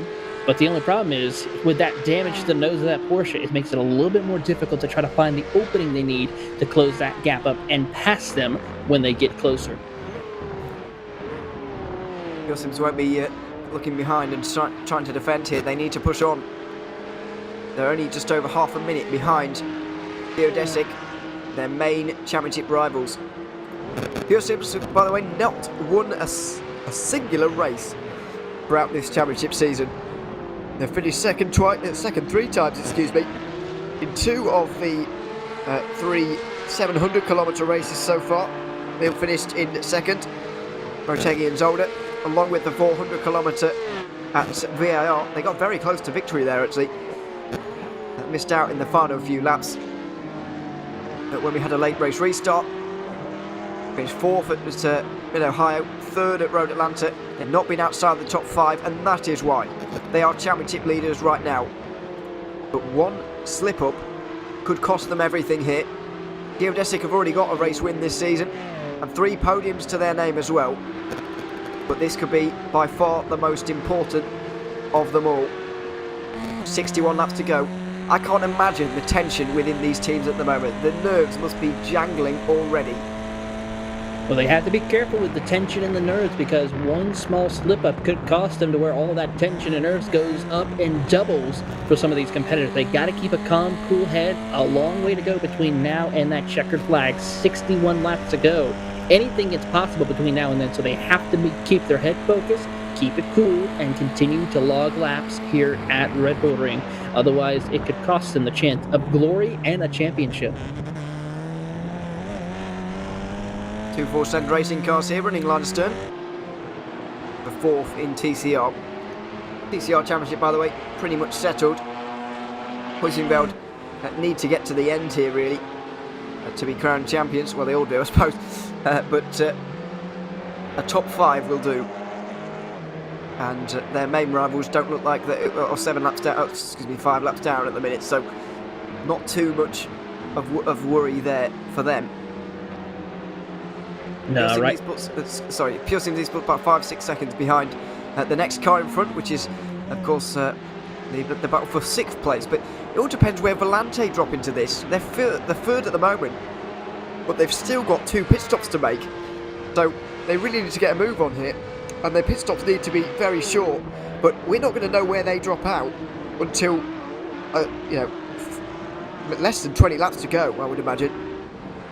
I would have to agree with you on that, Ewan. Currently, they sit in that third position, about 4 seconds back from your race leader, Graham Sanders, in that Alpine Star Geodesic Racing Porsche, and about 1.7 back from the Orion race team, who sits second in that class. So they got to try to see if they can get an opening and get back up to the front of the field and maybe try to stretch a little bit of a gap before they come down for their first of 2 pit stops they have to make before this race is over. Of course, one thing they could try and consider doing there, of course, Ewan, is come down and split it up in 2. Run 30 laps here and run 30 laps for the finish. Could indeed. They'll be trying to keep their pit stops as short as possible. We know that much. And that's how they've got to win this race, basically. Well, they probably do realistically have to win, actually. I'll say that. That would force Pure Sims into a podium situation if they were to do that. So, yeah. And by the way, if Geodesic win, there's nothing that Volante can do to stop them. Just to add that permutation in there as well. There's pieces of paper and numbers and all sorts flying everywhere here. But it really is simple for Pure Sims as of right now. Assuming that Volante are going to fall away, which I don't believe this strategy is really going to work out. They really risked it all for the halfway mark. Unless there's a safety car, I don't feel like Volante are going to really do anything here, but Pure Sims are the real ones to watch, and we are doing so from the onboard of this T3 Motorsport by Maniti car. 32 seconds behind the leaders right now. Geodesic. It's Marco Jaeger with the season in his hands. Half a second taken out of the car in front last time around. Excuse me, not Marco Jaeger. Look at the wrong car. Leon Penn has got their season in his hands, and he is closing on Marco Jaeger just ever so slightly. 6 seconds is the margin right now. Going to be very, very close indeed. Needs to get a move on though. There's not all the time in the world here. About an hour and a half remaining of this season. That is not long. That is going to go by quickly.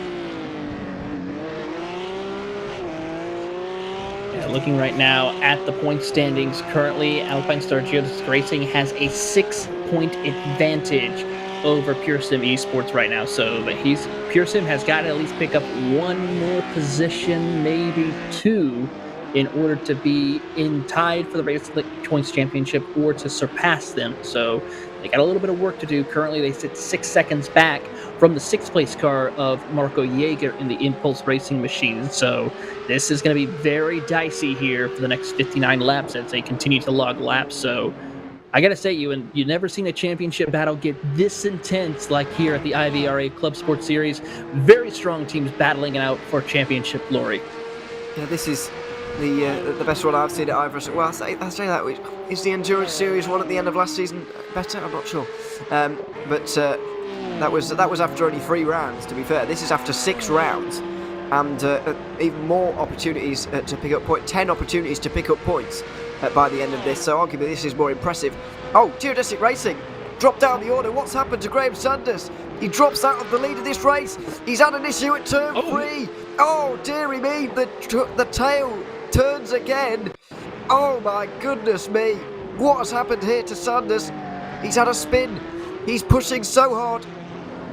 Oh my goodness me. He's pushing so hard to try and win this race. He's had a spin on his own. And now, all of a sudden, Pure Sims, the pendulum swings in their favour. My goodness. It will reach Leon Penn. He'll be very pleased. The job's not done yet, of course, because Geodesic are not far away from this race lead at the moment. Orion race team lead. Aztec Simswatch Volante a second. Here's Robin Nurburg in second, but Graham Sanders, he is going to be kicking himself.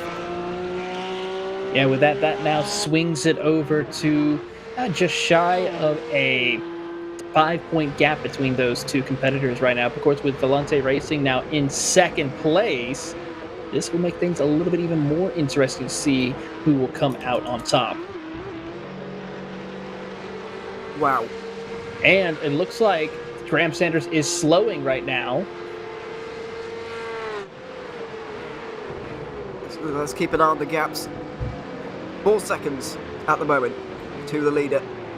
We'll try and keep an eye on those gaps throughout this race. Now Maniti could do a real big favour to Geodesic all of a sudden here. A pass here, and we really do have to figure things out. I think they'd be tied, and I think Geodesic would win a tie because they've won a race. Pure Sims haven't, so Kevin Tavares has the opportunity to switch this championship winner, whether he likes Pure Sims or Geodesic less.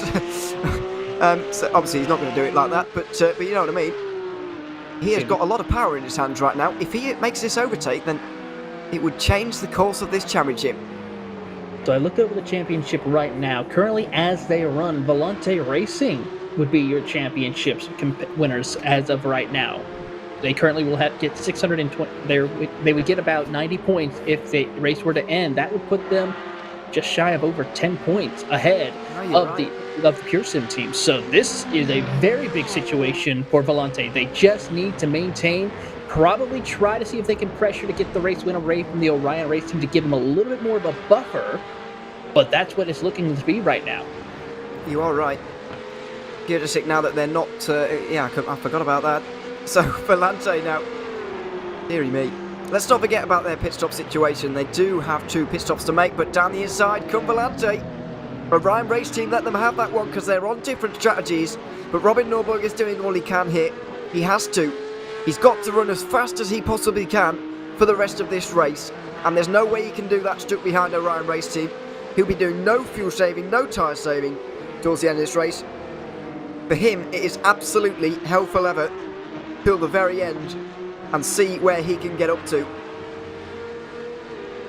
Now that the Geodesic car's made a mistake, there's a glimmer of hope as well for Volante. It's still a really tall order for them, I've got to say, but a glimmer of hope.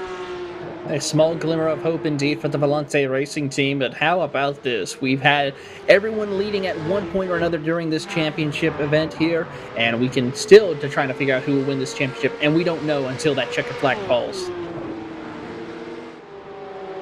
Seen Bruno Canero in the chat asking for a safety car.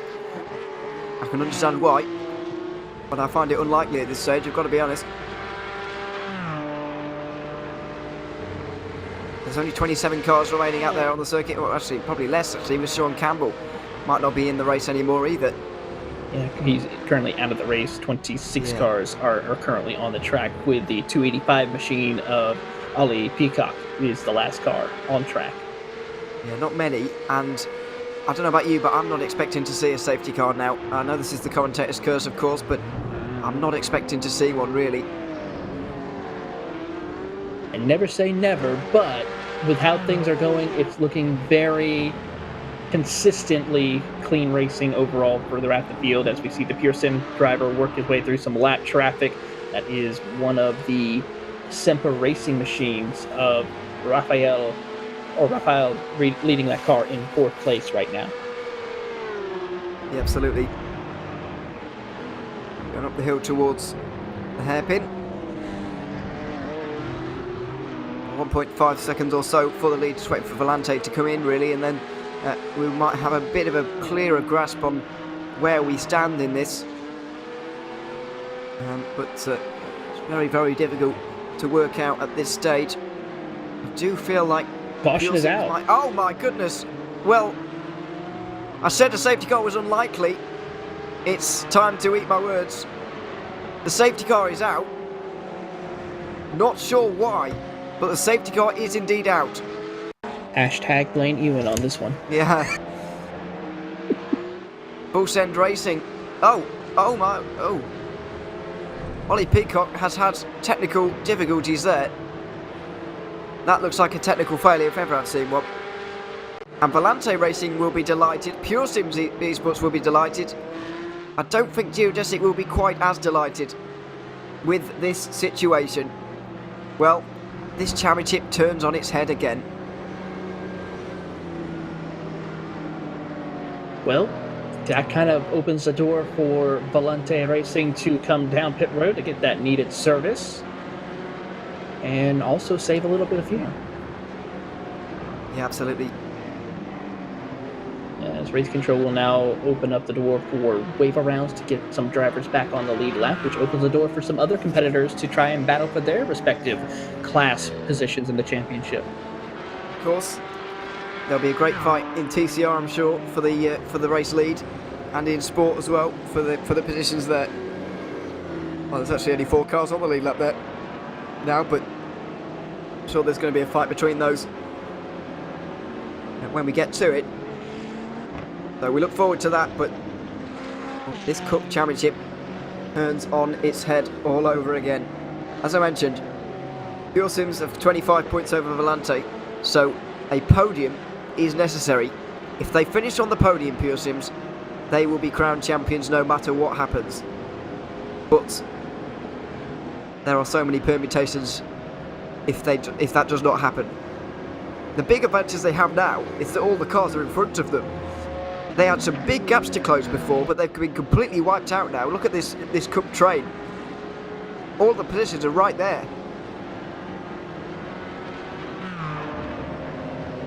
96 just got a warning about making sure they stay on the right side of the track.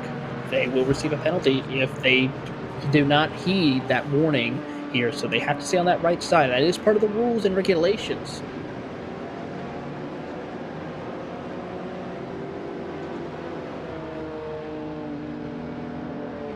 Are we pit stopping yet? Doesn't look like it.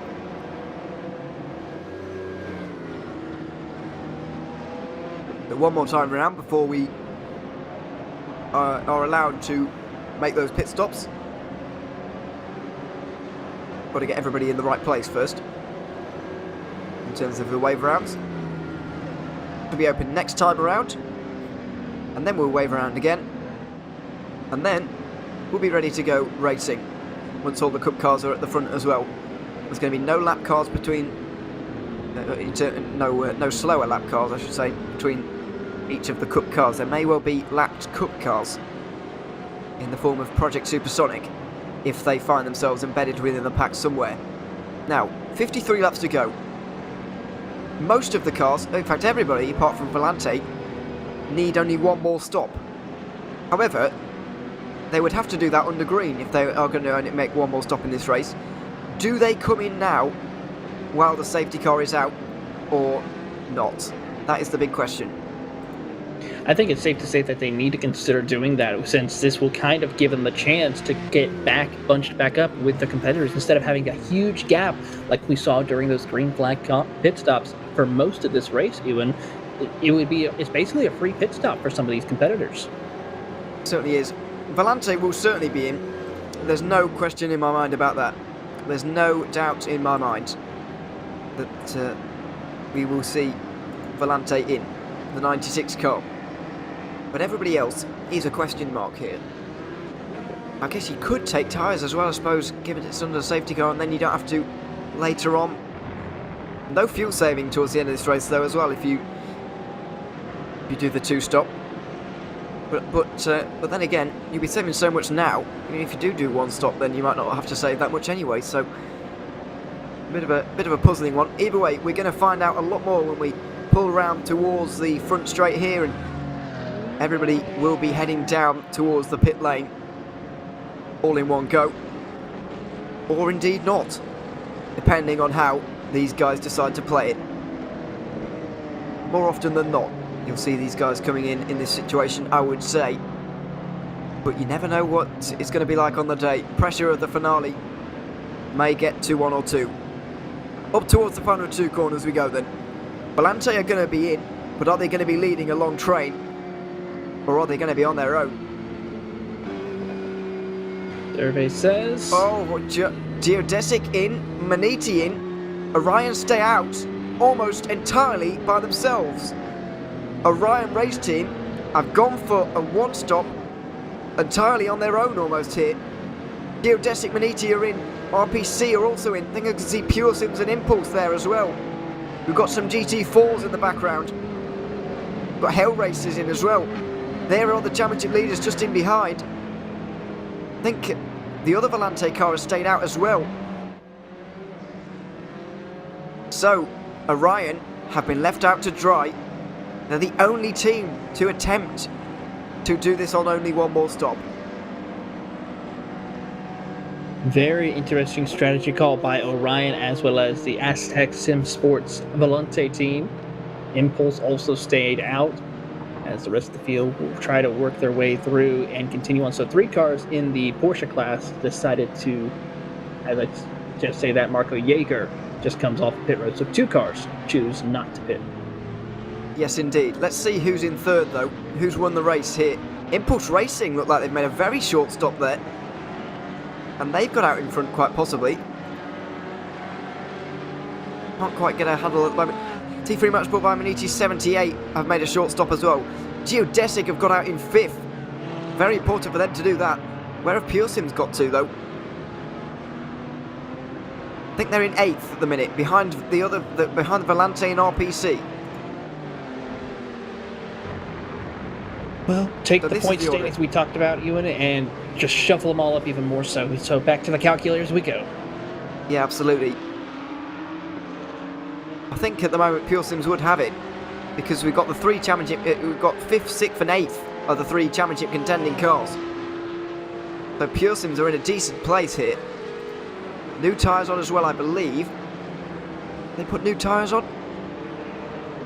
Not sure at this stage. Can't see the previous pit stop times right now.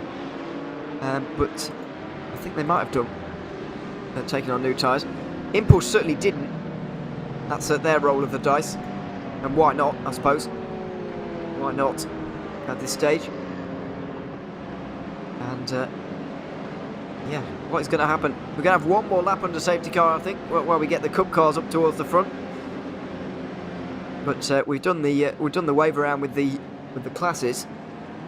Just got to get the Cup cars up towards the front of the field now, and then we will be ready to go racing one last time here in the ClubSport Series. Will it be one last time?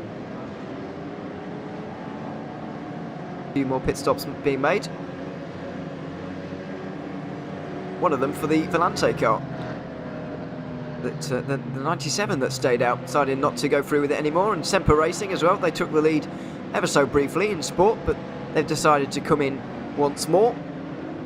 So it's Orion, Impulse, then we've got Maniti, 78 Maniti though, and it's Geodesic, Volante, Pure Sims, I think. This is going to get exciting, more interesting as the laps continue to wind down. We're going to be going with about 50 laps to go, possibly when we go back green flag racing, or at least under 50 to go for sure. Yeah, they need to get the Cup cars towards the front of this pack first. Before we... here we go. The Geodesic car make it, and they've been ordered to get to the right positions. The idea behind this, by the way, being that in a less experienced field than the Endurance Series, where we do let them just go off wherever they land, if you like, we can ensure cleaner restarts. As Maniti finally get the right idea, and they move up along with Impulse. So it's Orion, Maniti, Impulse, Geodesic, Volante, RPC, Pure Sims. And at the moment, Pure Sims would hold on to that championship lead, but it is close. Yeah, it's about a 6-point gap as they run right now. So this just makes it even more intense. Every position will matter for each and every single one of these competitors here today as the laps continue to wind down. As I don't know if anyone heard, but it is thundering here currently in Daytona Beach area. So apologies if you heard that come over the microphone. Even now, adding more spice to this race. Hopefully not internet outages though, that wouldn't be the right one. More intensity. Yeah, we don't want that. The light's still on at the top of the safety car, so I do fear that we're going to have another lap under safety car here. I'm not sure why. I don't think all of the Cup cars are quite in the right place just yet, or weren't in the right place early enough. So the RSM pace car stays out one more time. So yes, at the moment, Geodesic wouldn't be able to overtake Volante in the standings. Volante wouldn't be able to overtake Pure Sims. And I believe, yeah, it'd be 6 points, 7 points, something close to something in that region. The thing for Pure Sims that makes it easier now is that they can see everybody in front of them. As I said this earlier on, but they can see everybody in front of them. They can basically follow Volante's every move. They can follow Geodesic's every move, which is going to be a big advantage for Liam Penn in the remainder of this race.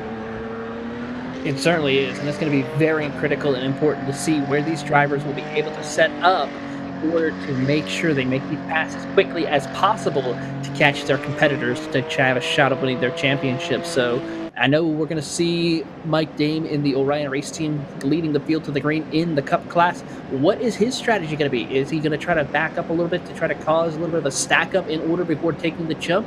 Or will he try to be able to just jump once that pace car takes that hard left turn onto pit road in order to get as much of a gap between him, and the rest of the field? He'll be weighing that up in his mind at the moment.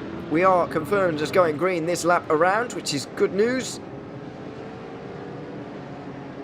But Pure Sim's wishes have been answered here. They just need to finish on the podium. As if it's easy. It certainly isn't. But they're going to give it a go. They're going to try. Orion Race Team are also going to try here. They're leading. With 49 laps to go, they've got one pit stop to make. So is everybody else, but everybody else's pit stop will be a great deal shorter. Here in this race, about a third of a stint shorter. So that might hurt Orion a little bit later on. But you can't fault them for rolling the dice here. They're not a championship car, and so they might as well do something a little bit different to try and win this race. 49 laps to go at the line, and the Orion Race Team will be in control of this field, ready to get racing. Pace car has the lights off at the top of it, and the Orion Race Team will be in control of this field. 49 laps to decide the IVRA ClubSport Series for 2021 and 2022. It's a long hold from the 44. Everybody very eager to get going. A little bit too eager. A little bit further in the back. Now finally we go. It's Orion Racing Team from Impulse and then Maniti.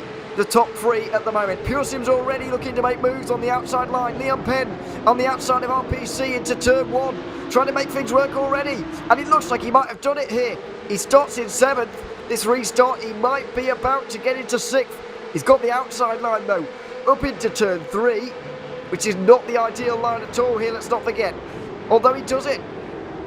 Penn up into 6th place, and he further extends that championship lead as they all further behind make their way through. It's Geodesic from Semper Racing, then Hugh Jackson fiercely forward, offer this restart in Sport, which is a real turn up for the books. It has to be said, Hoisting will still lead in TCR. Further forward, Pure Sims get overtaken once more. Pure Sims overtaken by RPC. And so they're still in control here, but not much longer, surely. Trek Esports trying to go down the inside. The pressure getting to Leon Penn, is it? Quite possibly. 7th position at the moment is still enough.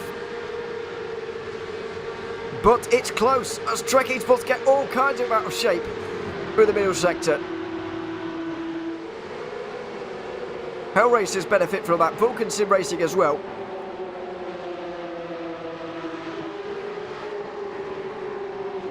Through the final corner and to complete a lap.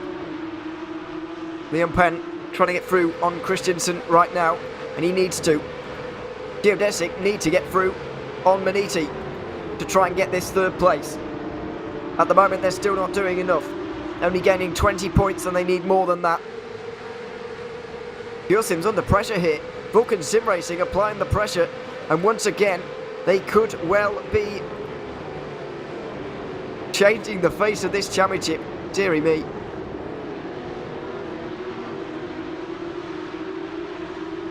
This could be big in terms of this championship.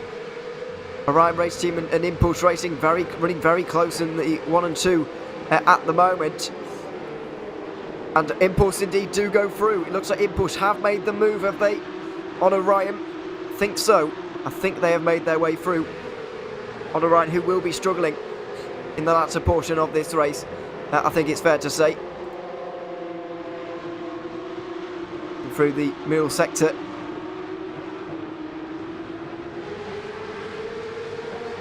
Still 7th place for Pure Sims. Still enough though.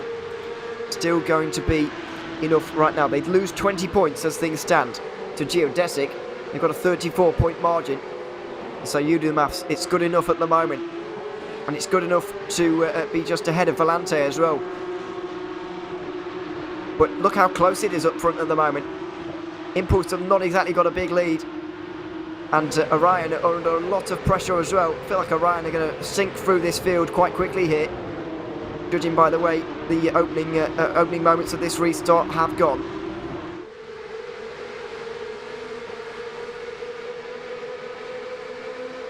Vulcan Sim Racing currently 8th. Applying the pressure in this battle for 7th as Maniti are on the inside of Orion now. Looking to make this move and further back. It's all going on in the sport category. Geodesic and Huge have been able to get away from these lot who are really battling it out between themselves. For 3rd place in the sport category. Currently being headed by Fiercely Forward. There it is. Through the final, through the 3rd turn. Maniti did get that move done, by the way. Didn't quite see it in its full capacity, but they have got through. And Alpine Stars Geodesic did get through as well. Orion Race Team continue to fall back. That's still not enough though for Geodesic. They need 6 more points, which would, so 2nd place would be enough in this current situation. They need 2nd place to Geodesic at the very front of this race in the Cup category. 46 laps to go at the line. Here it is. The pass for a championship, quite possibly. Graham Sanders.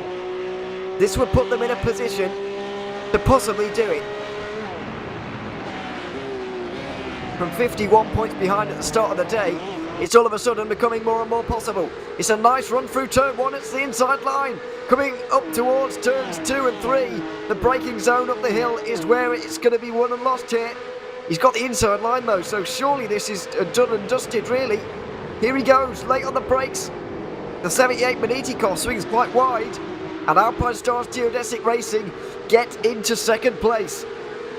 They now have enough points to overhaul Pure Sims Esports car by only 3 points. They're going to have to go on the defensive though. Maniti tried to get through. Can't quite do it. Into turn 4. Now Pure Sims need a position. Now Pure Sims need a position.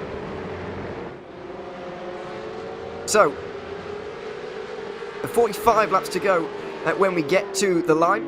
Unfortunately, Taylor's had a few technical problems and has recently disconnected. So, just for the moment, and maybe to the end of the race, we'll see how things go. But Lorenzo Bonda joins us for the final moments of this race here. Lorenzo, things getting quite exciting. Just seen a change for the potential championship lead in the very final hours of this fantastic championship that we're seeing now.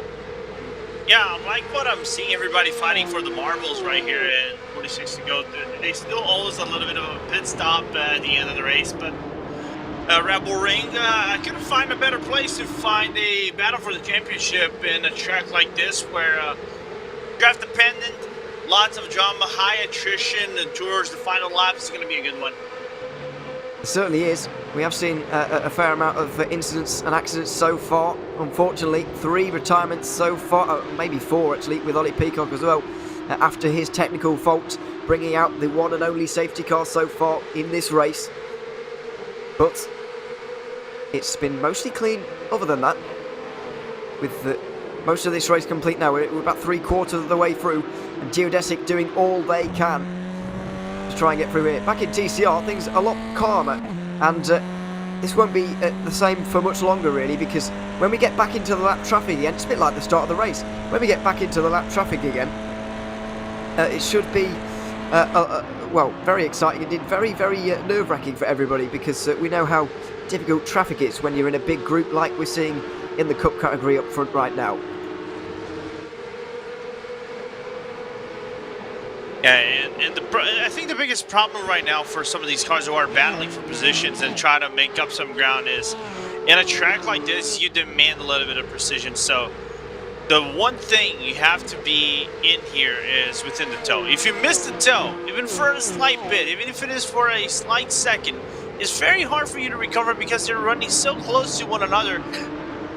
Excuse me, that it's hard for you to make up the ground. You would have to overdrive the car in a race where you have to make up the difference in a fast track like Red Bull Ring. So it's gonna be a race where patience is gonna be necessary, especially in the final pit stop, because once you do the final pit stop, you come back on track. You gotta be looking, where am I on the track? Where are my competitors? And then you try to make up the ground necessary for you to make the moves and make sure the incidents don't get up to you. Yes, absolutely. On board with Christensen at the moment. 6th place for RPC Esports, and this is the position that Pure Sims Esports, just behind, would dearly like to occupy.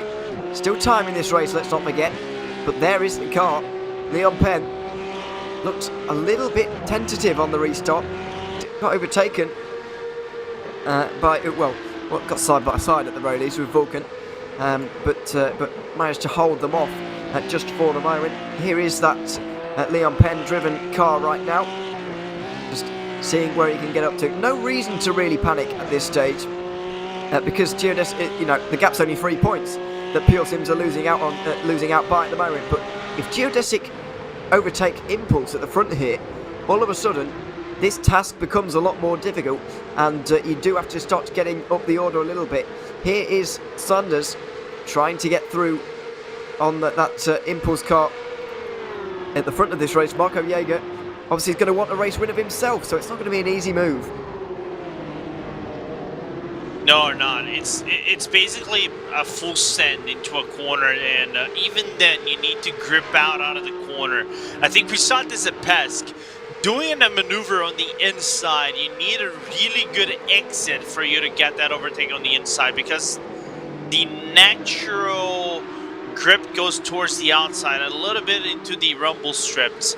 And so you can get side by side if you really want to, but then again, the chances of you overdriving the car because you're catching side draft, or even overdriving the car because you're pushing the car way too much towards the outside lanes is rather dangerous. So you have to remain patient on these ones. I think for now, don't overdo anything. Just stay behind the car the best you can and try to break away from the tow line you're trying to do with the D3 car. Of course, there is still a pit stop to go here, which was going to really change this race, you would imagine. But look how close Sanders is to Jaeger coming through the final corner here and up towards turn 1. You don't often see moves being made here. It's not a really long braking zone, really, but it can set you up nicely for a run into turn 3 up the hill. It's very close once again, is Sanders, but close enough is he. Just under 0.2 of a second. He's got the slipstream, of course, but he's going to have to be a dive on the brakes, really, at this stage. Is he willing to make it? He's going to go for it. He's going to stick the nose down the inside, sends it deep into the corner. Jaeger gives him the room, and Sanders now gets to the lead. So Geodesic further push themselves into the lead of this championship to the tune of 13 points now. And Hershford looks like he's trying to get himself involved here as well.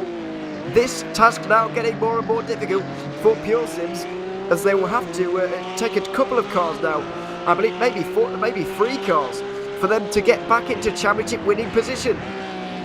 No, but the good thing for Pure Sims, I don't think they need to panic just yet, because you still have to do a pit stop. You're still relatively close towards the leader. You're about 2.5 seconds to the leader, and you're still within the draft train.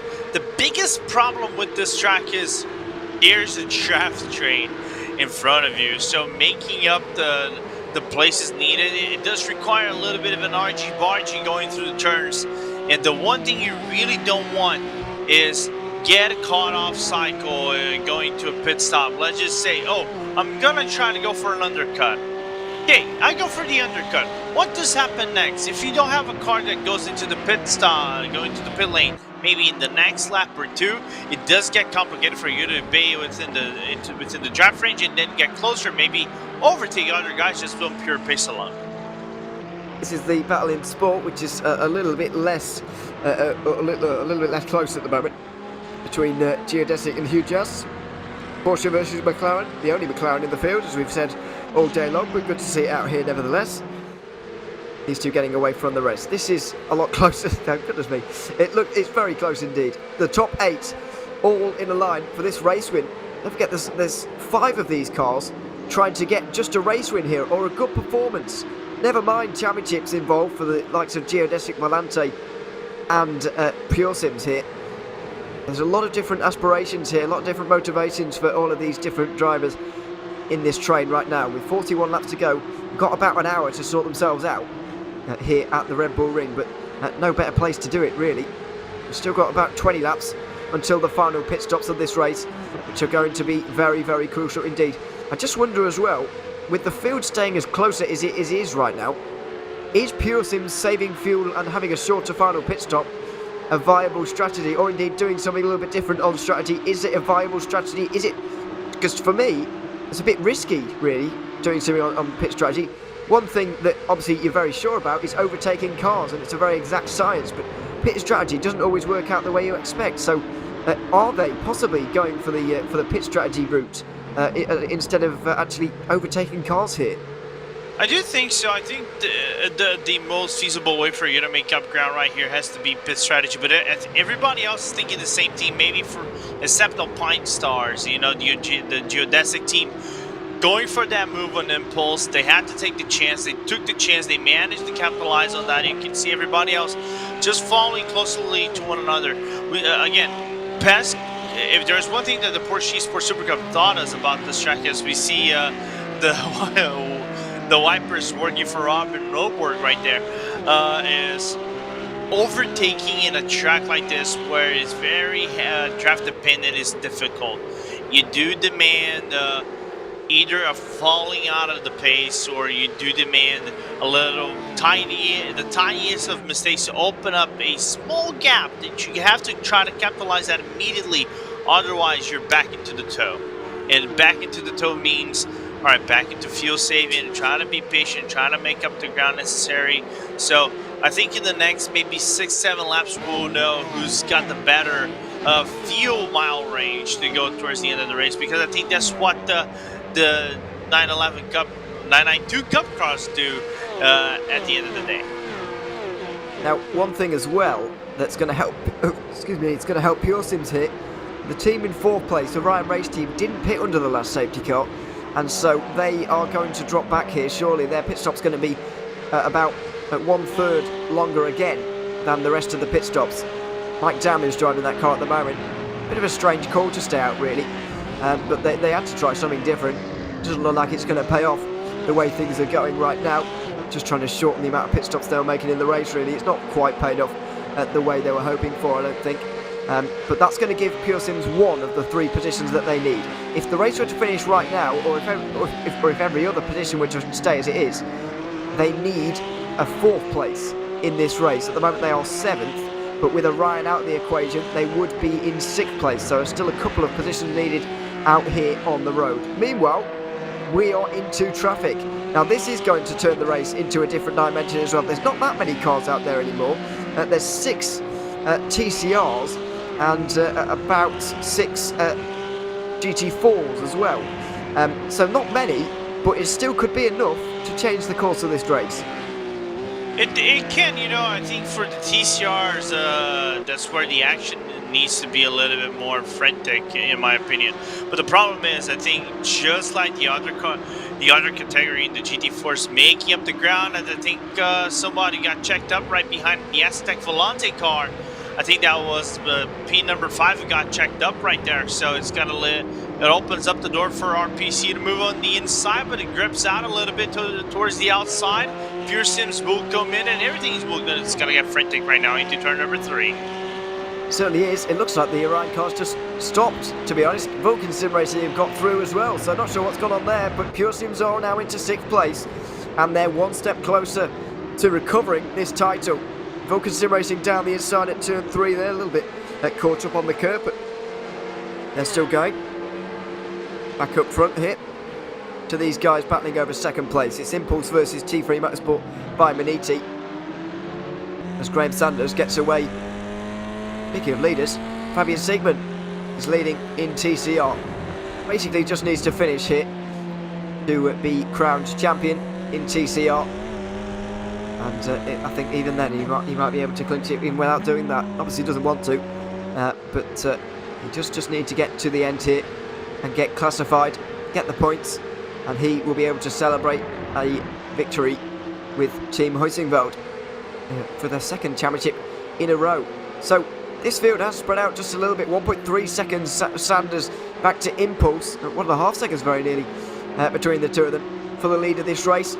Then we've got second and third battling. Volante in fourth, just dropping off a little bit, and then we've got RPC and Pure Sims battling as well. So this is a little bit more spread out than it was previously, but still very close indeed. Still, Pure Sims have in control of their own destiny here. They do need to get fourth place, but at least they are in control of their own destiny. Yeah, but then again, this is a high attrition track, so everything can change in the blink of an eye, just like that. So don't call some of the other cars out. It's going to be a tricky one for you to navigate.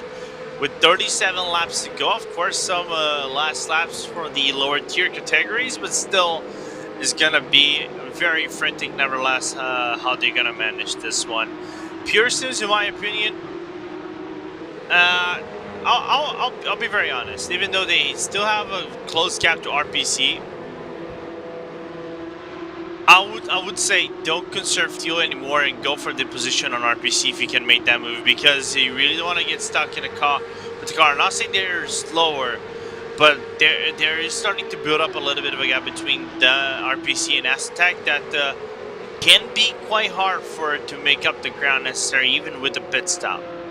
Yeah, I think it's a very different situation, isn't it, from sitting in one long line with 8 cars involved, where you can still see the front of the race very clearly, to sitting in your own train or your own little battle of 2 cars, where you can see the leaders getting away. It's a very different situation that Pure Sims find themselves in compared to where they were 5 laps ago. As we go back to the sport category, the battle between Hugh Jass and Geodesic, the McLarens. Or the McLaren indeed, overhauling everybody by the looks of things at the moment, looking to try and clinch second place in the championship here today, and it looks like they're going to, ahead of the SRN Motorsports car that's currently running in 4th place. They had 11 points after the halfway stage. This Geodesic car as well, gaining enough points on Vector by RSR, who are now out of the race, to finish in 4th place in the championship. So most of the sport category positions are now indeed sorted in this championship. It's just a case of who's going to win this race between those 2 GT4 cars. Back on board with Ostein, Hurth and George here. This is the battle for second. Impulse versus Manisi. Not really an important battle in terms of the championship at all, but in terms of this race, they could be important, because after all, they are stopping Volante from getting anywhere near the front of the race at the moment, which is important as well. But just running their own race as things stand. Very nervy times for everybody, I think. Yeah, and we saw glimpses of a battle between T3 and Volante at Road Atlanta. I think you covered pretty well what happened between those 2 cars going to the final turns and within the final lap of the American track. As still somewhat of a battle for position between both of them. You know, track position is going to matter quite a lot, but just to get a little bit of curiosity, who got better halfway of the race points between Aztec and T3? I think that was T3, right? Well, this T3 Motorsport by Maniti car is the 78, not the one involved in the championship battle. Ah, okay. So we've got a different one. But yes, this Maniti car was a little bit. Oh no, Volante actually won the halfway stage because they made a quite bold strategy call actually to take those points. In the end, it might well pay off if they can just get their act together a little bit towards the second half of this race. That safety car has particularly helped them, but it's no good obviously if Geodesic win and they don't. Yes, Volante did very well at the halfway stage, and I'm afraid Maniti, it's falling apart a little bit for them. They're actually a lap down with the car that matters for those guys. 12th position. Sometimes it's just not your day in a championship finale, and it hasn't been theirs, certainly. Yeah, I think like going your way into the finale, as we see Kevin Tavares just trying to nurse the car that has a little bit of a front dent into the front end of the car.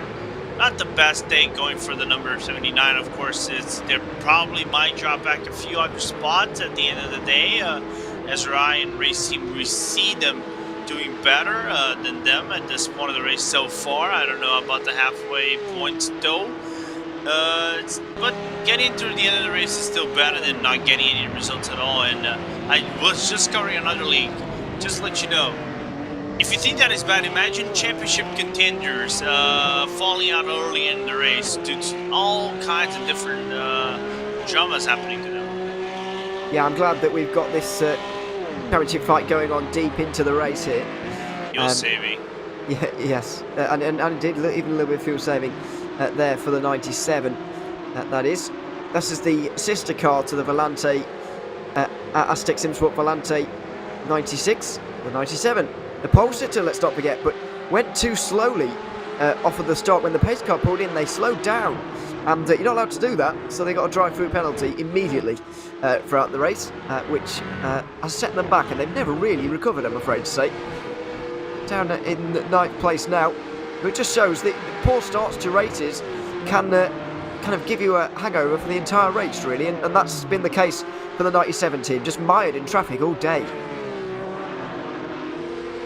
And soon we are approaching the final pit stop of the race. Of course, we still are, I would say, maybe 2 laps of the start of the final pit stop, depending on how aggressive you are going with the car. I do expect right about 30 laps overall if you're going to the full fuel range of the 992 class car of the Porsche. So it's going to be a very intriguing final 29 laps of this race as the pit lane opens for everybody one more time. Yeah, absolutely. A decent run there for Pure Sims on RPC, but not able to make their way through. Orion race team are certainly going to be the first team to come in from the lead lap. There's no doubt about that, because they were the ones who didn't come in under the safety car. But now we're certainly into the window of where drivers can make it to the end of the race if they would like to pit now. And yeah, I feel like somebody might try it. Somebody might just go, you know what? Let's have an early, have a go at this one and pit early, shall we? Why not? What's the worst that can happen? Not thinking about one of the championship contenders, they've got too much to lose. But somebody who hasn't might just try something a little bit odd. And we will be looking out for that, of course. 32 laps to go when we get to the line. Big bump across the grass and all sorts on the inside of that penultimate turn there. Out through the final corner and onto the front straight. Pure Sims continue to follow RPC and Volante very closely. They can see the 2 positions that would give them the championship right now, but they can't quite grasp them for the moment. I just wonder if they're going to wait until after the pit stops or not. It's a risk, but they might well do it.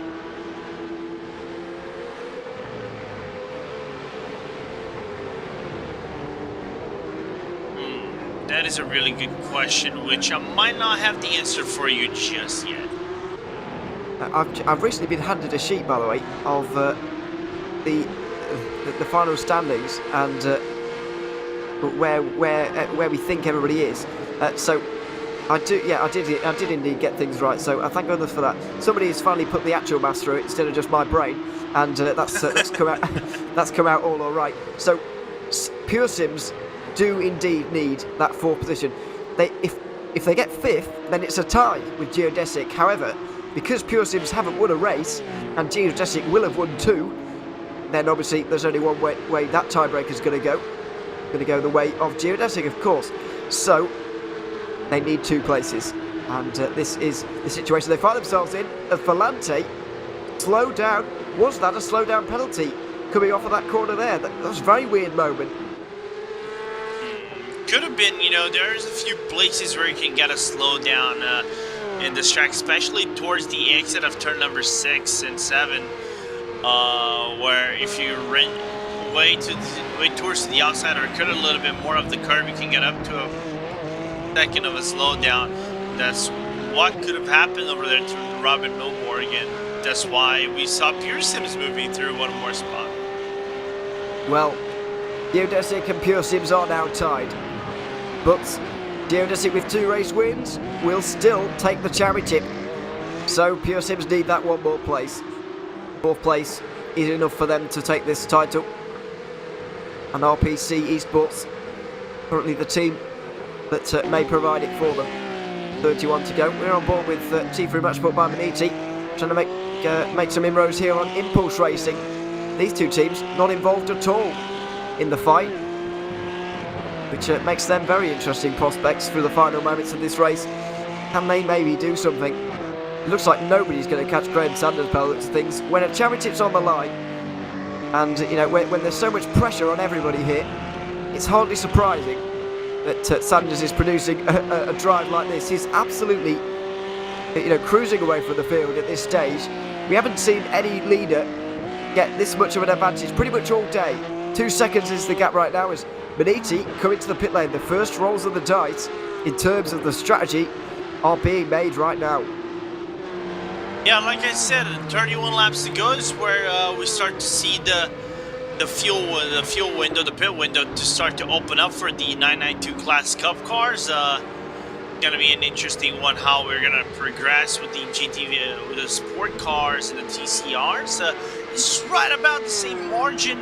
TCRs, I think there's a little bit of a BOP, so it evens them out into the hour length. So we do believe everybody to come into the pit lane in a little bit. But for the Cup class, I would say the number 78 is doing a really interesting strategy. Come in first, try to make up the ground, maybe an undercut with the traffic coming up in a little bit. And Alpine Stars basically full attack, try to maximize opening up a gap when they come to the pit stop and try to maximize their exit, as we see Mike Dam from the Orion Race Team into the box for his final service. Tyres being taken there. Yeah. Is something I wasn't expecting to see particularly, but there we are. I don't think Impulse took tyres last time around either, so they may take some this time, and that would gift Pure Sims the all-important 4th place. So who knows what everybody's going to do here. It's not going to be over until it's over, I think that's for sure. Now through the final couple of corners, is anybody going to be tempted after Maniti come in? Doesn't look like it here. So they're deciding to run a little bit longer. I say a little bit longer, they're going to be able to go maximum 10 laps here, which is not really that long when you think about it. So we're not too far away from finding out where everybody shakes out in these final pit stops, and then we will know the permutations of what everybody has to do to get to where they want to be, because at the moment it's still very complicated. Pure Sims at the moment are indeed in that 4th place, but of course pit stops have been made, and so it's a bit misrepresentative at the moment. It's all ready to shake out in the next few moments. I just wonder whether Maniti can really still be on the podium after all of this. Are they still going to be there, because we're running around with a very heavy car compared to everybody else here.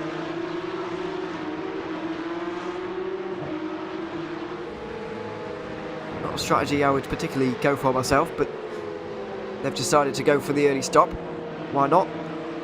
As I say, they've got nothing to lose at this stage, and this is the trick with these cars that are not involved in the championship fight. They can just do anything they want because they've got nothing to lose. No, because you got nothing to lose, it opens up some very interesting strategies of, trying to go for the undercut, avoid the traffic that these guys are facing in right now. Because the more traffic, the less traffic you face, of course, the more possible time gain you might get towards the end of the day. That's what they're trying to capitalize on.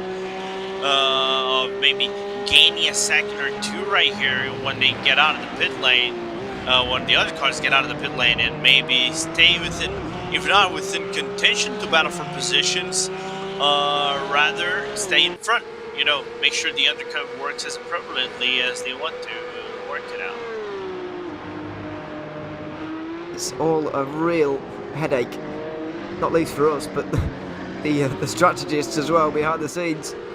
Yeah, all of the teams. That's why I don't have. That's why we are commentators. I don't have my abacus out to try to calculate the differences and A plus B equals C, then plus times D. I don't know. It's gonna work it out towards us at the end of the day. I just do whenever I race. I just do my racing and let the gaps do its job for me at the end of the day. I don't try to strategize anything at the end of things. But that's why I come. Yeah, absolutely.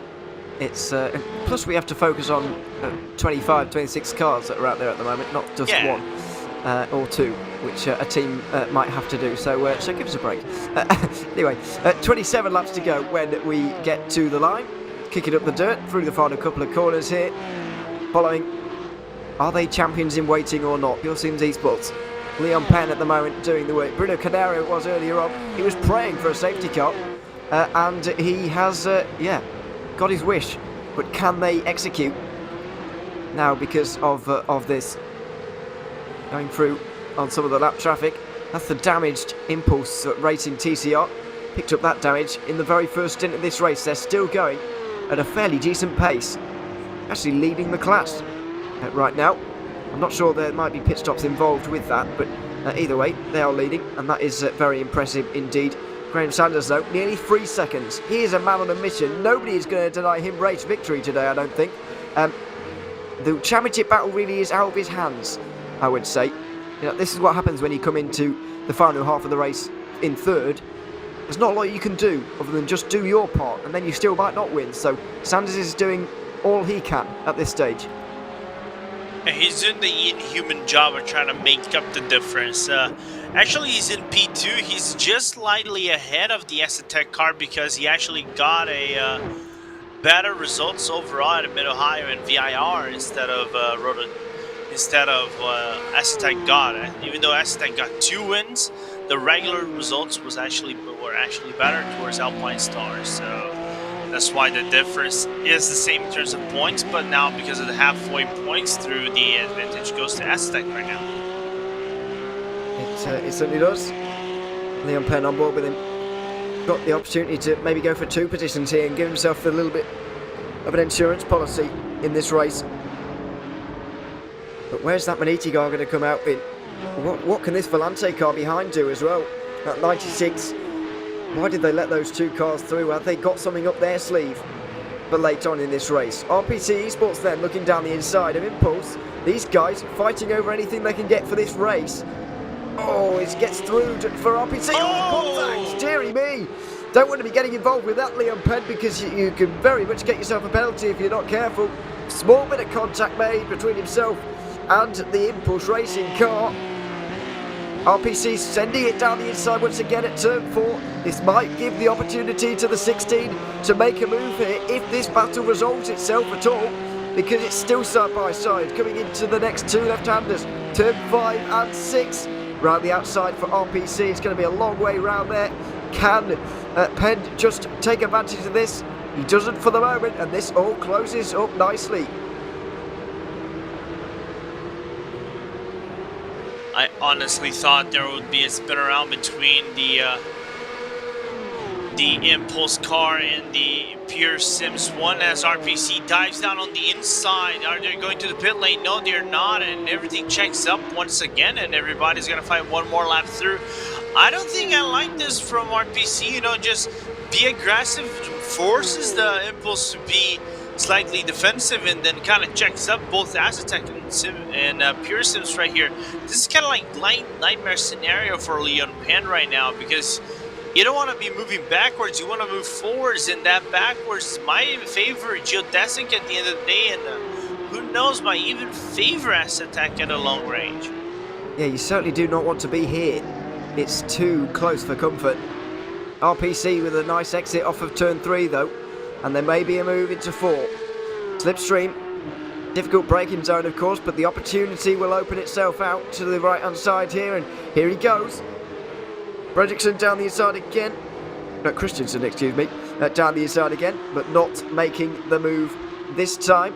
so as to carbon copy as they go side by side through the long right-hander into the double left. But a little less closer this time, maybe an over and under from RPC to make that movement. Staying behind just for the moment. Yeah, this is a real nightmare situation for Leon Penn here. I would hate to be here in the middle of such an energised pack like this. Oh, jeez. Nice block from Impulse right there. As Pure Sims did the right strategy. Yeah. Go for the pit stop. They know they're fighting way too hard. Minimize the time loss. And as Leon Penn is going to come into the pit lane, do his tire and fuel service with 24 to go.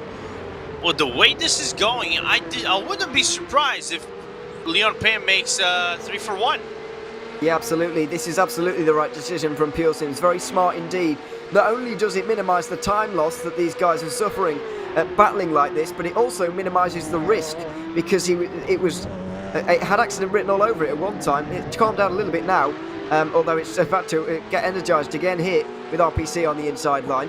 But he's minimised the risk of getting involved in an accident as well. That was certainly put paid to his chances of actually winning this championship. So, yes, certainly this is a bit of a risk, pitting off strategy. However, I think it is a good idea to be in at this stage in the race as they make their way through on one of the TCR cars. Now,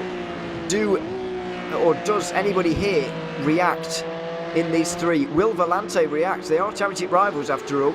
Are they going to follow the Pure Sims car in here at this stage? Is Impulse or RPC going to react to this from Pure Sims, or are they not going to worry about that car at all?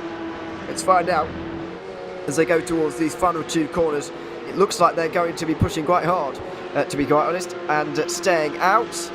They do indeed. So these three seemingly not that worried about what Pure Sims are doing. Yeah, which is a bit surprising for me a little bit, as we saw Pure Sims just out of the pit lane going to turn number 5 and 6 and 7. So as Leon just overlapped the Impulse leading TCR. So it's going to be an interesting one how this move soars right now, because gap is widened up a little bit naturally because of the pit stop, but where does all the 992 Cup class cars stand on this one, as RPC now tries the outside lane? It will favor towards the track in near contact between both of them, Ewan. But now I do believe this is RPC's place to lose unless they do a big fumble on the outside, and that's totally possible out of turn number 4. Yeah, this is all playing into the hands of Pure Sims at the moment, side by side again. Christensen outside line, it's squeezed, but given just enough room by the Impulse Racing car of Marco Jaeger. Now inside line once again for the Norwegian, trying to hold on, but around the outside for Jaeger. He's did well through the first part of the corner, but just slides wide through the second part, and they continue side by side through turn 6 now, and still can't be separated. Oh, bit of a slide for everybody there as well. They go through the right-hander and into the final 2 turns. It looks like Impulse are going to hold on here. It's possible. Oh, my goodness. RPC chopping straight across the nose of Volante there. They're going to be furious about that one. RPC do make that move into the final couple of corners, but that was a chop across the nose. Very rude indeed. That was rude with our big R in it. You know, if you're talking about elbowing someone, elbow right straight to the jaw, and that's what Impulse just did to Aztec. I don't know if there's damage on that car to make them lose a little bit of ground right there. We do know about the front left damage that is exposing the tire a little bit. Now let's see RPC going for the inside, blocked off. Now trying the outside lane once more. My goodness, that was a late defense from Impulse here. So everybody getting aggressive now in the final moments of this season. Final half an hour or so. Going down the back straight now towards turn 4. Can RPC finally make this move stick? Is he going to get clear? Not quite.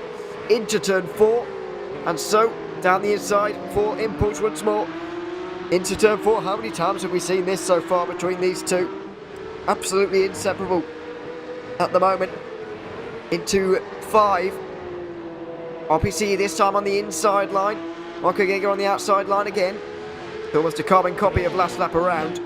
RPC were not able to come out on top through the 2 left-handers, but this time they're able to get clear through turn 6 and finally RPC make their way through. All of this has surely helped Pure Sims jump all three of them. Yeah, let's look if anybody's going to come into the pit lane. No, everybody's still out. So with 22 laps to go for everybody, we know one thing's for sure. Alpine Stars, the geodesic team, 7 seconds ahead. They're going to go for the short field right here. I don't know if the short field will make them still be in the lead at the end of the day. The very fast pit lane over here, because we do use F1 standards, as we saw Huge Ass do their pit stop. So upon the sister team of Pine Stars, Geodesic, now takes the lead on sport category. So now it becomes a little bit of a, not gonna say two-way battle, but it's the gap battle that matters. Who's gonna come out on front when everybody does their final service here at the Red Bull Ring? That's the big question. Pure Sims, by the way, have managed to jump the T3 Motorsport by Maniti car to the tune of about 10 seconds. So that's a very important gap to be watching as well. Yeah, it's very easily got through there, did Pure Sims. So expecting him to do the same on these three here, the RPC, Impulse and Volante cars. Of course, further diminishing the chances that Geodesic are going to be able to pull off a really, really impressive championship victory. It's still going to be a great race win, picking things up after a poor couple of races. Struggled to get going in 2022, really, after a very strong opening 3 races. But it doesn't look like it's quite going to be enough. 20 laps to go of this season. I'm sure there are a few more twists and turns in this tale just yet. 7 seconds is the lead right now, and we're still yet to see a good 6 cars or so come into the pit lane.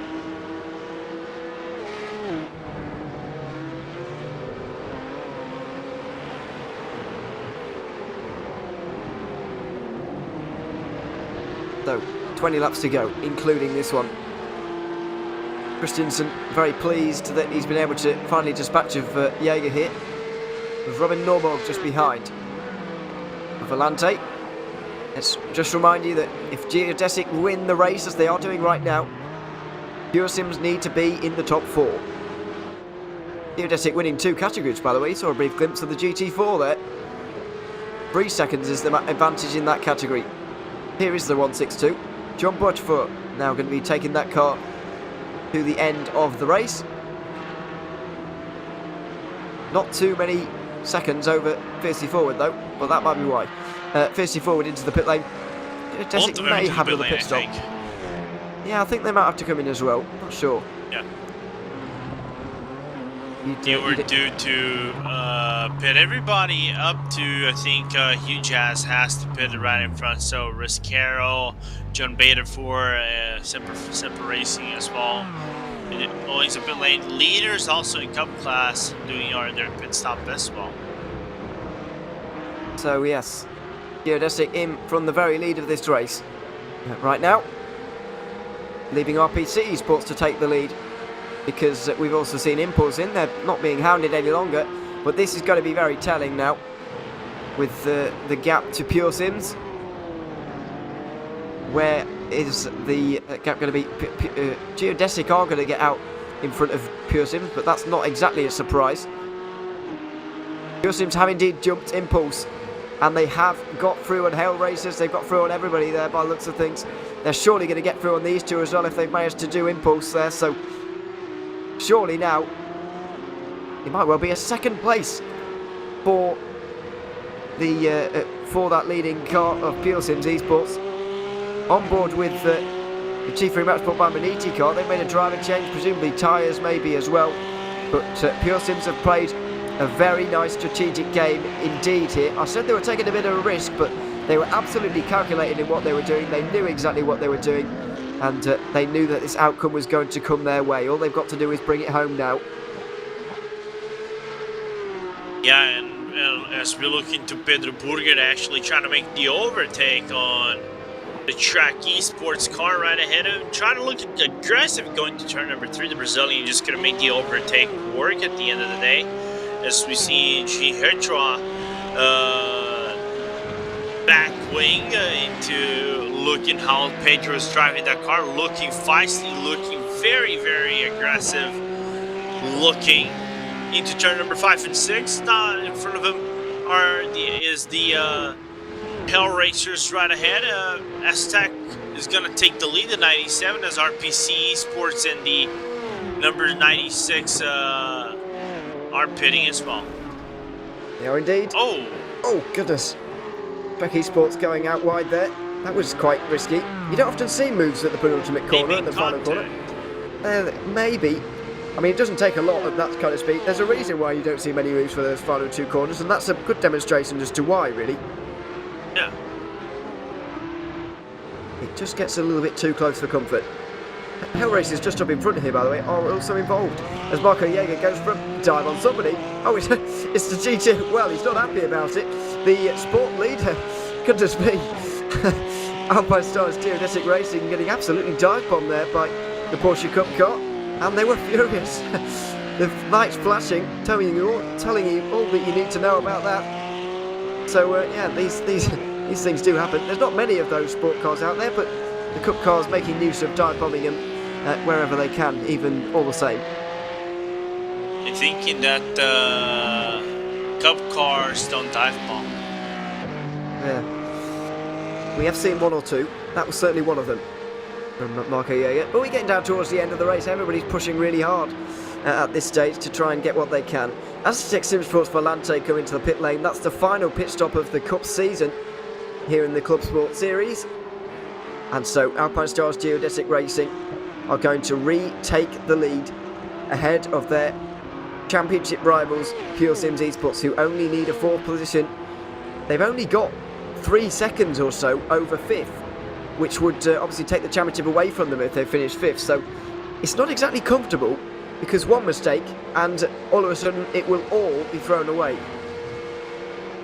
Yeah, for now, I think Pure Sims is just driving into the passenger seat and trying to see where this race will end at the end of the day, because, like I told you, Pure Sims got the jump on RPC, they got the jump on Acetype, they got the jump on Impulse, like I predicted, because they were fighting way too hard. So Leon Penn did the right strategy, try to anticipate the pit stop, don't try to fight way too much, got the jump on him, is in P2 right now, not a lot of pressure for the number 16 car, all he has to do is finish a race. It sounds simple.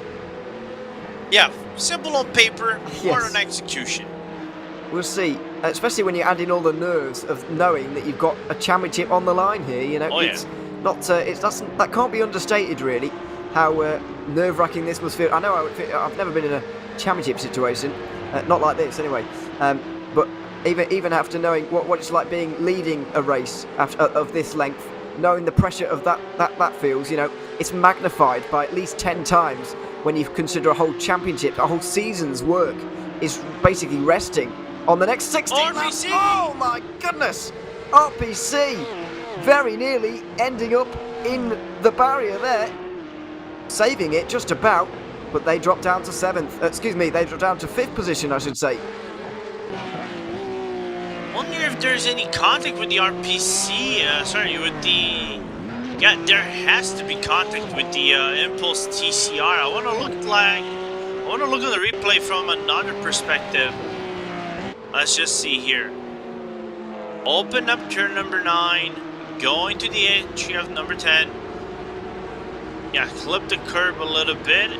Oh, lost on their own. So. I think it was purely on their own, yeah. Car just bottoms out into the transition of turn number 10 to turn 0. And yeah, there we are. A good save from Christensen to not find himself in the barriers. That could have been, well, not race over, but certainly a good result over, because the top 5 for them will be very solid indeed at this late stage in the season. Liam Penn, though, trying to hold on here. Now, are Geodesic going to do anything about this? Because in theory, they could slow down here and try and slow down the Pure Sims car. As unsportsmanlike as you may decide that is at home, that option is always on the table. I remember back to, I'm sure you'll remember, 2016 Formula 1 and all that. Oh yeah. I somewhat doubt that would happen. because if they were going to do that, I think it will be happening already, if you see what I mean. But you know, it's the options on the table. Pure Sims, let's not forget, they've got a job on their hands holding on these places anyway, because Volante are in this championship fight in the 96 car. They will not let Pure Sims have an easy ride of things here. Norborg will want this place. He will want it any way possible, any way or shape or form possible. My only question is, how are we looking at the TCR championship battle? Is Impulse Racing in any possibility able to get the championship points? Because the gap is 4/10 of a second between Team Hoisingveld, which is the leader of the championship, in them. Yeah, in terms of the points for TCR, 59 at the halfway stage. After the halfway stage, 59 points was the advantage that Hoisingveld actually held. So, 9th place is all they need. Considering there's only 6 cars remaining, then they should be all right to hold on here to this race victory, as long as they get to the end here. I think they have actually completed the 90% distance as to what it will be, but obviously they'll want to try and take the race win here all the same. A race win's a race win after all, and so it looks like they are indeed going to fight over this.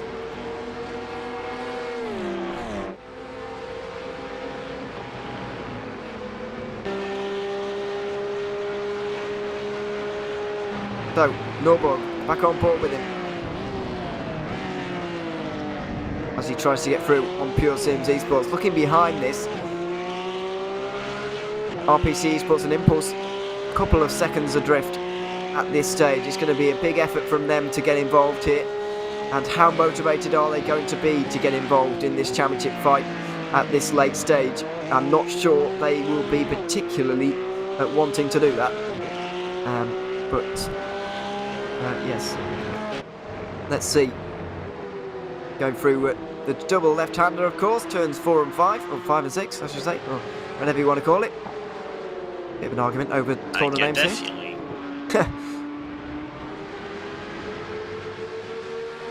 Norborg, though, very close indeed. How aggressive is he going to be? That's the real question here. At the moment, it doesn't seem like he's too eager to get through, or there's not much urgency in that Volante car. Kind of biding their time at the minute, really.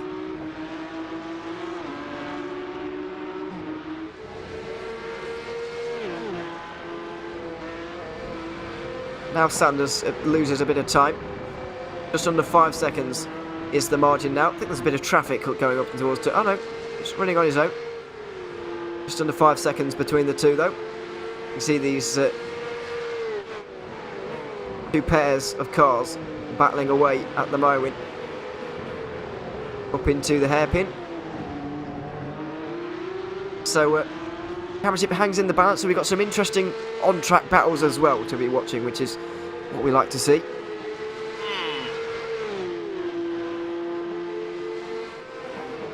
Is this a sort of a L plan for them? Yeah, I don't know. They're I'm just saying this. Hear me out. Hear me out. They're catching up Star Geodesic right now. Both of them. Slightly. Yeah. They managed to try to... They shredded the gap a little bit right now. It's gonna increase. It's gonna be that little roller coaster. I would say if that gap is at 4.5 seconds with about 12 laps to go, which it probably will not be, but if it is, just by a slight spark of a dust, I could totally say, we might have a race on our hands for top 3. But no, I think they're going to be just battling for positions once they actually go across the line. As I see Azatec looking for a gap on the inside, trying to work the draft the best way they can. Now here's the risk with the Geodesic car at the moment. I know it has a 5-second lead, however, Volante Racing, with this pass here, Volante would become only 1 point behind Geodesic in the standings. So they can't afford to lose this race, Geodesic, because then Volante will be handed the win. So yes, it's all pretty close. As behind this, the 4th position we can see Impulse versus RPC. It's happened before, it's happening again. RPC on the outside line, which gives them the inside for the two left-handers, which they've been struggling to go all the way around the outside of for the entire day. They did finally make their way through, and then they made that mistake through the final corner and have had to do it all over again. But it's no problem. Around the outside of turn 4, and it looks like they've got the place. Although, oh dear, it's not quite decisive. Side by side, still through the two left-handers, and they still continue at it, but finally RPC managed to make their way through there. A nice move in the end, a lot nicer than some of the moves we've seen just in the recent past. Could not agree with you more on that, Ewan, as we watch on here. Continuing to see this battle for position with the Volante number 15, or the Impulse Racing number 15 of Marco Jaeger, who's had a pretty decent run for the most part as he's trying to get into that 4th position. He's going to go to the inside, see if he can maybe send it up as they enter into turn 1 at Niki Lauda. Not close enough to really make a pass as they continue on here to watch this battle for the 4th position, but still some great opportunities as they are approaching some lap traffic, and Robin Noberg in the 3rd position. So we could have a battle for that final step of the podium. We certainly could. RPC did look very quick as things stand. So yes, we'll see whether any gaps can close in here, because it's 3.5 seconds between RPC and Volante now, which is a little bit big. But you never know what can happen in these races. So Geodesic lead in 2 of the categories, both in Cup and Sport. Then in TCR, we've got Hüttingveld leading as well. Looks like the Sport and TCR race winners, it looks like the TCR winners are going to be champions. Looks like Geodesic are somehow going to steal the race win away from Fiercely Forward, and if you'd have said that about 60 laps ago, it would have been a big surprise, because Fiercely Forward were absolutely dominating until that safety car, which has really unravelled their race. It certainly has. They're now 6.4 seconds back from the Alpine Star Geodesic Racing Black team. Michael Yanni behind the wheel of the Fiercely Forward GT team, Porsche 134, the champions in the GT4 category. So still able to take home the main prize of winning the championship, but unfortunately will not get the clean sweep this weekend with the win and championship. Yeah, unless they can do something special in the final 10 laps. Doesn't look like it. Coming up towards the hairpin once more. Turn 3. Just to remind you of the situation, Pure Sims Esports would currently take it by 24 points ahead of Geodesic in the Cup standings. They'd put a further 9 points into Volante, giving them 35 points over those guys. Or 36 or something like somewhere around there. You get the idea. Either way, it's fairly comfortable. If Pure Sims were to drop into 5th, they'd be in danger. They just need a top 4 in this current situation, and that is taking into account the halfway points. Imagining if the race were to end right now. So there we are. We're trying to do all the maths here at once. It's going to be even more of a nightmare in the endurance series when we get to the finale of that, because we've got a half championship to sort out towards the end and an overall championship all at once. And yeah, can't wait for that. It's going to be it's going to be exciting, Lorenzo, but it's going to be a calculator nightmare and commentator's nightmare. That's an understatement. I'm just trying to grab. I think the last track, if I recall correctly, is at Barcelona. That was last season. I think is it Road Atlanta possibly? Might be. Hold up. I got the schedule up. I'm always ready for these kind of occasions. Yeah, it's Road Atlanta. It's 1,000 kilometers of Road Atlanta. Yeah, it's gonna be enticing, because it is gonna be basically what we are seeing over here, a little bit upgraded with the fact that the prototypes cannot use the clutch anymore. They're gonna have to use the engine braking a little bit more. It might get a little bit more clustered with the fact that you have 3 categories, much like the OG days of IMSA going around Petit Le Mans, so it's going to be quite intriguing to see how the contenders of this championship will navigate through the track. Just remembering contenders in this championship, just to let you guys know, I'm grabbing the results and Sydney specifically. It's basically a two-way fight, in my opinion, between Pure Sims and Team RSL. Alpine Stars have a chance to clinch this one, but in Satellite 2 in the prototypes, but I think it's still a long shot that requires some mathematics and intricacies, but halfway points, I think, are what is going to dictate everything. I think the fact that we have halfway points as a factor basically opens up the championship quite a lot. Yeah, absolutely. That's all to look forward to in the endurance side of things, coming up very soon. What is that? 16th of April. So what are we? A couple of weeks away from that now, which is going to be very exciting indeed. 4 categories, a winter season to sort out at the end of, and a grand season as well. I did just have a brief look through the overall championships as a whole. I think 3 of the 4 are actually sealed already, which is helpful, and so that's good news. But yes, that's all to look forward to in a couple of weeks' time. And speaking of upcoming IVRA stuff going on, by the way, tomorrow is the next round of the IVRA HyperX GT Sprint Series. So make sure you join us for that. About 2:15 UTC. So convert to wherever you are in the world. But yeah, looking forward to that. Long Beach. That's going to be tight and twisty. So interesting couple of hours of racing there, of course. Look forward to your company for that one. But just 7 laps to go here in this one. And it's very much Pure Sims to lose in the Cup category.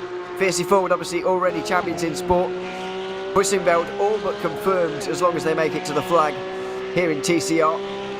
So things are starting to settle down towards the end here. The likes of Volante that we're on board with right now, and Geodesic, you can see just up in front there. They've done all they can, but it's not going to be enough. It's going to be Pure Sims Day, surely. It certainly is, and it's just so amazing to see how Pure Sim has been able to overcome so many obstacles. They had to deal with a penalty, then they had to stay inside the top 10 before that halfway point. They got those points that they needed to try to be in somewhat of a contention. Now they're doing what they need to do, staying within the podium. They might not be able to win this race unless something were to happen to Graham Sanders in that Alpine Star Geodesic Racing Porsche, but he is there to capitalize on anything, and holding off a hard-charging Volante Racing Robin Nolberg, who is right there on the back bumper of him as they work to the final few sections of the course as they're coming up to 6 laps to go. Yeah, really not long. About 10 minutes remaining of this season now. So, some of the most nerve-wracking 10 minutes of Leon Penn's life, you'd imagine, because it's never nice to be in this situation in terms of the nerves, the relief, and obviously the enjoyment at the end will obviously make it all worth it, as long as he makes it there. TCR, dude. Yeah, here we go. There's possibly a move down here into turn number 1. Pure Sims surely don't need to fight this one too hard. It's very close in this battle for second position. Inside line for Robin Norberg, and he gets through into second place. Volante make their way into second. They're going to lose out even on second in this championship, I do believe, by the end of this, by just a point. It's not going to matter too much to Pure Sims. They can afford to let this position go. But Volante make that move. And in the end, it was fairly easy. It's set up really by that TCR. Yeah, it certainly is. The TCR traffic is coming up in front of your competitors. That's the 258 machine, Mikel Garcia. Very clever there, Lorenzo. I'll tell you one thing. TCR. This is nightmare scenario for both cars, especially Pure Sims, and I'll tell you why. Don't look far behind, but the gap that separates Pure Sims to RPC is 1 second. This is true. However, 4th would still be enough for them at this stage. Oh yeah. 4th is still enough.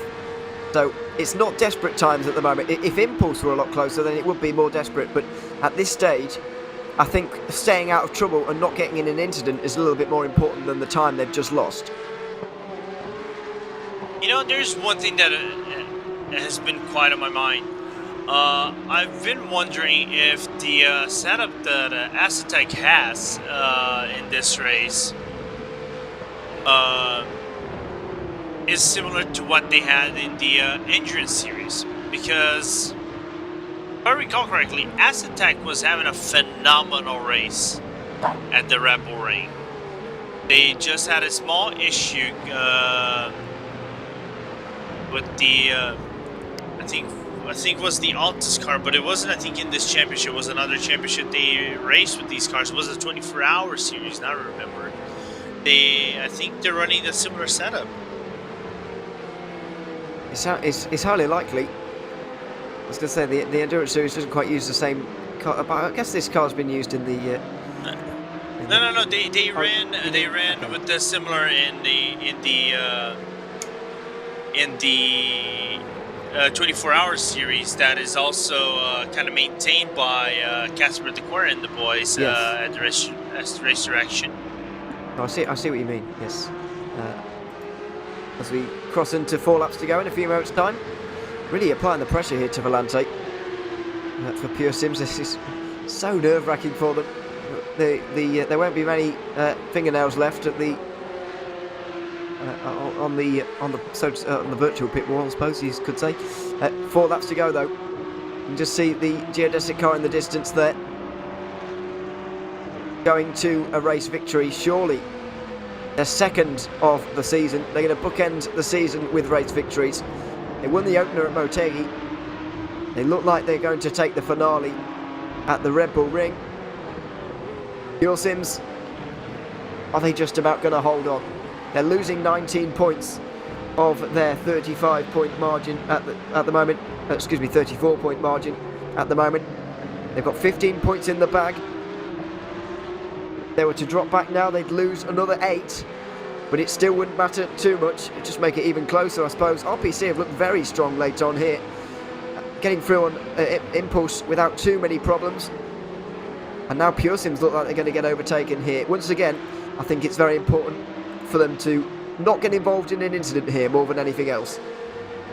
Yeah, RPC just ran about almost a second faster than the second and third place car of Volante and Pure Sims, and about 2/10 faster than the Alpine Star Geodesic Racing Machine of Graham Sanders. So the only problem for him is he just does not have enough time to go and catch up to that race leader, but he could definitely try to get that second step of the podium if he applies enough pressure to both Leon Penn and Robin Milberg as they close through the final few set of corners. And then, of course, you have the Impulse machine of Marco Jaeger about 4.5 seconds back from these 3 cars, battling for second and third. 3 to go now. RPC right on the back of Pure Sims here. Christensen trying to make this move, get himself onto the podium. He'd be absolutely delighted with the podium. Managed it at Road Atlanta. I've actually finished below 4th since a VIR, which is a long time ago now. They're having a fantastic end of the season. Here we go, inside line at the final, at the third turn, excuse me. Very nearly contact. Pure Sims just give the room though, and they hold on. Good traction from the Pure Sims car there, and just able to hold on. Very close though. I have to say, I'm a little bit surprised they even fought it as much as they did there. If I'm honest, if I was them, I would have pulled over by now. But deciding to go through with this battle, just hold on for as long as possible and try and hold on to this podium at least, as well as the championship. Yeah, it's a lot of stuff happening right now between these 3 competitors as they are coming to get the 2 to go. The Popsicle 6, as we call it here in the States, as we get ready to see what will happen in these final 2 laps between these 3 competitors. For Graham Sanders, he just got to hold on as we ride on board with the RPC Esports machine of Rogers as he comes to the final few corners here to try to see if he can have a shot to get on to the third step of the podium. He's got a few more chances to do so. A little bit of weaving around as well from Norberg here, trying to break the slipstream. Going to turn 1, which is not an overtaking opportunity, but there's certainly one coming up now at turn 3. There's a good enough run from RPC, and it certainly looks like there is, although the 54 with GT4 might just be in the way a little bit here. on their way to a championship, of course, already crowned at the halfway point in this race. They're not quite going to get him into turn 3. But RPC with a nice run through here, and there may be an opportunity at 4. They made countless attempts here on the Impulse car, and so why not on the Pure Sims car as well. In the slipstream, down towards turn 4, although once again not quite close enough, so he's going to have to wait a few more corners here, and might be a last lap job if this is going to happen at all.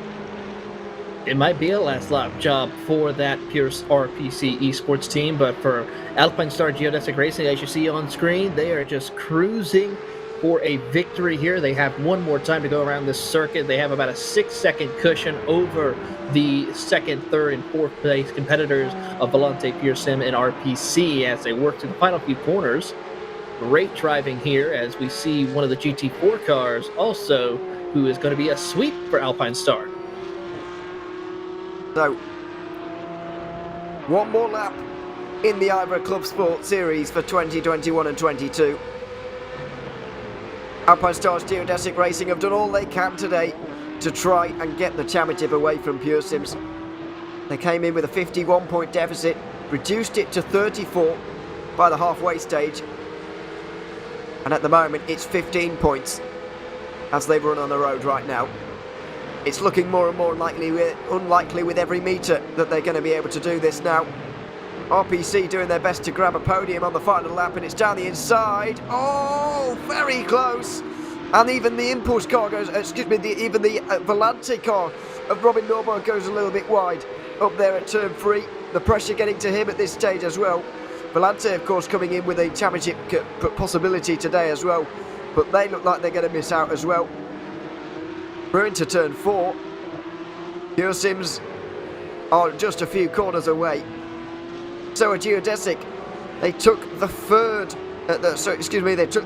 race victory of this championship back at Motegi all those months ago. They've been in the championship conversation ever since. They're just going to come up short today, but they can be very proud of the performance.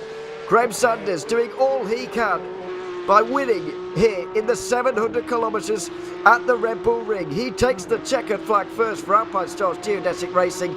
It's a race victory, but it's second on the championship because Pure Sims Esports are your IVRA ClubSport Series champions for 2021 and 22.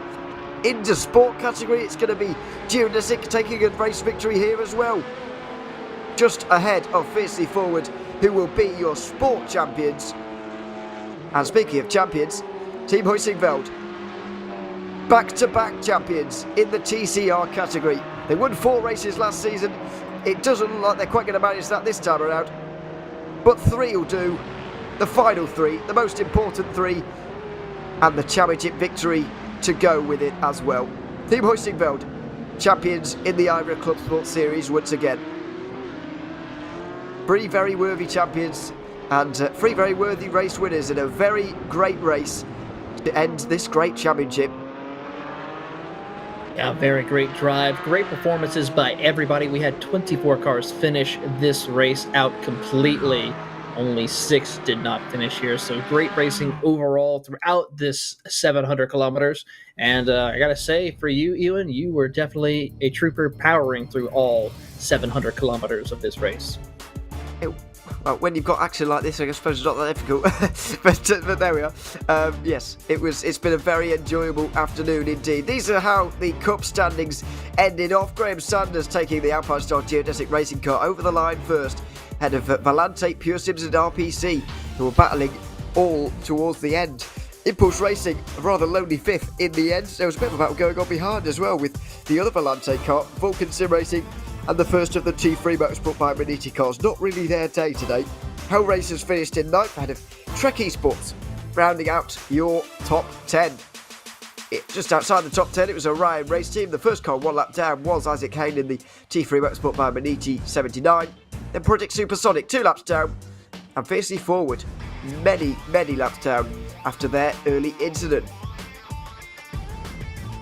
In the sport category, John Butterford had the pleasure of taking the checkered flag there 4.7 seconds ahead of Fiercely Forward. Semper Racing rounding out your podium ahead of Hujas, who could seal second place in the championship. SRM Motorsports 5th and 6th, they finished 3rd in the championship. Vector by RSR finished many laps down in the end, and so do the other geodesic car. So does the other geodesic car, I should say. Finally, the TCRs, where Team Huizenveld take another victory. They're 3rd of the season by 4.1 seconds ahead of the 2 Impulse cars. Full Send Racing were 4th and 5th. T3 Motorsport by Maniti didn't quite get to the end of the race, but will be classified. Possibly. We'll have to see on that one. And Full Send Racing, Ollie Peacock certainly won't. Not their day either. After coming into today, 2nd place in the championship. Well, there we are. The ClubSport Series is finished for 2021 and 22. Been very enjoyable indeed. All 6 races have been very good indeed, and we had a very worthy finale there indeed. And yeah, hopefully we'll get to speak to the champions from our season here. But yes, it's been great to be here for the ClubSport Series, and great to be here for the championship finale in particular. It's been particularly exciting. It certainly had a lot of great racing here today, some great action, great storylines, and of course we finally get to crown the respectable champions in each of these classes. And of course it's a great combination of all 3 of these cars, the Cup cars, the GT4s, and the TCRs. I can only imagine what the IVRA has in store for their next season when they return. Yeah, absolutely. Let's hope that the ClubSport Championship will continue to go from strength to strength and continue on forwards, because it's been very enjoyable indeed. Of course, as we mentioned earlier on in the broadcast, a lot more variety potential if it were to start now with the new GT4s and the new the new TCRs that have been added since we got through the opening part of our season, where we started way back when. Was it August 2021 or something? A long time ago when we started this championship. We're starting to get a few of these guys joining us now for interviews. We haven't got the champions of any of the categories just yet. Pure Sims are just getting themselves ready, I think. So while we're waiting, we might as well bring in Miguel Vigo. Let's do that while we're waiting. Miguel, good to have you here. Race winner, of course, from this particular round. Wasn't quite enough for the championship, but just talk us through what you feel at the end of this race, despite the victory here today. Are you a little bit disappointed, of course, that you weren't able to quite get that championship? Oh, there we go. Yeah, it's we unfortunately had that end of line, and I mean, I don't think it would have mattered anyways, just because we had that safety car, and that just pretty much brought everybody else in. So right then we kind of just knew that kind of our chances were kind of dashed. Just because Volante, obviously, they went for the halfway points, but the end of race points they would have suffered on. But yeah, I'm pretty happy we were able to get the win, double win actually. So I'm happy for the team, and not so bad of a season after all. No, absolutely. And Graham Sanders also joins us as well from the same car. Graham, you able to take the car over the line there? You had a fantastic final couple of stints, I have to say. What was the feeling like though? Was it almost a helpless feeling? I guess you were doing all you could, of course, but in the end, it wasn't quite enough, despite all that.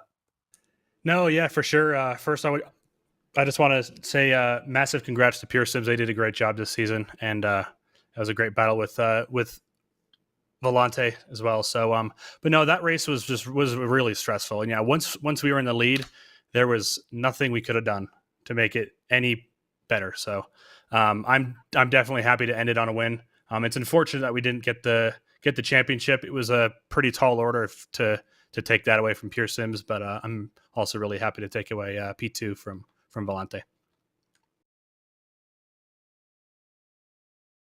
Yeah, absolutely. You guys gave it a very good go indeed. So commiserations on the championship, but congratulations on the race victory. And congratulations on the season as a whole. It's been great to have you here. And thanks for coming to join us after the race, of course. Thank you, guys. Yep, thanks, guys. Take it easy. Thanks very much to Graham Sanders and Miguel Vigo, who have joined us from the 62 team. Not sure if Bruno Canero is quite ready yet from Pure Sins. Might be celebrating, so we'll hold off on him. But we'll continue with the geodesic theme while we are at it.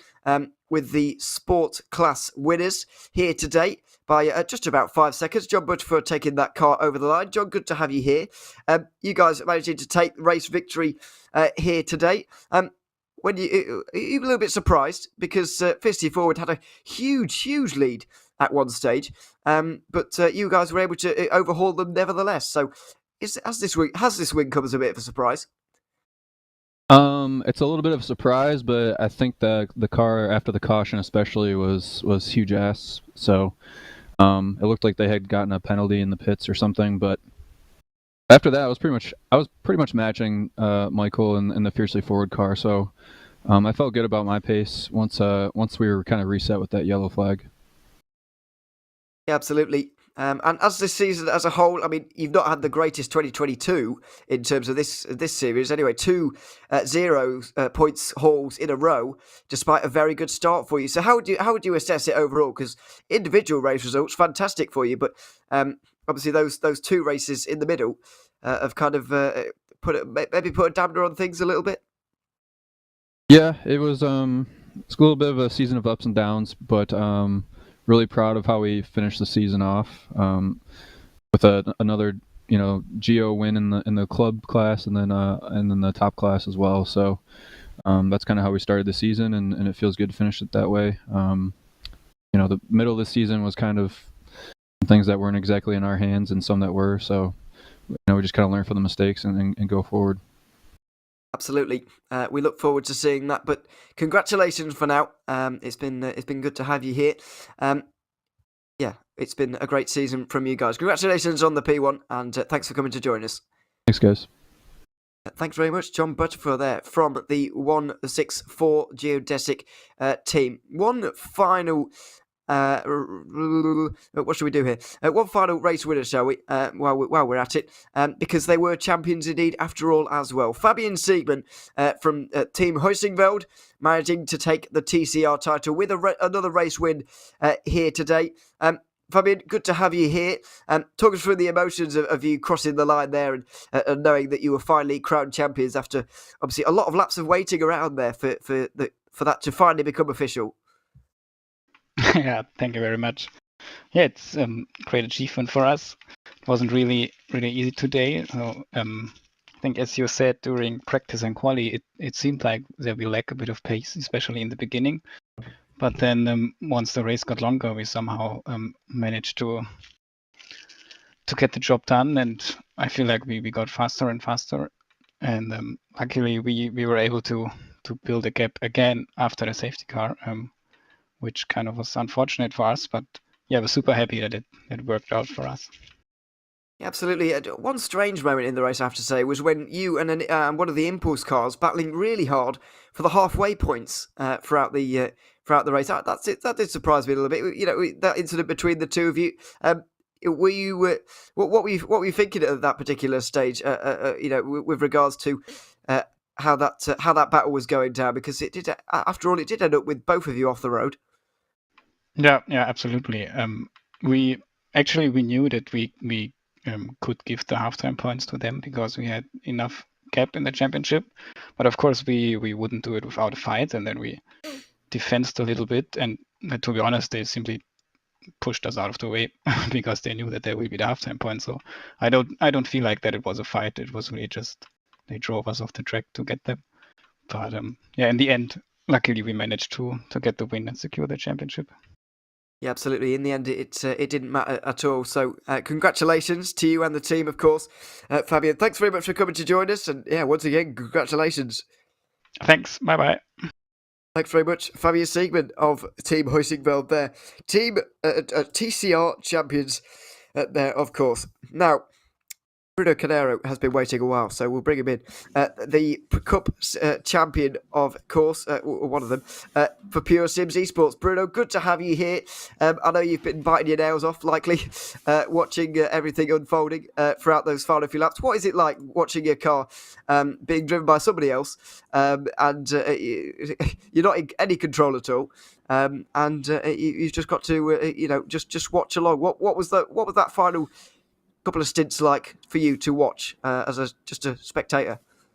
Well, firstly, thanks for having us. Leon can't make it in just because he can't download TeamSpeak for some reason, so that's kind of a little issue we have. But he's on my Discord call. If anything needs to be said, he'll tell me and I'll transfer it over. But it was very stressful, to say the least. I had my little puppy next to me for most of it, and then I kind of needed to put him away because it was getting just nerve-wracking of just, trying to see what was going to happen. We had a really good strategy call by pitting early while RPC and Impulse were fighting, and ultimately we were able to get a jump on both of them in the pit stop, and that was super beneficial and super crucial. But I had full confidence and faith in Leon. He's blindingly fast and kept it going all four wheels straight. So really happy to get the championship win, and yeah, it was really exciting. Amazing job to Geodesic. Graham is a good friend of mine as well, so to battle with them all season long was really cool and kind of stressful and nerve-wracking at the same time because you don't want to be competitive with friends, but it was still a lot of fun to race them all year and all season long. So It's certainly fun. It was certainly fun to watch. I mean, obviously that drive-through that you guys got was the kind of the defining moment in the race. What was it like when you realised you did have that drive-through to serve, and then you saw your position and you saw that Geodesic and Volante were running very well at the time. What was going through your head at that point? yeah, I was. That's probably the angriest I've been at myself in a while, and I am very hard on myself, so that's saying a lot. But um, I have had the same thing happen in official races around here at the Red Bull Ring, and I was just so focused on getting around the TCR car that by the time I came out of the pits, I was just waiting for the black flag to come up and hoping it wouldn't. But I just realized that I kept the wheel straight and the white line kind of curved over, so I was a little unfortunate there. But I was happy with my pace after that because I was kind of just head down pushing as hard as I could. And it was a good pace at that point. But yeah, it was really unfortunate to get the drive-through penalty, which dropped us back a lot. The safety car did save us quite a bit, and then again that awesome strategy call by the team and great drive at the end by Leon to make it happen. So Absolutely. Congratulations is all that's left to say really to you both. Of course. Thanks very much for coming to join us, and enjoy the victory. Yeah, thank you. Big thank you to Pure Sims for being such a home for us, me and Leon and Braden, Caden, Fergie, everyone that kind of alternated throughout the season. Some of us were busy on off weekends, so the whole team for making it happen. It was a really fun season, and big thank you to IVRA for putting on this awesome series. It's one of my favorite leagues to compete in, just with just all the different rules and whatnot. It just makes it a lot of fun. So thank you to you guys as well. Absolutely. Thanks very much, Bruno, for joining us here, and we'll congratulate you once more on the victory here this afternoon. Now then, one final interview to do. The Sport champions. We haven't spoken to them yet. Fiercely Forward have known that they're going to be champions for quite a long time. Michael Janney being one of them, and he joins us now. Good to have you here, Michael. As I say, you've known you were going to be a champion of this championship for quite a while. You had a very big lead heading into today. It was almost impossible for you to lose. So what has today been like for you? Has it been sort of more relaxed than normal, or what?